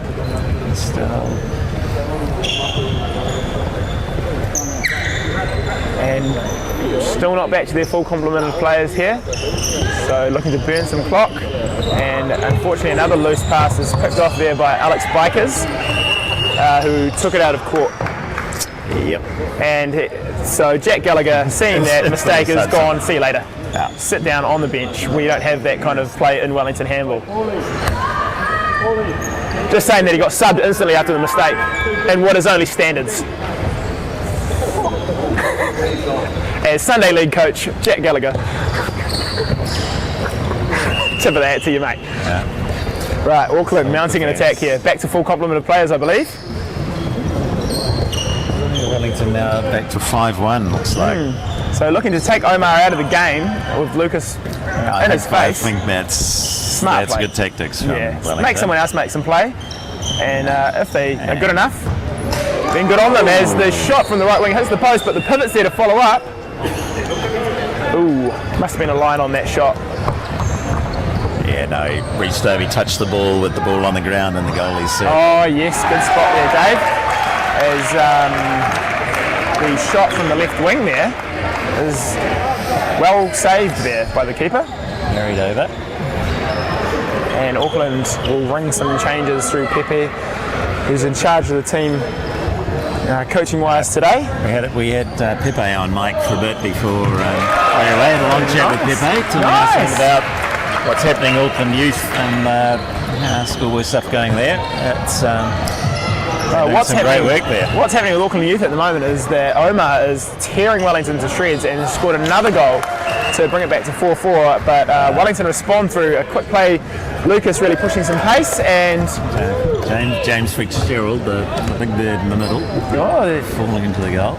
It's always good. So if you get that shot at pivot, you really want to make use of it. You're going to be on stream, you know, everyone's watching you. As I've said multiple times in the last game, make something worth cutting up for your TikTok. Absolutely. And here goes Omar with a nice side shot, but steps awake to that. Man, there's throws that fast break to Miggy, who somehow controls it. Who knows how he did that? He just threw his hands up and it took a great bounce off the hands and he was able to just get it in motion and finish off with the goal. Great play.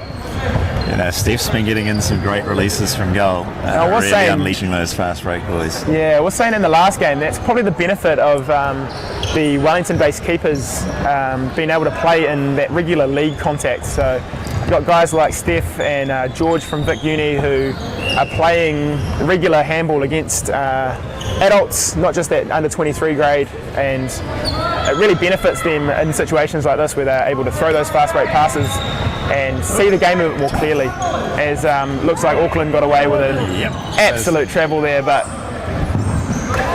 and just to really rub salt in Jack Gallagher's wounds right there, they score a goal from the wing. Pretty salty about that. And fair enough so. Beautiful execution from that wing boy. He's got some good goals this tournament, that boy. Yep, he has. There's not much of him, but he's got a real instinct for the line.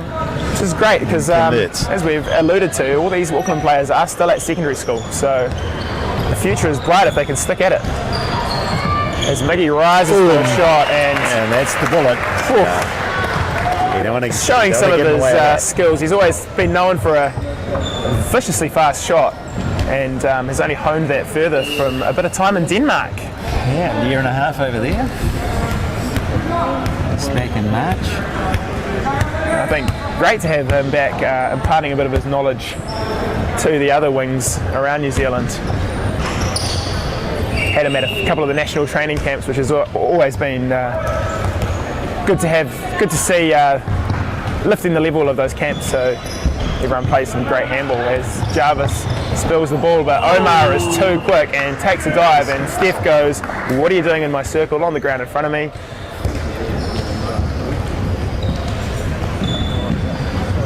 And goes back to that high 5-1.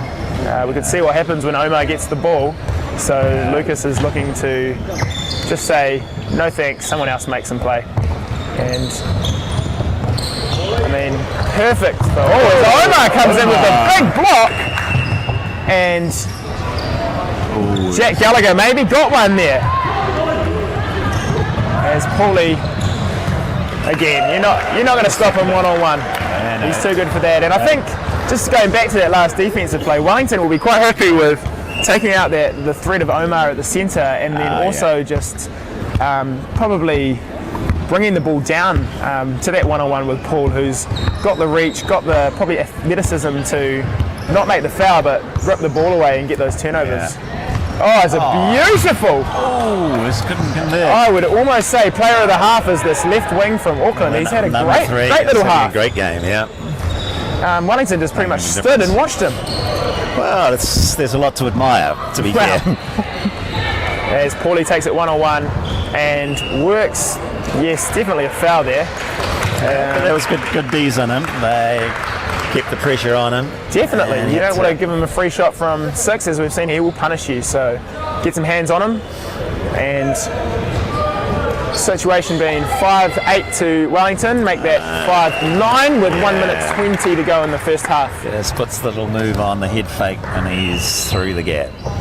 I think you can see just maybe the difference in experience starting to show a little bit more with a lot of these boys in the Wellington team, part of the New Zealand under-19 team a few years ago, as we see rise up and shot, and they'll say that that's a 7 metre. Yep. Good call, Cam. This referee training is really paying off. It is, really. It is. Jarvis, he was not at referee training the other week. And that shows. Well, there he is complaining about it. So he may not agree with it, but definitely looked like some defence inside the 6 metre, which you just can't do. As soon as that foot goes in. It was a great save by Steph, who celebrates. And they come away on the fast break. And there goes Paul. It's unleashed. Nice feed from Jarvis there. Very good. Calm handball. Very calm under pressure. Spotted the gap. Went to the money man and he delivered. And it's turned the first half into a bit of a blowout. When it was very close. Just at the halfway point, it was even Stevens. And I think the key was that Wellington released the bench, and it's just been in that little bit more class and experience. And that tactical, I think Lucas coming up high to be guarding Omar is just... It's really taken him out of the game, but it has not taken out this left wing for Wellington, who earns definitely another 7 and I would hope a 2. That should be a 2. That's from the side, pushing him over. Yeah. And a clear opportunity to score there. I think so. It looks like he's got away with it. He has. But nonetheless, we'll have a 7, and I'm sure Omar... Oh, no, he will not. He'll pass it on to the big pivot there, and he'll have a go.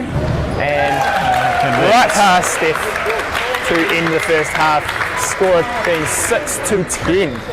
So I think I'm going to go all access here, Dave, and we'll try and get into the Wellington huddle and see what Coach Jack Gallagher has to say.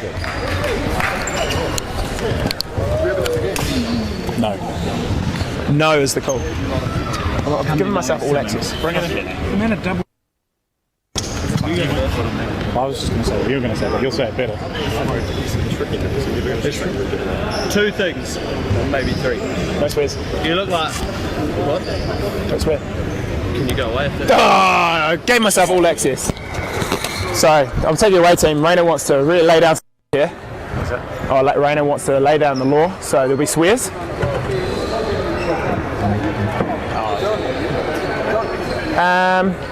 Auckland looking a lot calmer, but no, I don't know where the camera's pointing, but Tim Rainer is really laying down the law to these boys. He's coached most of them through their New Zealand under-19 campaign that saw them end up in Kosovo playing some handball as they won the Oceania Cup and advanced through. You can nick up the minutes. Oh, is that, what's the time? 3 or 4 minutes away. Oh, yeah, cool. And hard to think that was only 2 years ago. That was mid-2019, April 2019. There we go, yeah. And I think the world turned to custard. Most of these players went along to that, and so I think Tim, probably a comfortable half for the Wellington boys, really wants to see them probably just step up the quality of their play and show the standard of where junior handball is. He knows he's probably got the experienced team and probably the more dominant team, but perhaps, as we've talked about on stream, hasn't really shone through with the scores being close halfway through. I think, to be fair, credit to Auckland. The Auckland boys have got under their skin a bit. A bit of talent there, and the Auckland side that just haven't let them play their game as they would have liked, I think. And they're just not quite as clinical as you would have liked. So we'll see how the second half plays out. So let's see if the laying down of the law from Tim Rainer has paid dividends for these boys as a little G up. We'll be looking for probably a bit more pace on the ball, I'd say, if I'm being honest. Get the ball movement happening a bit faster, those basic execution skills. I don't think there's been a problem on the fast break. It's been more maybe the intensity. It's probably a bit more of the Wellington boys playing at the Auckland intensity as opposed to the other way around. I think you're right. But we'll see if they have listened to Uncle Ray Ray. Well, all I'll say is you better hope they have, or there'll be some kind of punishments happening. I can tell you that much. Yeah, but to be fair, do the Northern Aguilas sort of pay attention when he lays down the law to you? Well, we try our best. And there we go. The message has got through, and Wellington has scored the first goal of their first possession.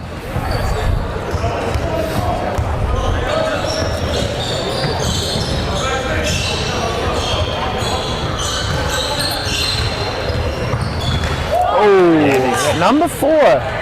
Had a few good shots like that throughout the day today. He's a danger. Notice Wellington started off again with their same starting lineup with Lucas, Jarvis, Paul on the bench, and Birdman. Looking for a leader out there. I hope that someone like Miggy should be able to step up here and just direct the team around. Got Alex Bickers on the wing there, who's experienced enough to be There's a great little cross. Great little comes play. in. Oh, nice play from the Wellington team that time. I mean, I was on the bench and that sold me. I thought Miggy was up there for the shot. Yeah. Little did I know. Adding to his arsenal. It's the threat that the Wellington team poses, isn't it? Wow, yes, it is just that. You've got to defend against those shots, but then there's other options. When the teamwork fizzes, it's good.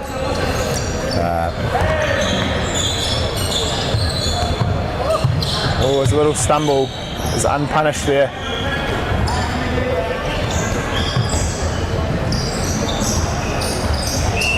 And trying to attack on the outside. Double dribble, it looked like. Okay. And Wellington will come away with it. Right, I'll leave you to it, Dave. Okay. You can continue that. I can see if I can grab somebody else. Sure, okay. Get Kasim on. Kasim, get on the microphone.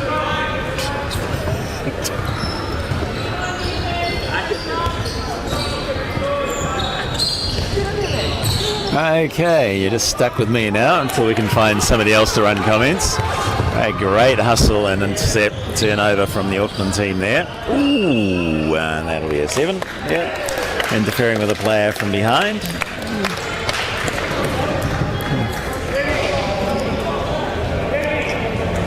He probably had to be done. And the man steps up again. He looked good with the penalty of the 7 metre in the first half. And he converts again. That's the same shot I think he did in the first half as well. Always good to convert those. Right, now back to 12-7 to Wellington.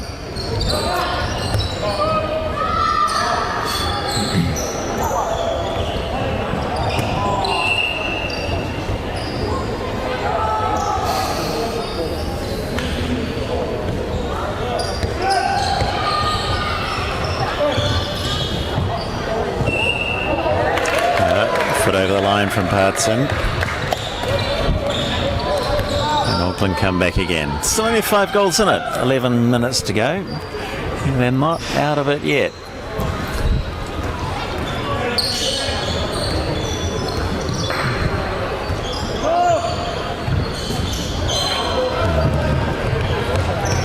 Unfortunate turnover there.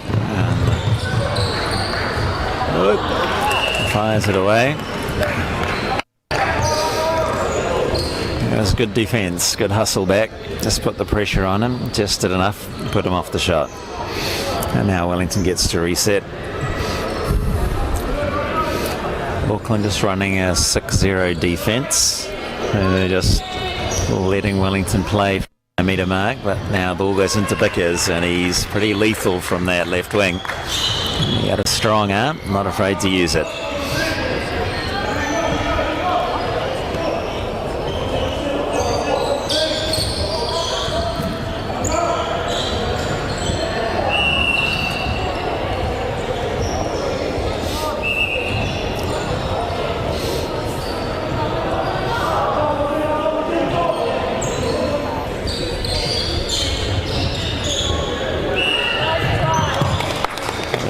That was good defence.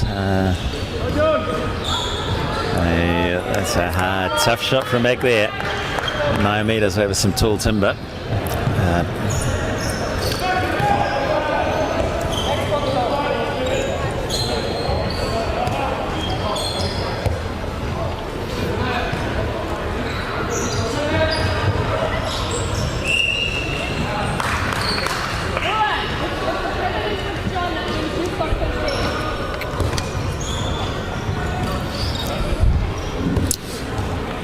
Calm play from Wellington, just getting themselves set. Just looking for the move to come. Just hunting, here we go. And that's good defence and not giving them any openings.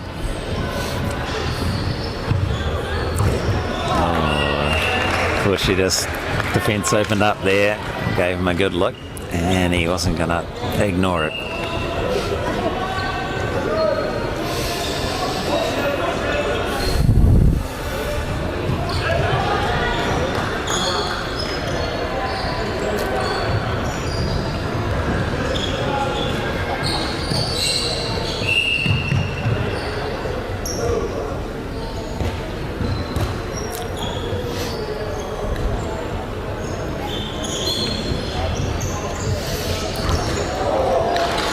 Shots wide. Wellington get to reset and have another crack at it. The first sub of the half for Wellington. That's Zach Jarvis coming on for Miguel Aispuru.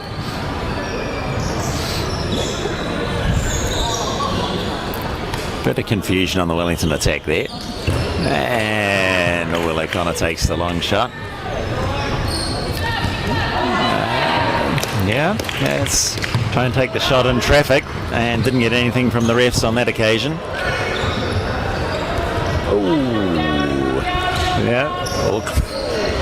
Auckland a bit careless with the ball, but they managed to hang on to it. Not now. It was all looking a little bit helter-skelter for them.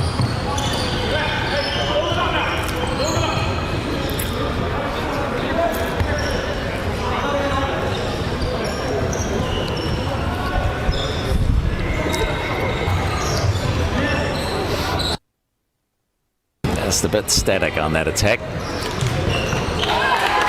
And no good again. Great save from the Auckland goalie there.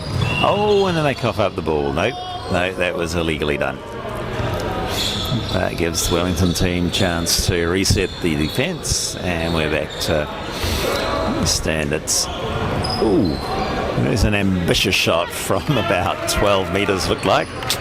And no dice. Right. Sub for the Wellington team.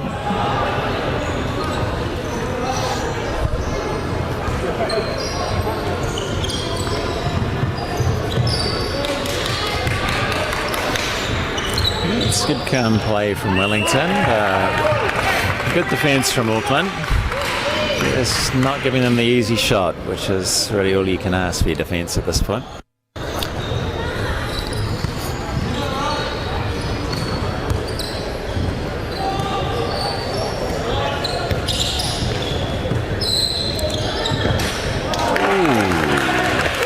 Good goalkeeping again.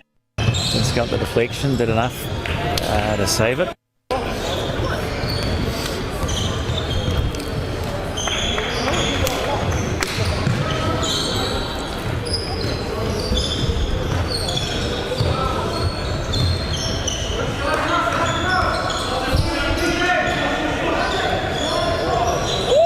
Ooh, it wasn't far off. Ambitious shot, but just a couple of inches to left and he would have nailed that.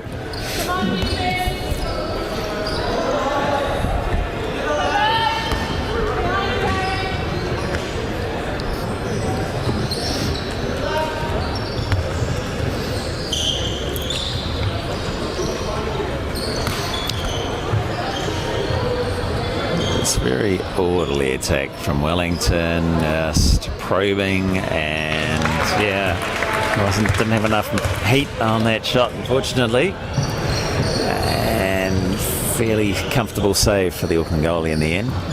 Now let's see if Auckland can make them pay for that. Oh, it's another ambitious shot. Got an unusual shooting technique, that boy, but it seems to get a bit of heat on it. As Paul Ireland comes into the game.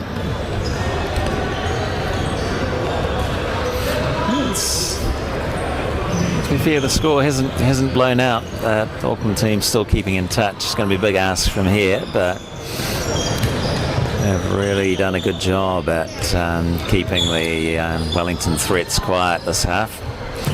Here's a go. Oh, and he shot wide again. Just Radar's not quite on board this time.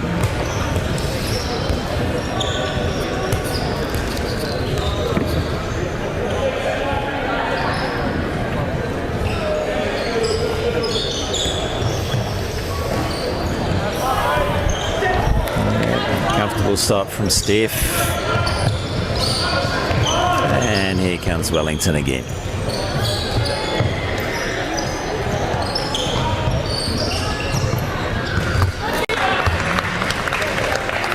Good, comfortable, good positioning from the goalkeeper. Made that look easy, but there's always a bit of pressure on those shots. Did well, and Auckland comes away again. Nice attempted feed in there. I think that might have been looked like a foot to me, but Auckland gets to reset.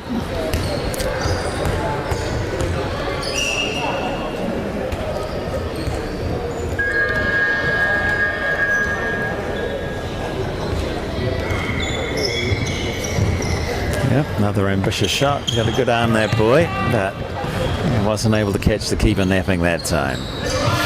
Now Wellington through. Oh, and there was a bit too casual from the Wellington team. They just lacked a bit of intensity on that and paid the price for it. Good anticipation from the Auckland boys picking up the ball, but then make the mistake.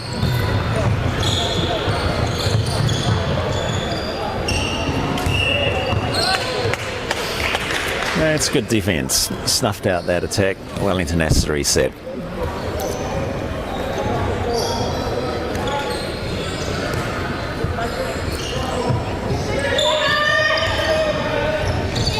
And here's the rocket from 9 from Paul. Yeah, really got to try and close him down or he'll hurt them.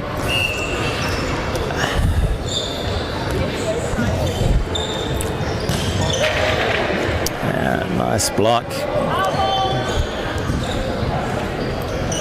Still, I think the right option for the Auckland team. I think they've just got a chance their arm, fire a few shots off, just see if they can make some inroads into this lead from Wellington. I really like what I've seen from the Auckland team. There's been a few good plays from them. Just, oh, and that's from the side, and that's a 2. Surely. A straight taking him out, but no. He gets to stay on court and says, yeah, lucky to say that, hitting him in the air and from the side, but they get the 7 metres. Let's see if he can convert. Yes, he does. Very well taken, 7 metre.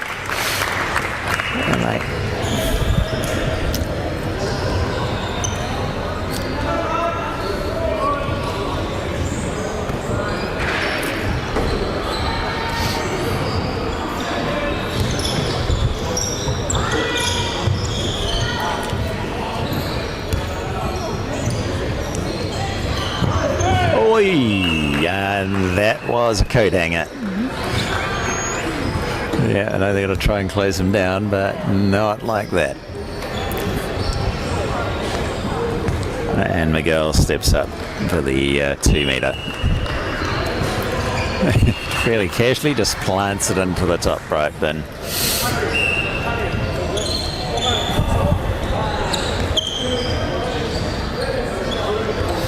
Right, yep, Auckland bringing on Omar. Now they're a man down. They'll need his hustle and speed out there.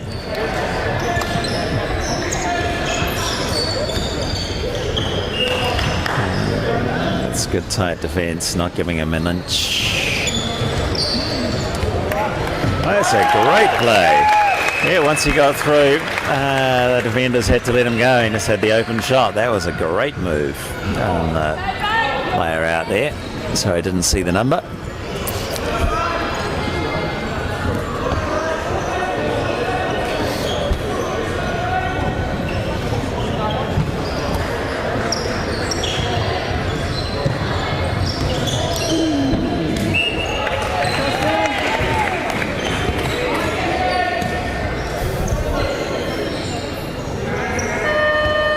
And here we go. Our last minute shot. Will they bother? We will see.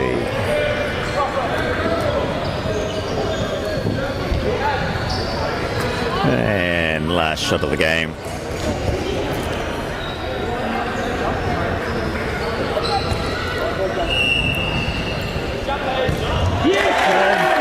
Right, got it on goal, and that's the ball game. So 16-9 in the end. Just a seven goal gap. Auckland team did well at the end. Just maintained, didn't let the Wellington team get away from them. Good game, comfortable win for Wellington, you'd say, on the scoreboard, but certainly the Auckland team had their moments of that. Another great game. We will chip in again in a couple of minutes for the next game. Cheers.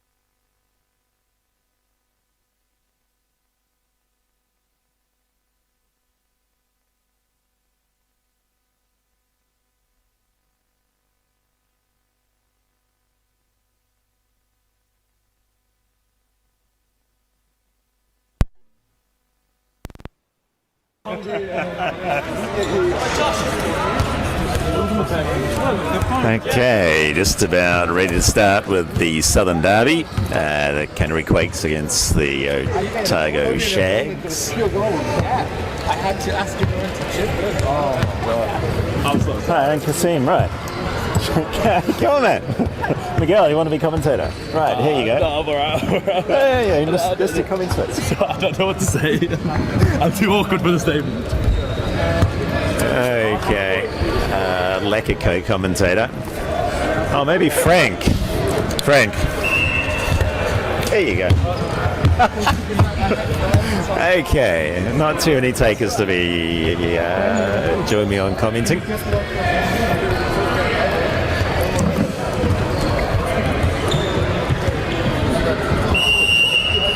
And we're away. You can see it could be a good game. The last game of the tournament for both teams. The Otago team might suffer with just their very small bench, just the one player on the bench, whereas the Canterbury boys have got 3 or 4 and get the early goal. Just really easy through there. Otago yet to settle, and Canterbury taking advantage of that.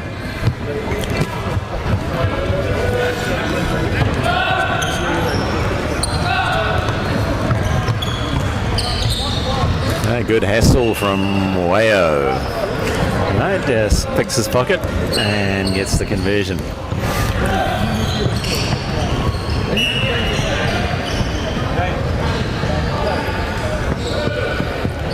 Oh, Paul.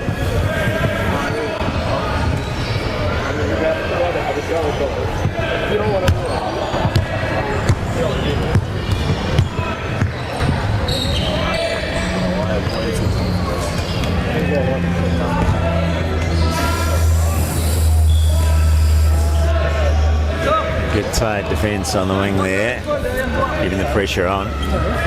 They'll need to do. I think the Otago boys are going to have the work cut out to contain the Canterbury scoring threats, and there's their biggest threat coming through. Yeah, Paulie, and she's going to take it every time.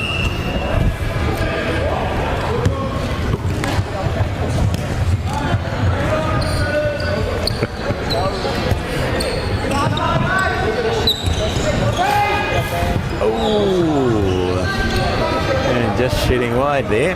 The move was all on. That set everything up. Just couldn't quite convert.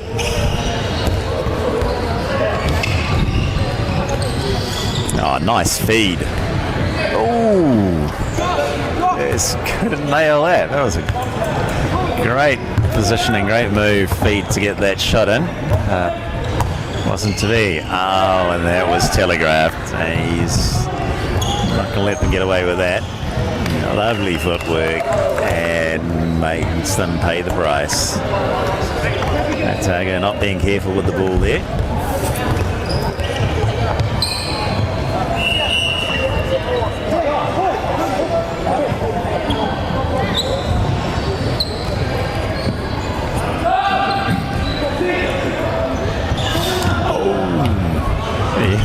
A bit of fatigue coming in for the Otago boys now.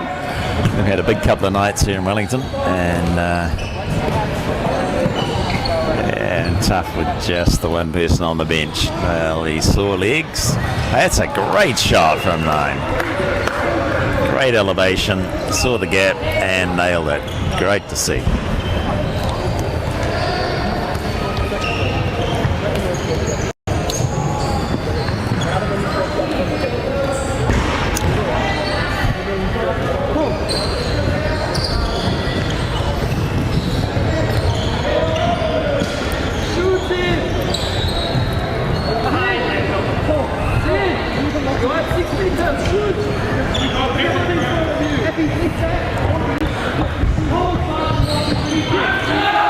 Just a bit untidy from Canterbury and coughed up the ball. That's great defence from Paulie.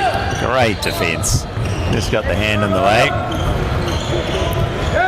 Great hops there and puts it away.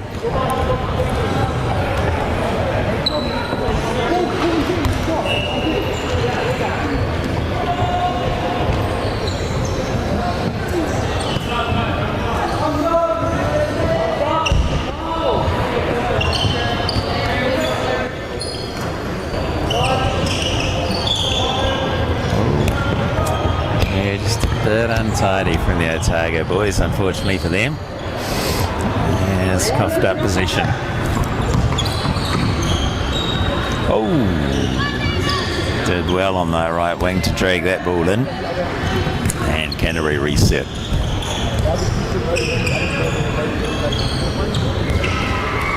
And that was open, and he didn't make any mistakes with that. Nice work to find the open pivot there.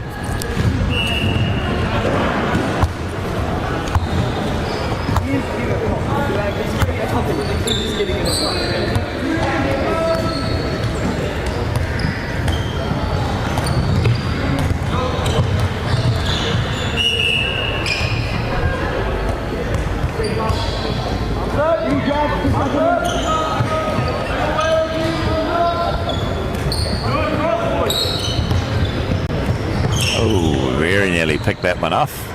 And he's able to carve through. Great work from the Otago number 5. Just a couple of steps through the gap and put it away.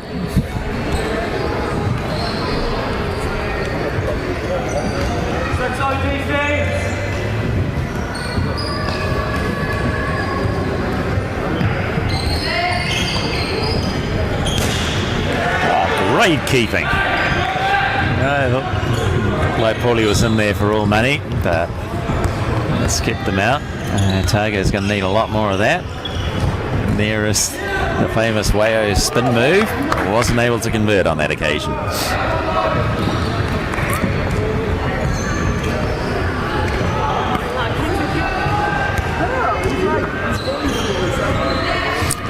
So Brownie, you're holding yourself back, mate. Yes, kind of. Kind of right. Just ready to launch yourself into the game when the moment's right. Yeah. It was the last game, team was quite tired, so eventually when the time's right, I'll put myself in. Come on, George! I'm surprised you're not getting Kenter out there for a couple of goes. We're leaving their powerful experience. Kenter will probably play the second half. Right, but I mean out on court. We might. So the crowd will be looking for that. We'll think about it. I think he is moving to go from outfield, so we'll see. Maybe we'll have a surprise. Lots of feet there. Okay, I'll let you concentrate on it. Cheers, Brownie.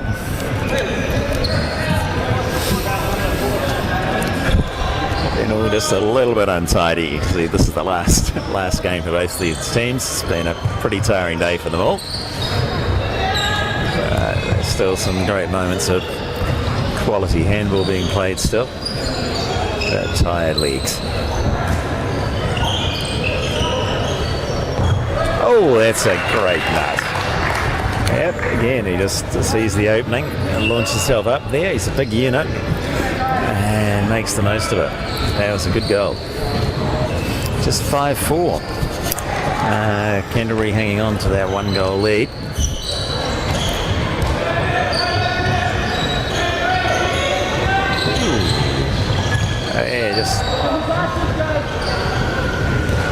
And great keeping from the Otago goalie. He's pulled off a lot of saves this tournament. Oh, there's a great save at the other end as well. A couple of quality goalkeeping performances we're seeing here. Either side really wanting to give up honours for the Southern Derby. That was there. Just couldn't quite execute.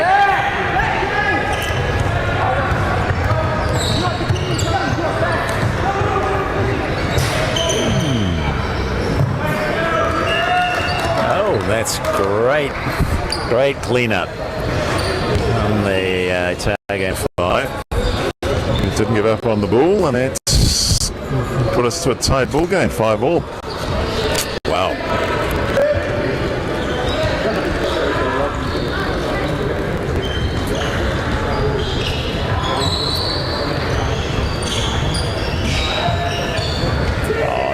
Lovely footwork again. He's got a great body fake and sells the dummies and opens up the gap. Lovely play.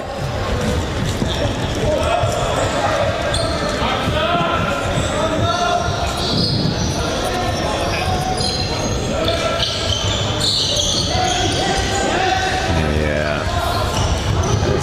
gets those long levers out, and very calm execution. That's great play from Canterbury. It's one thing to get the steal, you then need to convert it, and they did them both.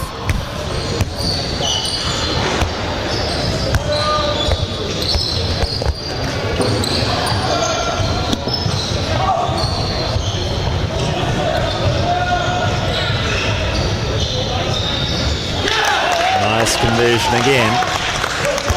And just suddenly Canterbury burst out to a 3-goal lead.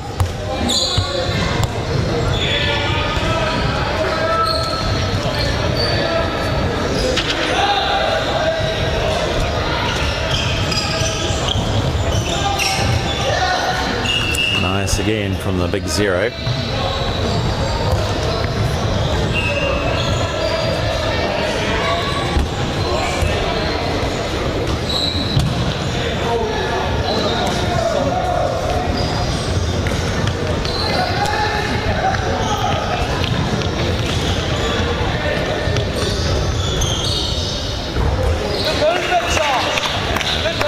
Nice offence from Canterbury. Just fed the player in, set it up nicely, and good quality handball coming through. And Otago had no answer in defence for that one.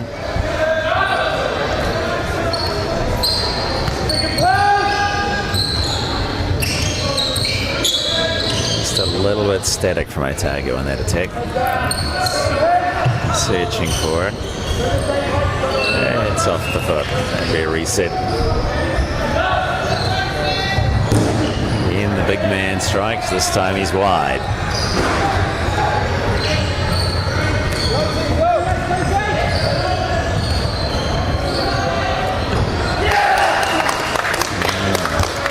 I think the Otago defender thought he had a chance there, but just couldn't quite go into it. And the Otago number 8 pivot just came through and converted. That's great defence.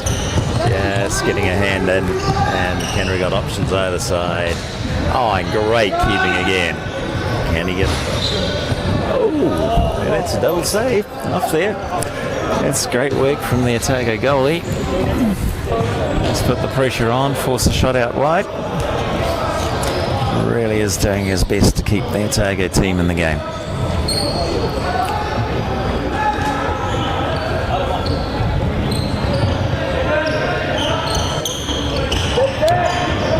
Yeah, that time he's through.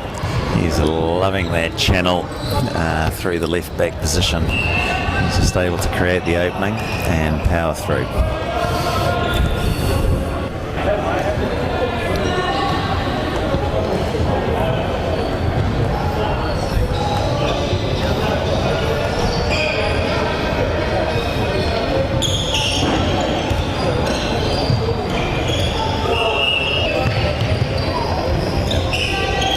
This time the Otago boys didn't let him go. There you go. Straight through, yep. There's a great play from Paulie.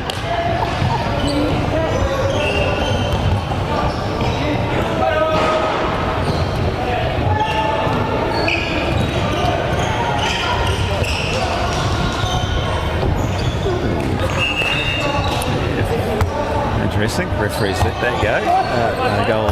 The goals there. Great play from the big zero left back for Otago.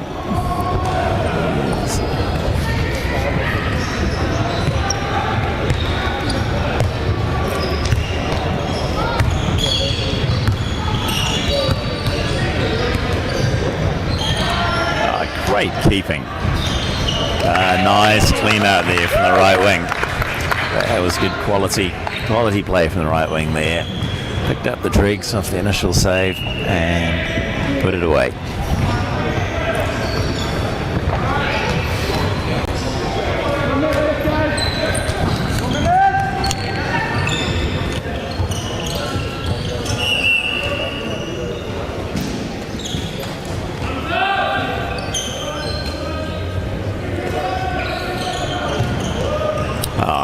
Great steal there. It's good anticipation. Ooh. And yeah.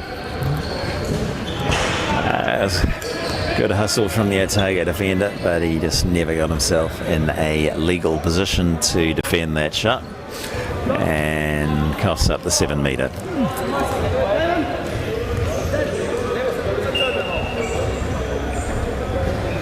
Oh, and a great save.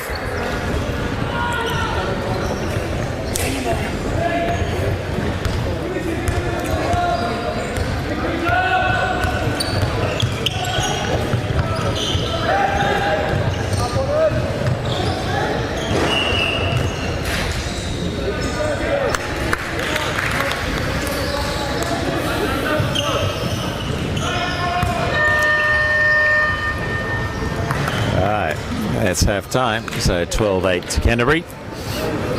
Good half a handball. Let's see if they can just hang in there for the second half. Some tired bodies out there. There's still some good quality handball being played.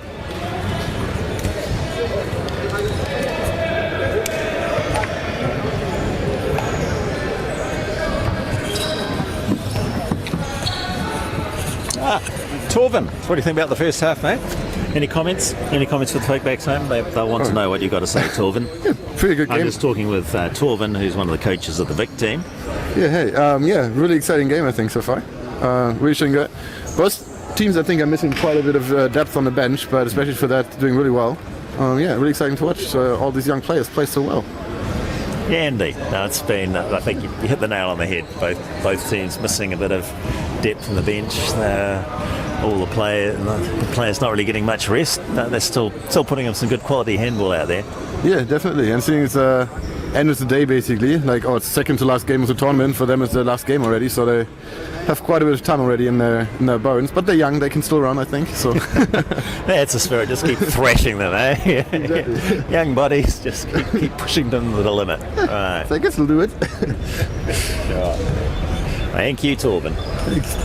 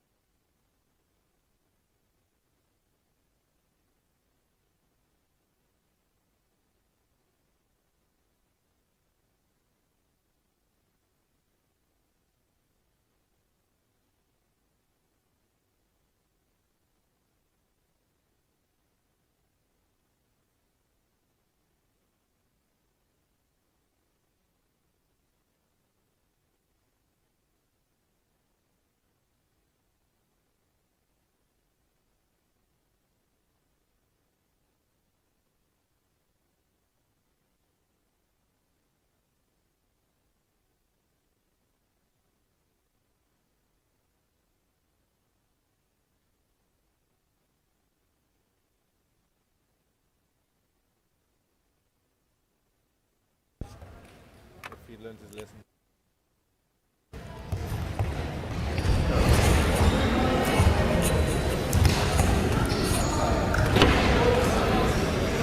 Right, back on commentary now for the second half of the Otago Canterbury Southern Derby showdown.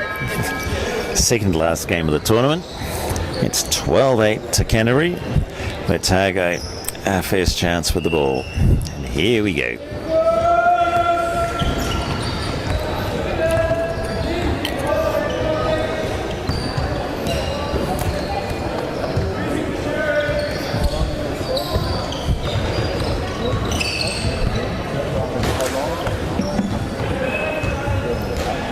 Oh, nice clean-up from the right wing, but no, that had already been called back. I see Canterbury have made a tactical shift with Kenta now in goal.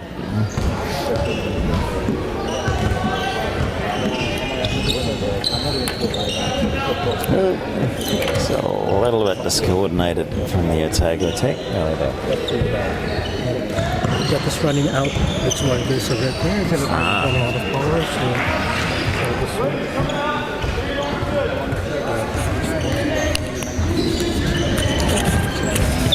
Right. Good defence from Canterbury. Not giving the Otago boys a chance to get a shot off.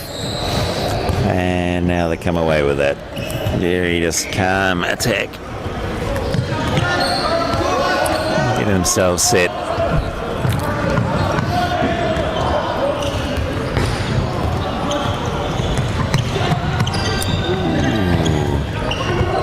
Right, now Otago come away. He's going to have to be careful there. Oh, that pass was just a bit too hard.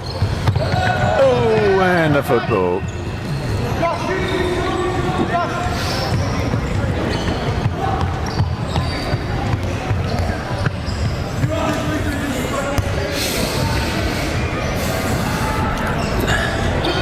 Still 12-8. Oh, that was a football. Yep. And reset for the Otago team. And see what they can do.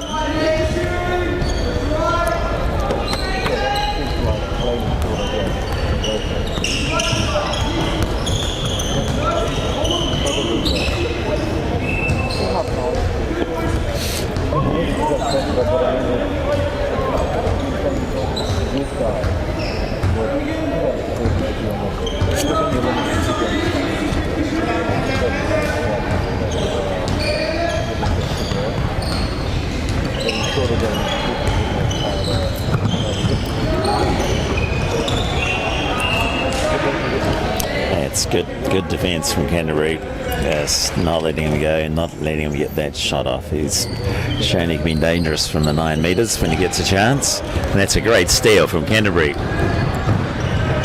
And converted. That is great play. Great play from the number 7. He's picked the pocket and went all the way, coast to coast. Great goal. It's taken over 2 minutes, over 3 minutes for that first goal in the second half to be scored. Defence has been quite tight on both sides. It's searching to find the way through.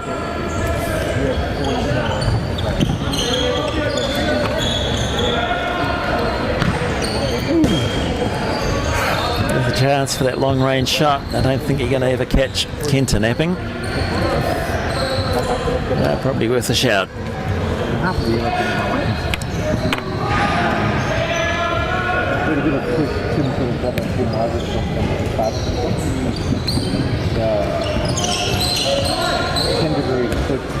It's good D's from Otago, not letting him get away, but now he's open.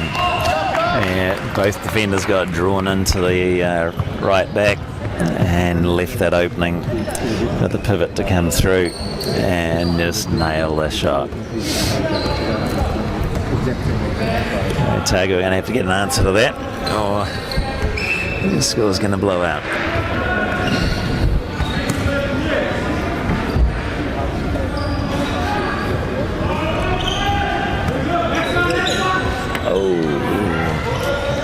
Just a miscommunication between the Otago boys there.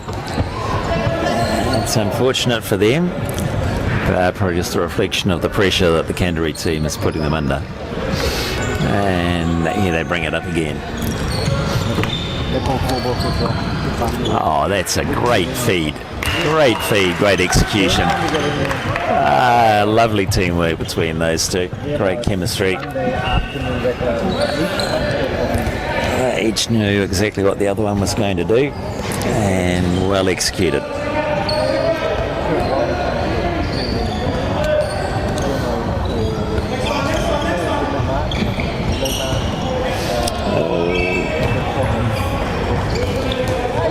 Yeah, that is Otago ball. That was the player under pressure.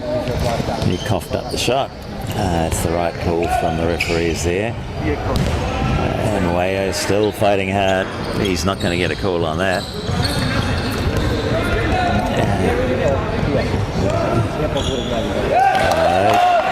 And back the other end.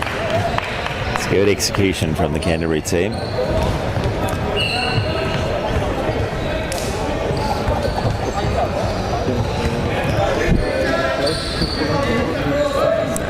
Right, 6 minutes gone, second half, and it's 4-0 second half to Canterbury. Otago boys here, and just as I speak, the mullet strikes. They finally find an opening and get a point on the board.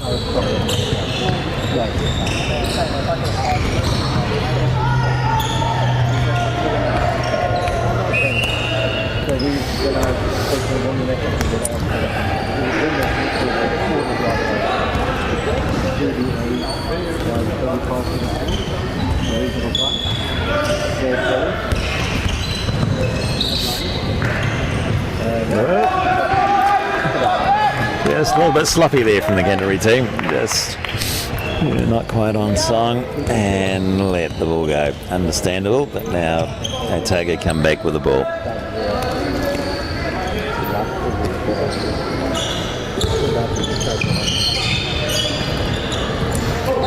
Ambitious feed there. Ooh, got to watch scraping around the neck. Was lucky to get away with that one.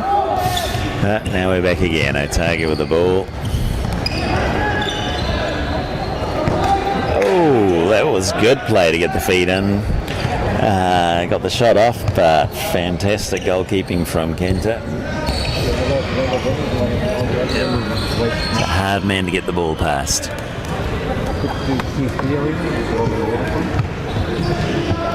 But you only have to go along. Anything similar to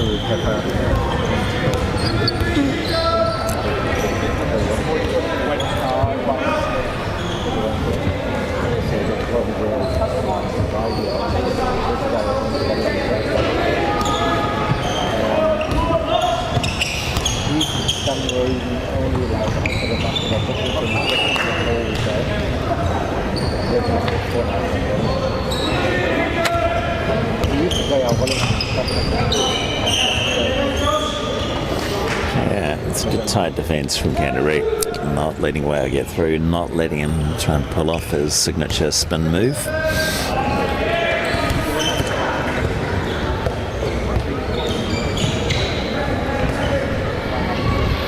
Yeah, he found the wing, but there's always going to be a hard shot to convert from there.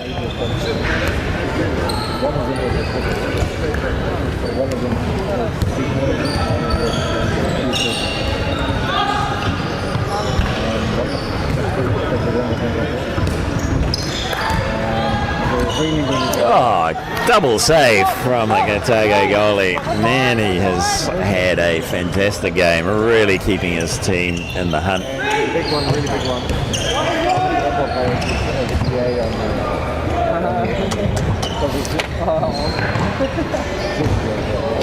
Oh, this time they got it through. And searching. It is hard work for the Otago team. They've now got 2 goals this half.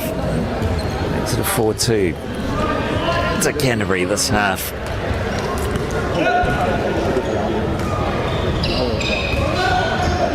Oh, that's a lovely feed and great conversion.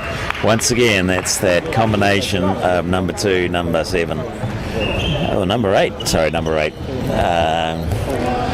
The right back pivot combination proving deadly for the Canterbury Quakes.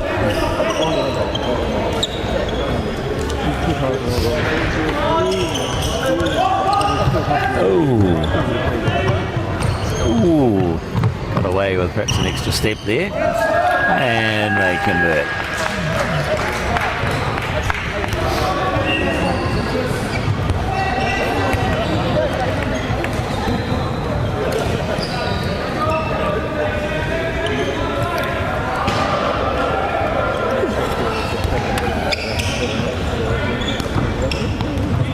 Took a deflection and still saved. There's that tight defence from Canterbury. They're really not letting them get anything. And that was open. Very hard for goalies to do anything about that one.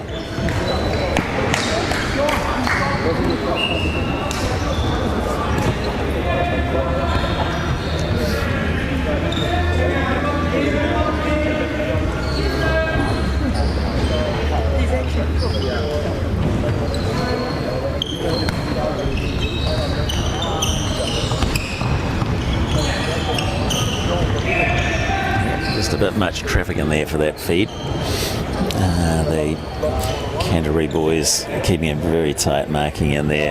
No way through for Otago. And there's a great little move from Wayo. Gets the feed in. Causes a bit of confusion amongst the Canterbury defenders, and they get the conversion.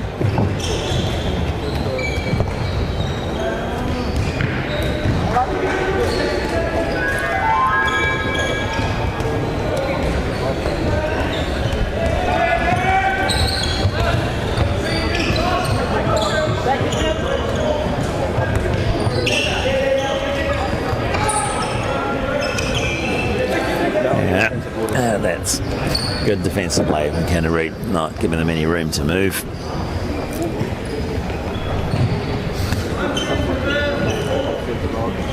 Just really struggled to find the net in the second half, the Otago boys.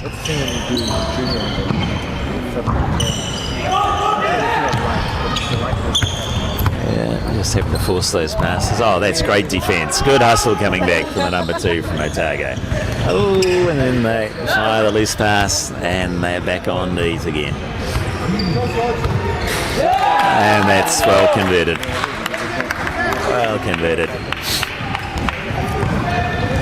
You would be caring in the Sunday morning every third game. You don't fix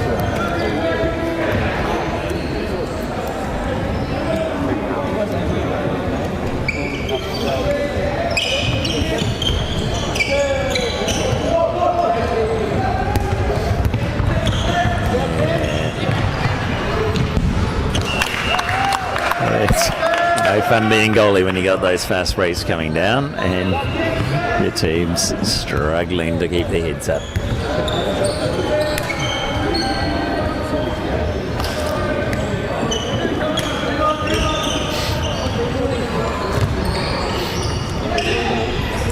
Great feed. He just couldn't quite convert, and that attempted lob really hasn't come off for them.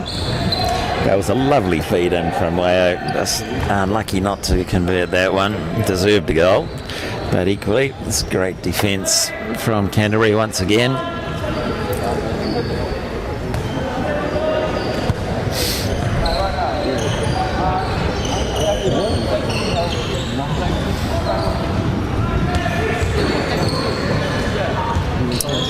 That's good D's from the Otago boys. Yeah, didn't lose sight of the ball. And then they fired it away.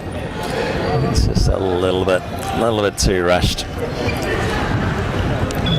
And here, straight miscommunication there, and the ball goes back to Otago. It's all getting a little bit messy now as we come towards the end of this game. These boys will sleep well tonight. Yeah, it's very tough from that right wing to get anything past Kenta.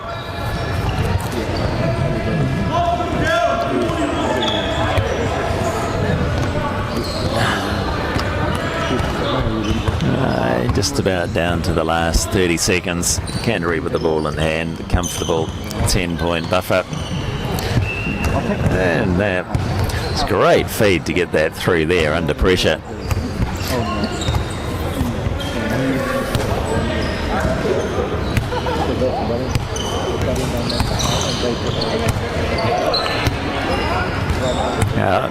There we go. Good save to finish off. That's a nice way for the Otago goalie to finish. You deserve that. Nice to finish quality, but then they give the ball away. Nice block, and we're done. That's it from me. Cheers. Hope you enjoyed that game. The Southern Derby final score 21-11. What do you think of the game, Thomas? Amazing. Honestly, live stream. No, really good level. I think it's awesome to see the young players playing so well with each other, scoring, having fun. Everyone is having a smile, not taking it too serious, but still competing really well. And this is all what this Junior Cup is about, right? Yeah, so much potential. You see the enjoyment on the faces is really cool, isn't it? Yeah. All the players. Some lovely teamwork on the Canterbury team. You can see them practicing together. Wow, they stepped up too much. They have a bright future. All the best for them and for all the other teams too. Thanks, Thomas. Right, Thomas from Auckland there. Right, I'm signing off now. Cheers.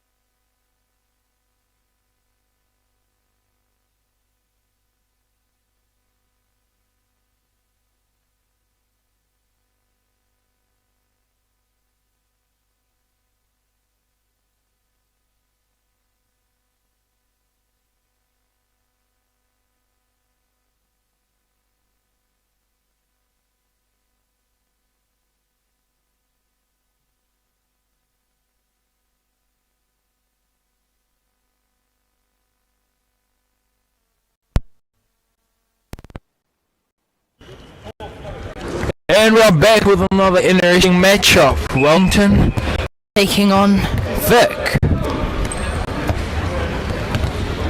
Hassan Habibi.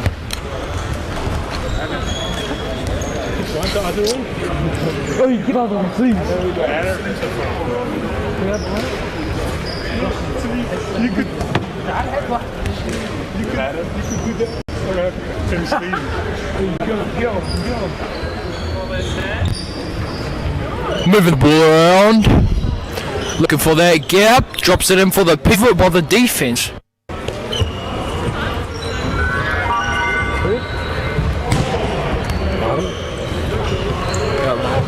الهجمة الخطيرة.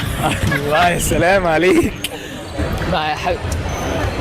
Go, do it. Stay there.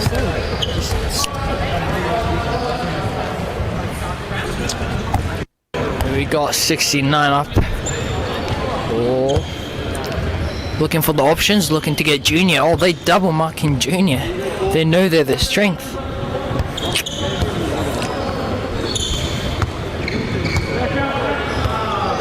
Passing it out wide.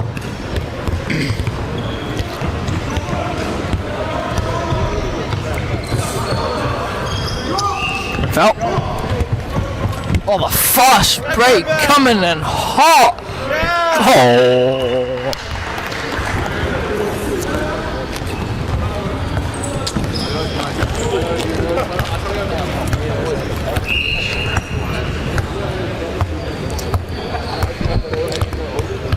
Green team approaching.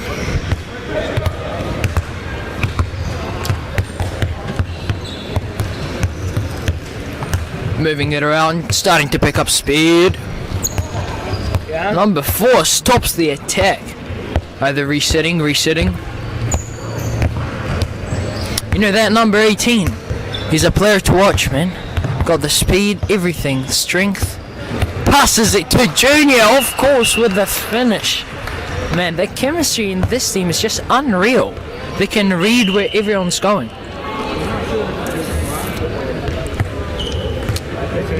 Now Wellington got the ball. Seems like they're rather trying to play it slow instead of making stupid, silly mistakes. Here, number 8 looking for the shot. Tries to drop it in for the pivot, but it hits the foot. Ref calls it turnover. Gee, they're walking up the court. Pick up some space, boys. Looking for options. Oh, number 18 gotta tie his shoelaces every 5 minutes. That's how fast he is, homie. Oh, the alley-oop! Oh! Here we have Kasim. Hello. قول أي حاجة. قول ما تكسفنيش. قول أي حاجة. Hello everyone.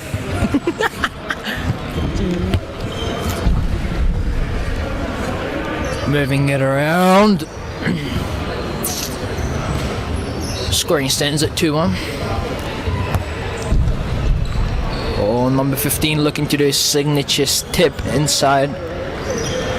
Number 8 with the shot. I mean, this guy is really, he's got that power and accuracy all in his right arm. He's pretty much, him and the ball have like this connection to always hit the net. Moving it around.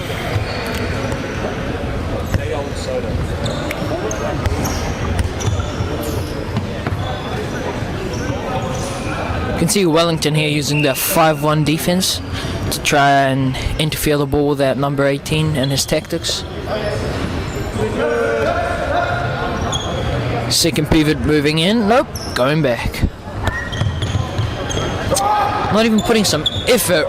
See Wellington running hard on the ball. Gets intercepted by number 18. Going hard. Oh, tries to drop it in for him, but he couldn't quite catch it. They're resetting the play. Number 8 finds that gap. He's trying to drive. Drops it in for the winger. What is that? I call a foul. Penalty, man. Hit it when he was in there.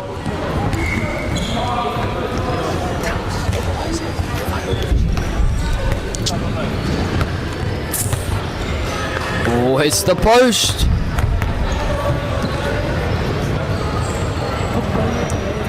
Both teams should really try and concentrate on not missing those opportunities. Try to make every shot count.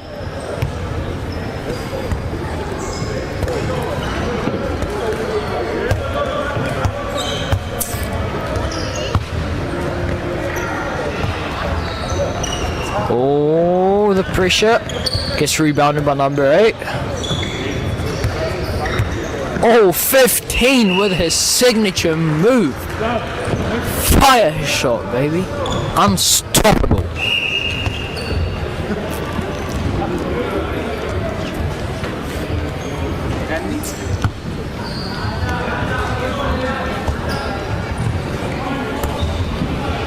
Green's on the ball. Looking for options. Number 9 almost got the ball. 69. My man really has the best number in this whole tournament. Oh, turnover foul. Turnover form. Wellington's trying to take this opportunity for a fast break. Oh, intercepted by Junior. Oh, catch him, mate.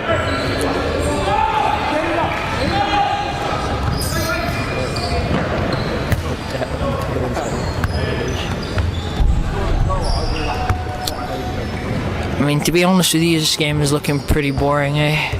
Not a lot of contact. Just moving the ball around.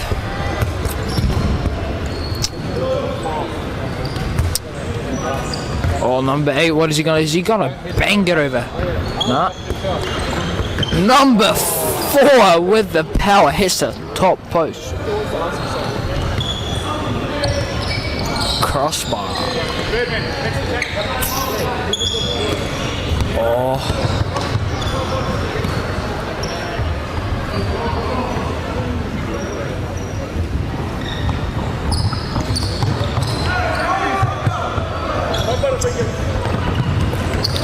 Butterfingers. He calls himself out as Butterfingers after dropping the ball again. But they managed to intercept. Currently resitting on the ball.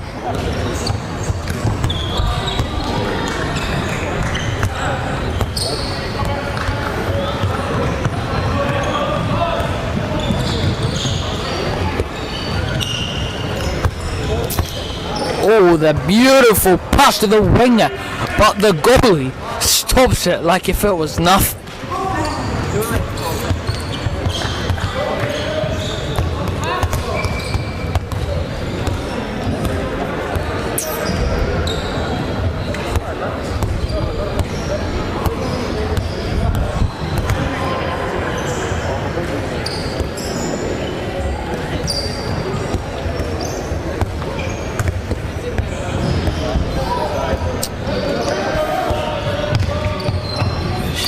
Looking for option.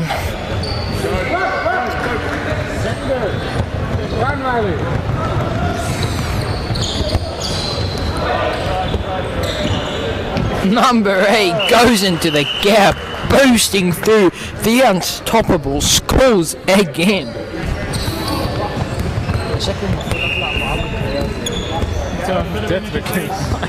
Why؟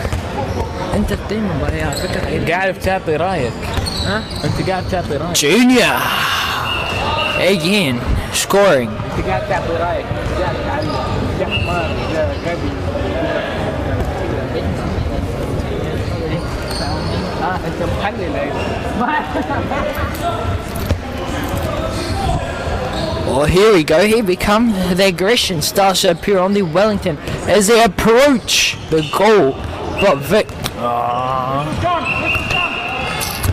the ref calls the foul.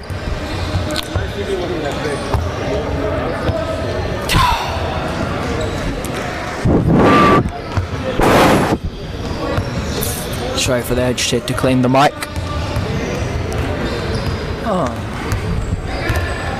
We're currently approaching the 5-minute mark of the first half of this game between Wellington and Vic, and again the goalie stops it, but he couldn't stop the second shot from number 29. You know, Wellington, even if they missed the first shot, they're really good at having those second chance scoring, always going for the ball. They never give up. Loving that. Junior getting the ball, spinning around, scoring again. This guy, he really is a junior, but he is unstoppable.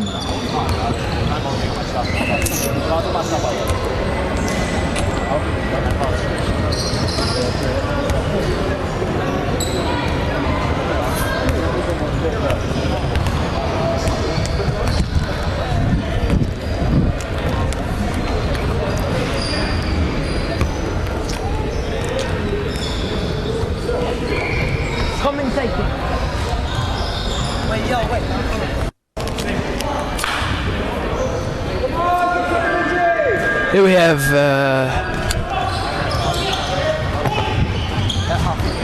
that goalie stops it. I guess the unstoppable is stoppable after all.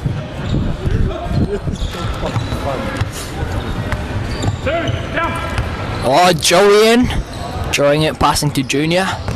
23 on the ball again. Junior spins around, but unfortunately misses this time. Here we have the goalie on the ball, passing to number 15, looking for options. Starting to have a bit of more aggressive play in this attack. You can see, number 8 shoots from the side. I mean, he scored the unstoppable for a reason, but the goalie was kind of lacking there.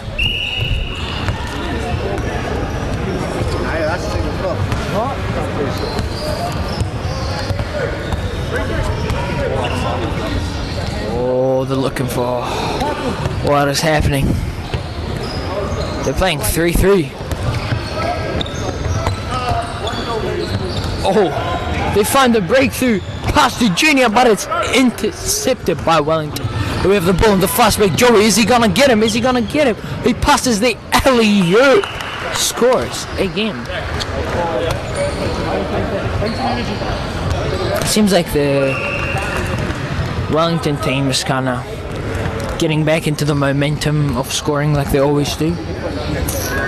Joey holding the ball, trying to use his body weight. Here we have Junior passing to Joey and the score easy. 1-2 pass and then a goal. Chemistry between this team is unreal. Turning around for defense, coming back strong. Love that.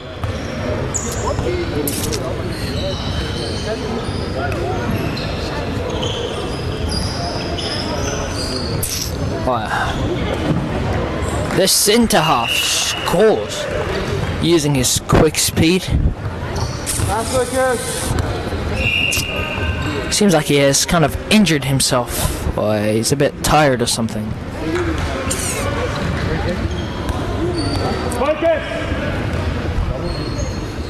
For options, hey! Oh, the idea, I like the idea, Maybe not quite the shot, but it was okay.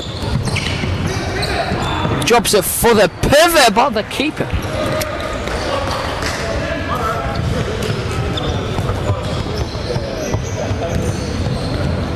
Take your time, 50.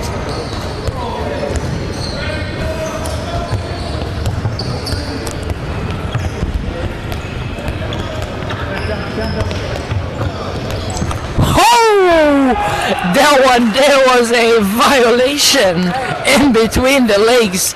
Junior humiliating the keeper.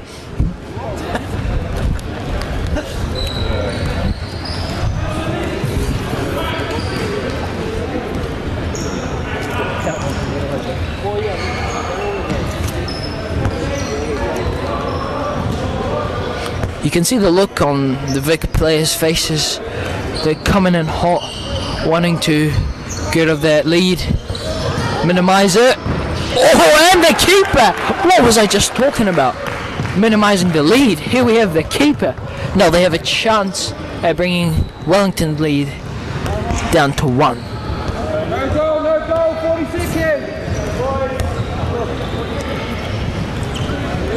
Playing it smart, holding onto the ball. Looking for options. Oh, the intercept. Is they gonna score? Yeah, that's a goal. Goal. I caught it.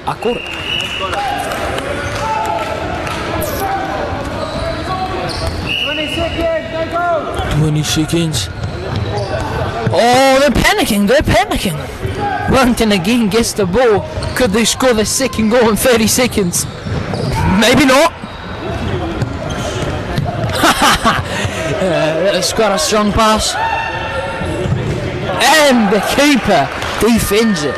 It appears that the score ends at 9-6 or 6-9, if you know what I mean. And I'll be back.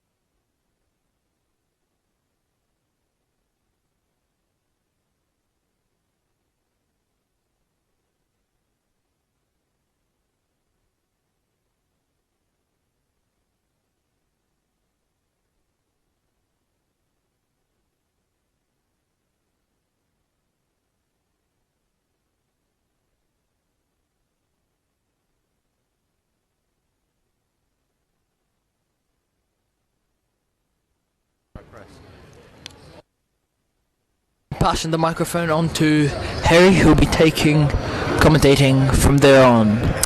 But you'll see in the last couple of minutes. What about press? Welcome, ladies and gentlemen, to the second half of these Junior Handball Championships with Wellington Handball on the left side of the court. Victoria University, Wellington on the right side. Team's getting ready.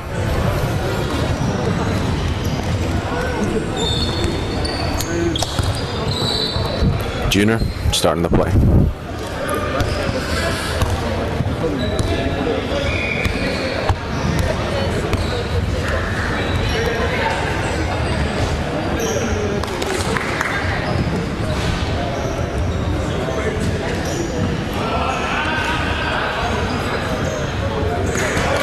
Players just getting ready here. Second half has begun.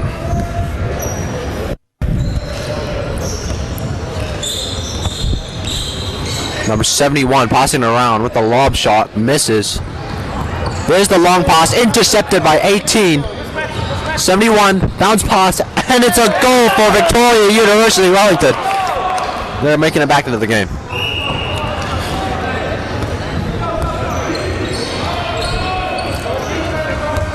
A 6-0 defense by Victoria. The wing comes in from the side, makes it a shot. With a close score of 10-7 right now. The game could be in anyone's hand.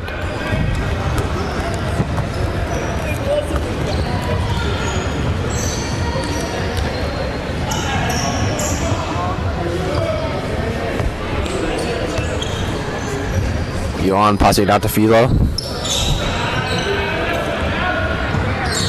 Onto the pivot. And it's a foul.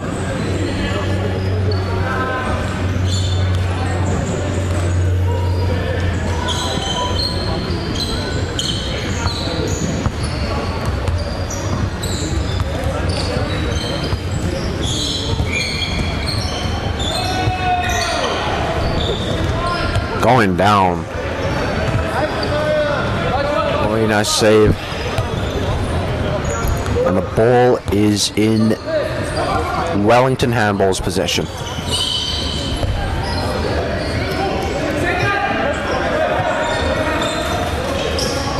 You can see here, great defense by Victoria.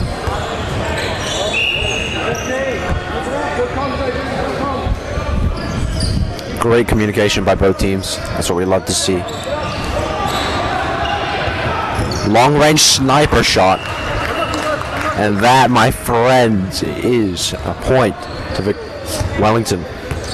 handball.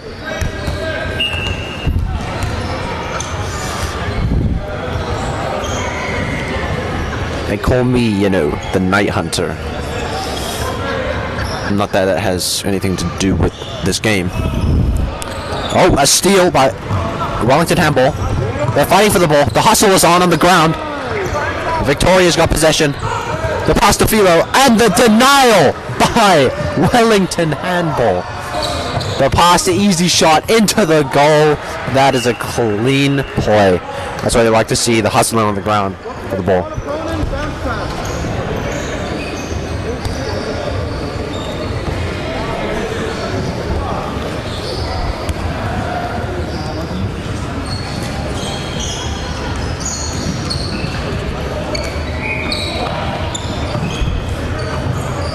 Okay, a bit of difficulty getting the ball down. There you go. And it's a miss by Wellington handball. But there's pressure. There's pressure. Wings going in. The goalie takes the save. Players getting back down the court, ready for defense.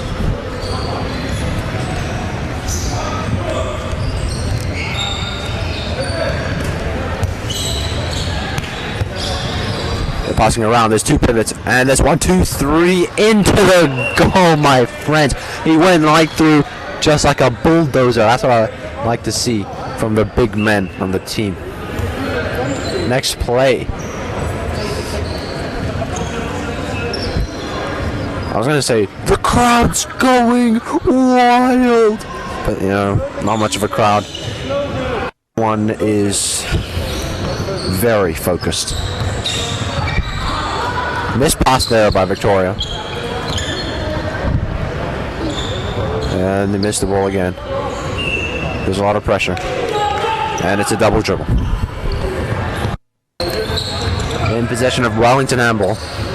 That's a pass to the wing, and it's a great some shenanigans happening on the far side of the court.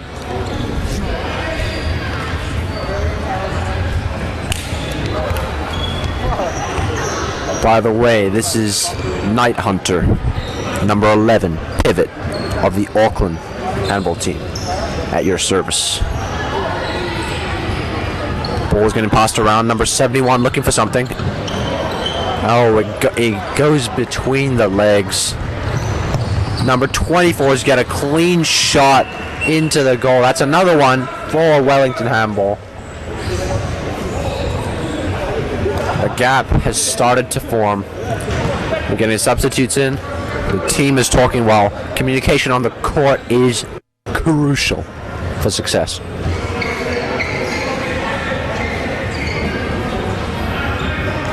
We got Aaron, Yuan, Philo.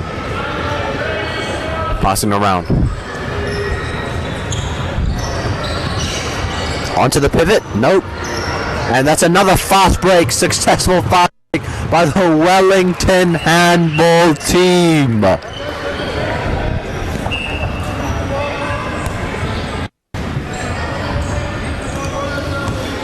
But you know me. Yeah, you got to cheer for the underdogs.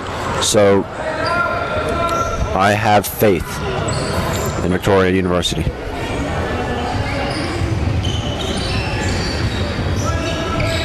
Passing the ball around, looking for some pressure on the right. Onto the pivot, turns around, there you go. There's the finish by number 13. Pivot, there's Junior.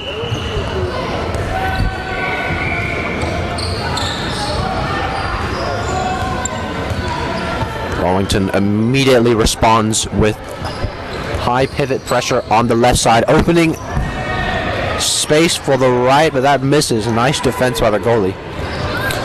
We're going back down the court. Everyone is settling in. Here we go. Passing it around. Long pass to 69. Aaron here. Passing around. There's a lot of pressure.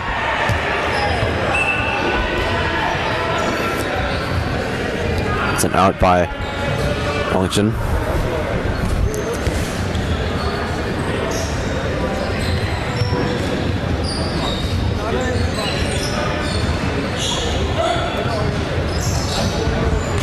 Long shot by number 18.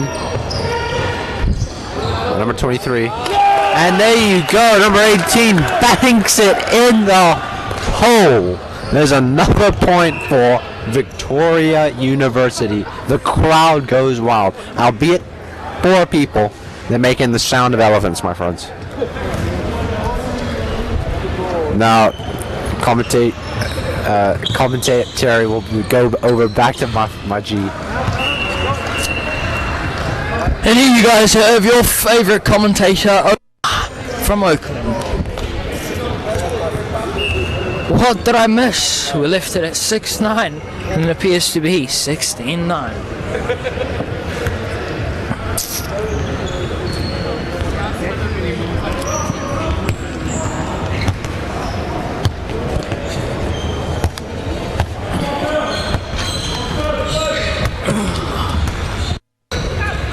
On the ball.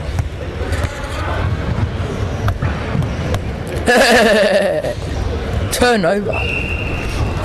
What? Or the referee asking for a timeout. The referee is currently discussing the morality of this play. How are you? I still can't believe you're 14. Got so much potential, man. Sure, G. Well, no thanks. What do you think about our game? I only watched the first half and I just came back. Oh, man. First half was fucking good, eh? Intensity was on. You guys... Didn't know why we went like that the whole day? Yeah, you guys frustrated in the last minute or so and they scored 2 goals. On the wall.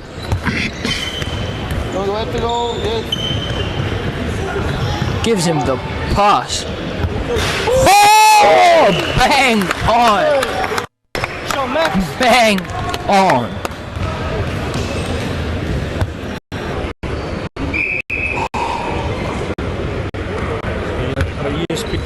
Commentator. What? When your career's done. Yeah. What do you say? You're going to be an ESPN commentator in the future when your career's done. Yeah. Give us a shout out when you get into the book shoot. Alright.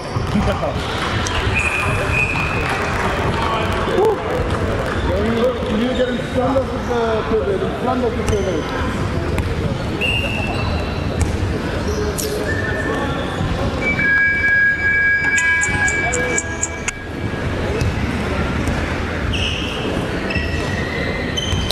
Gee, what's your at?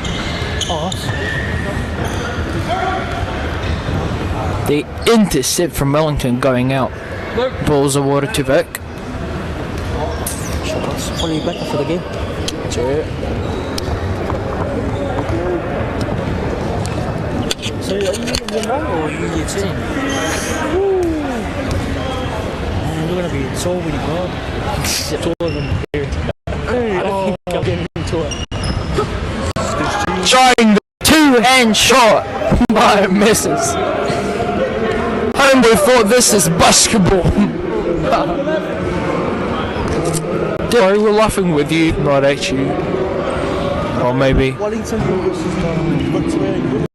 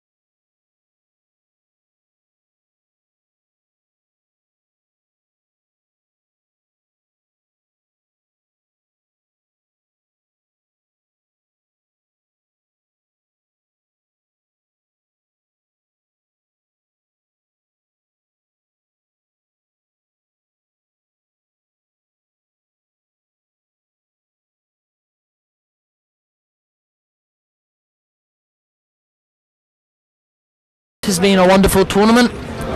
Hope to see you guys next time. Always be commentating. Your favourite commentator, Omar from Auckland.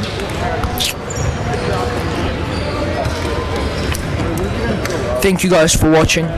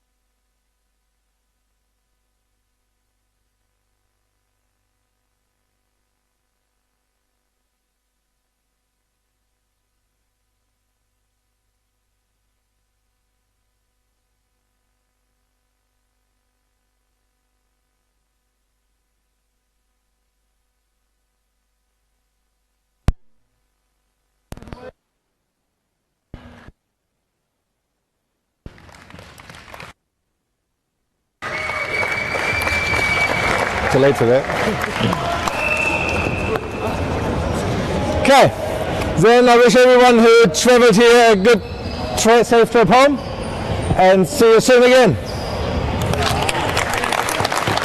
Tournament concluded. Guys, just before you all go, so Daniel's put a huge amount of work into trying to coordinate this. We've had some last minute challenges, scrabbles, but it's all come together fantastically today. So if you just give Daniel a hand for all the work he's put into it.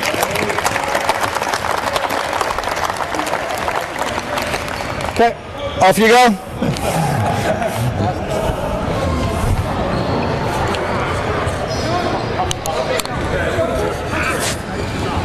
Can we get everyone? Do you see the top also? Yeah. Oh, you can see it here. Yeah, no, he won. Call. 24, 17, and the other one.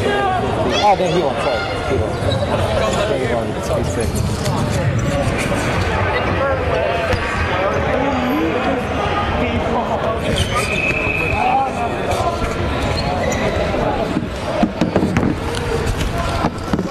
He's good.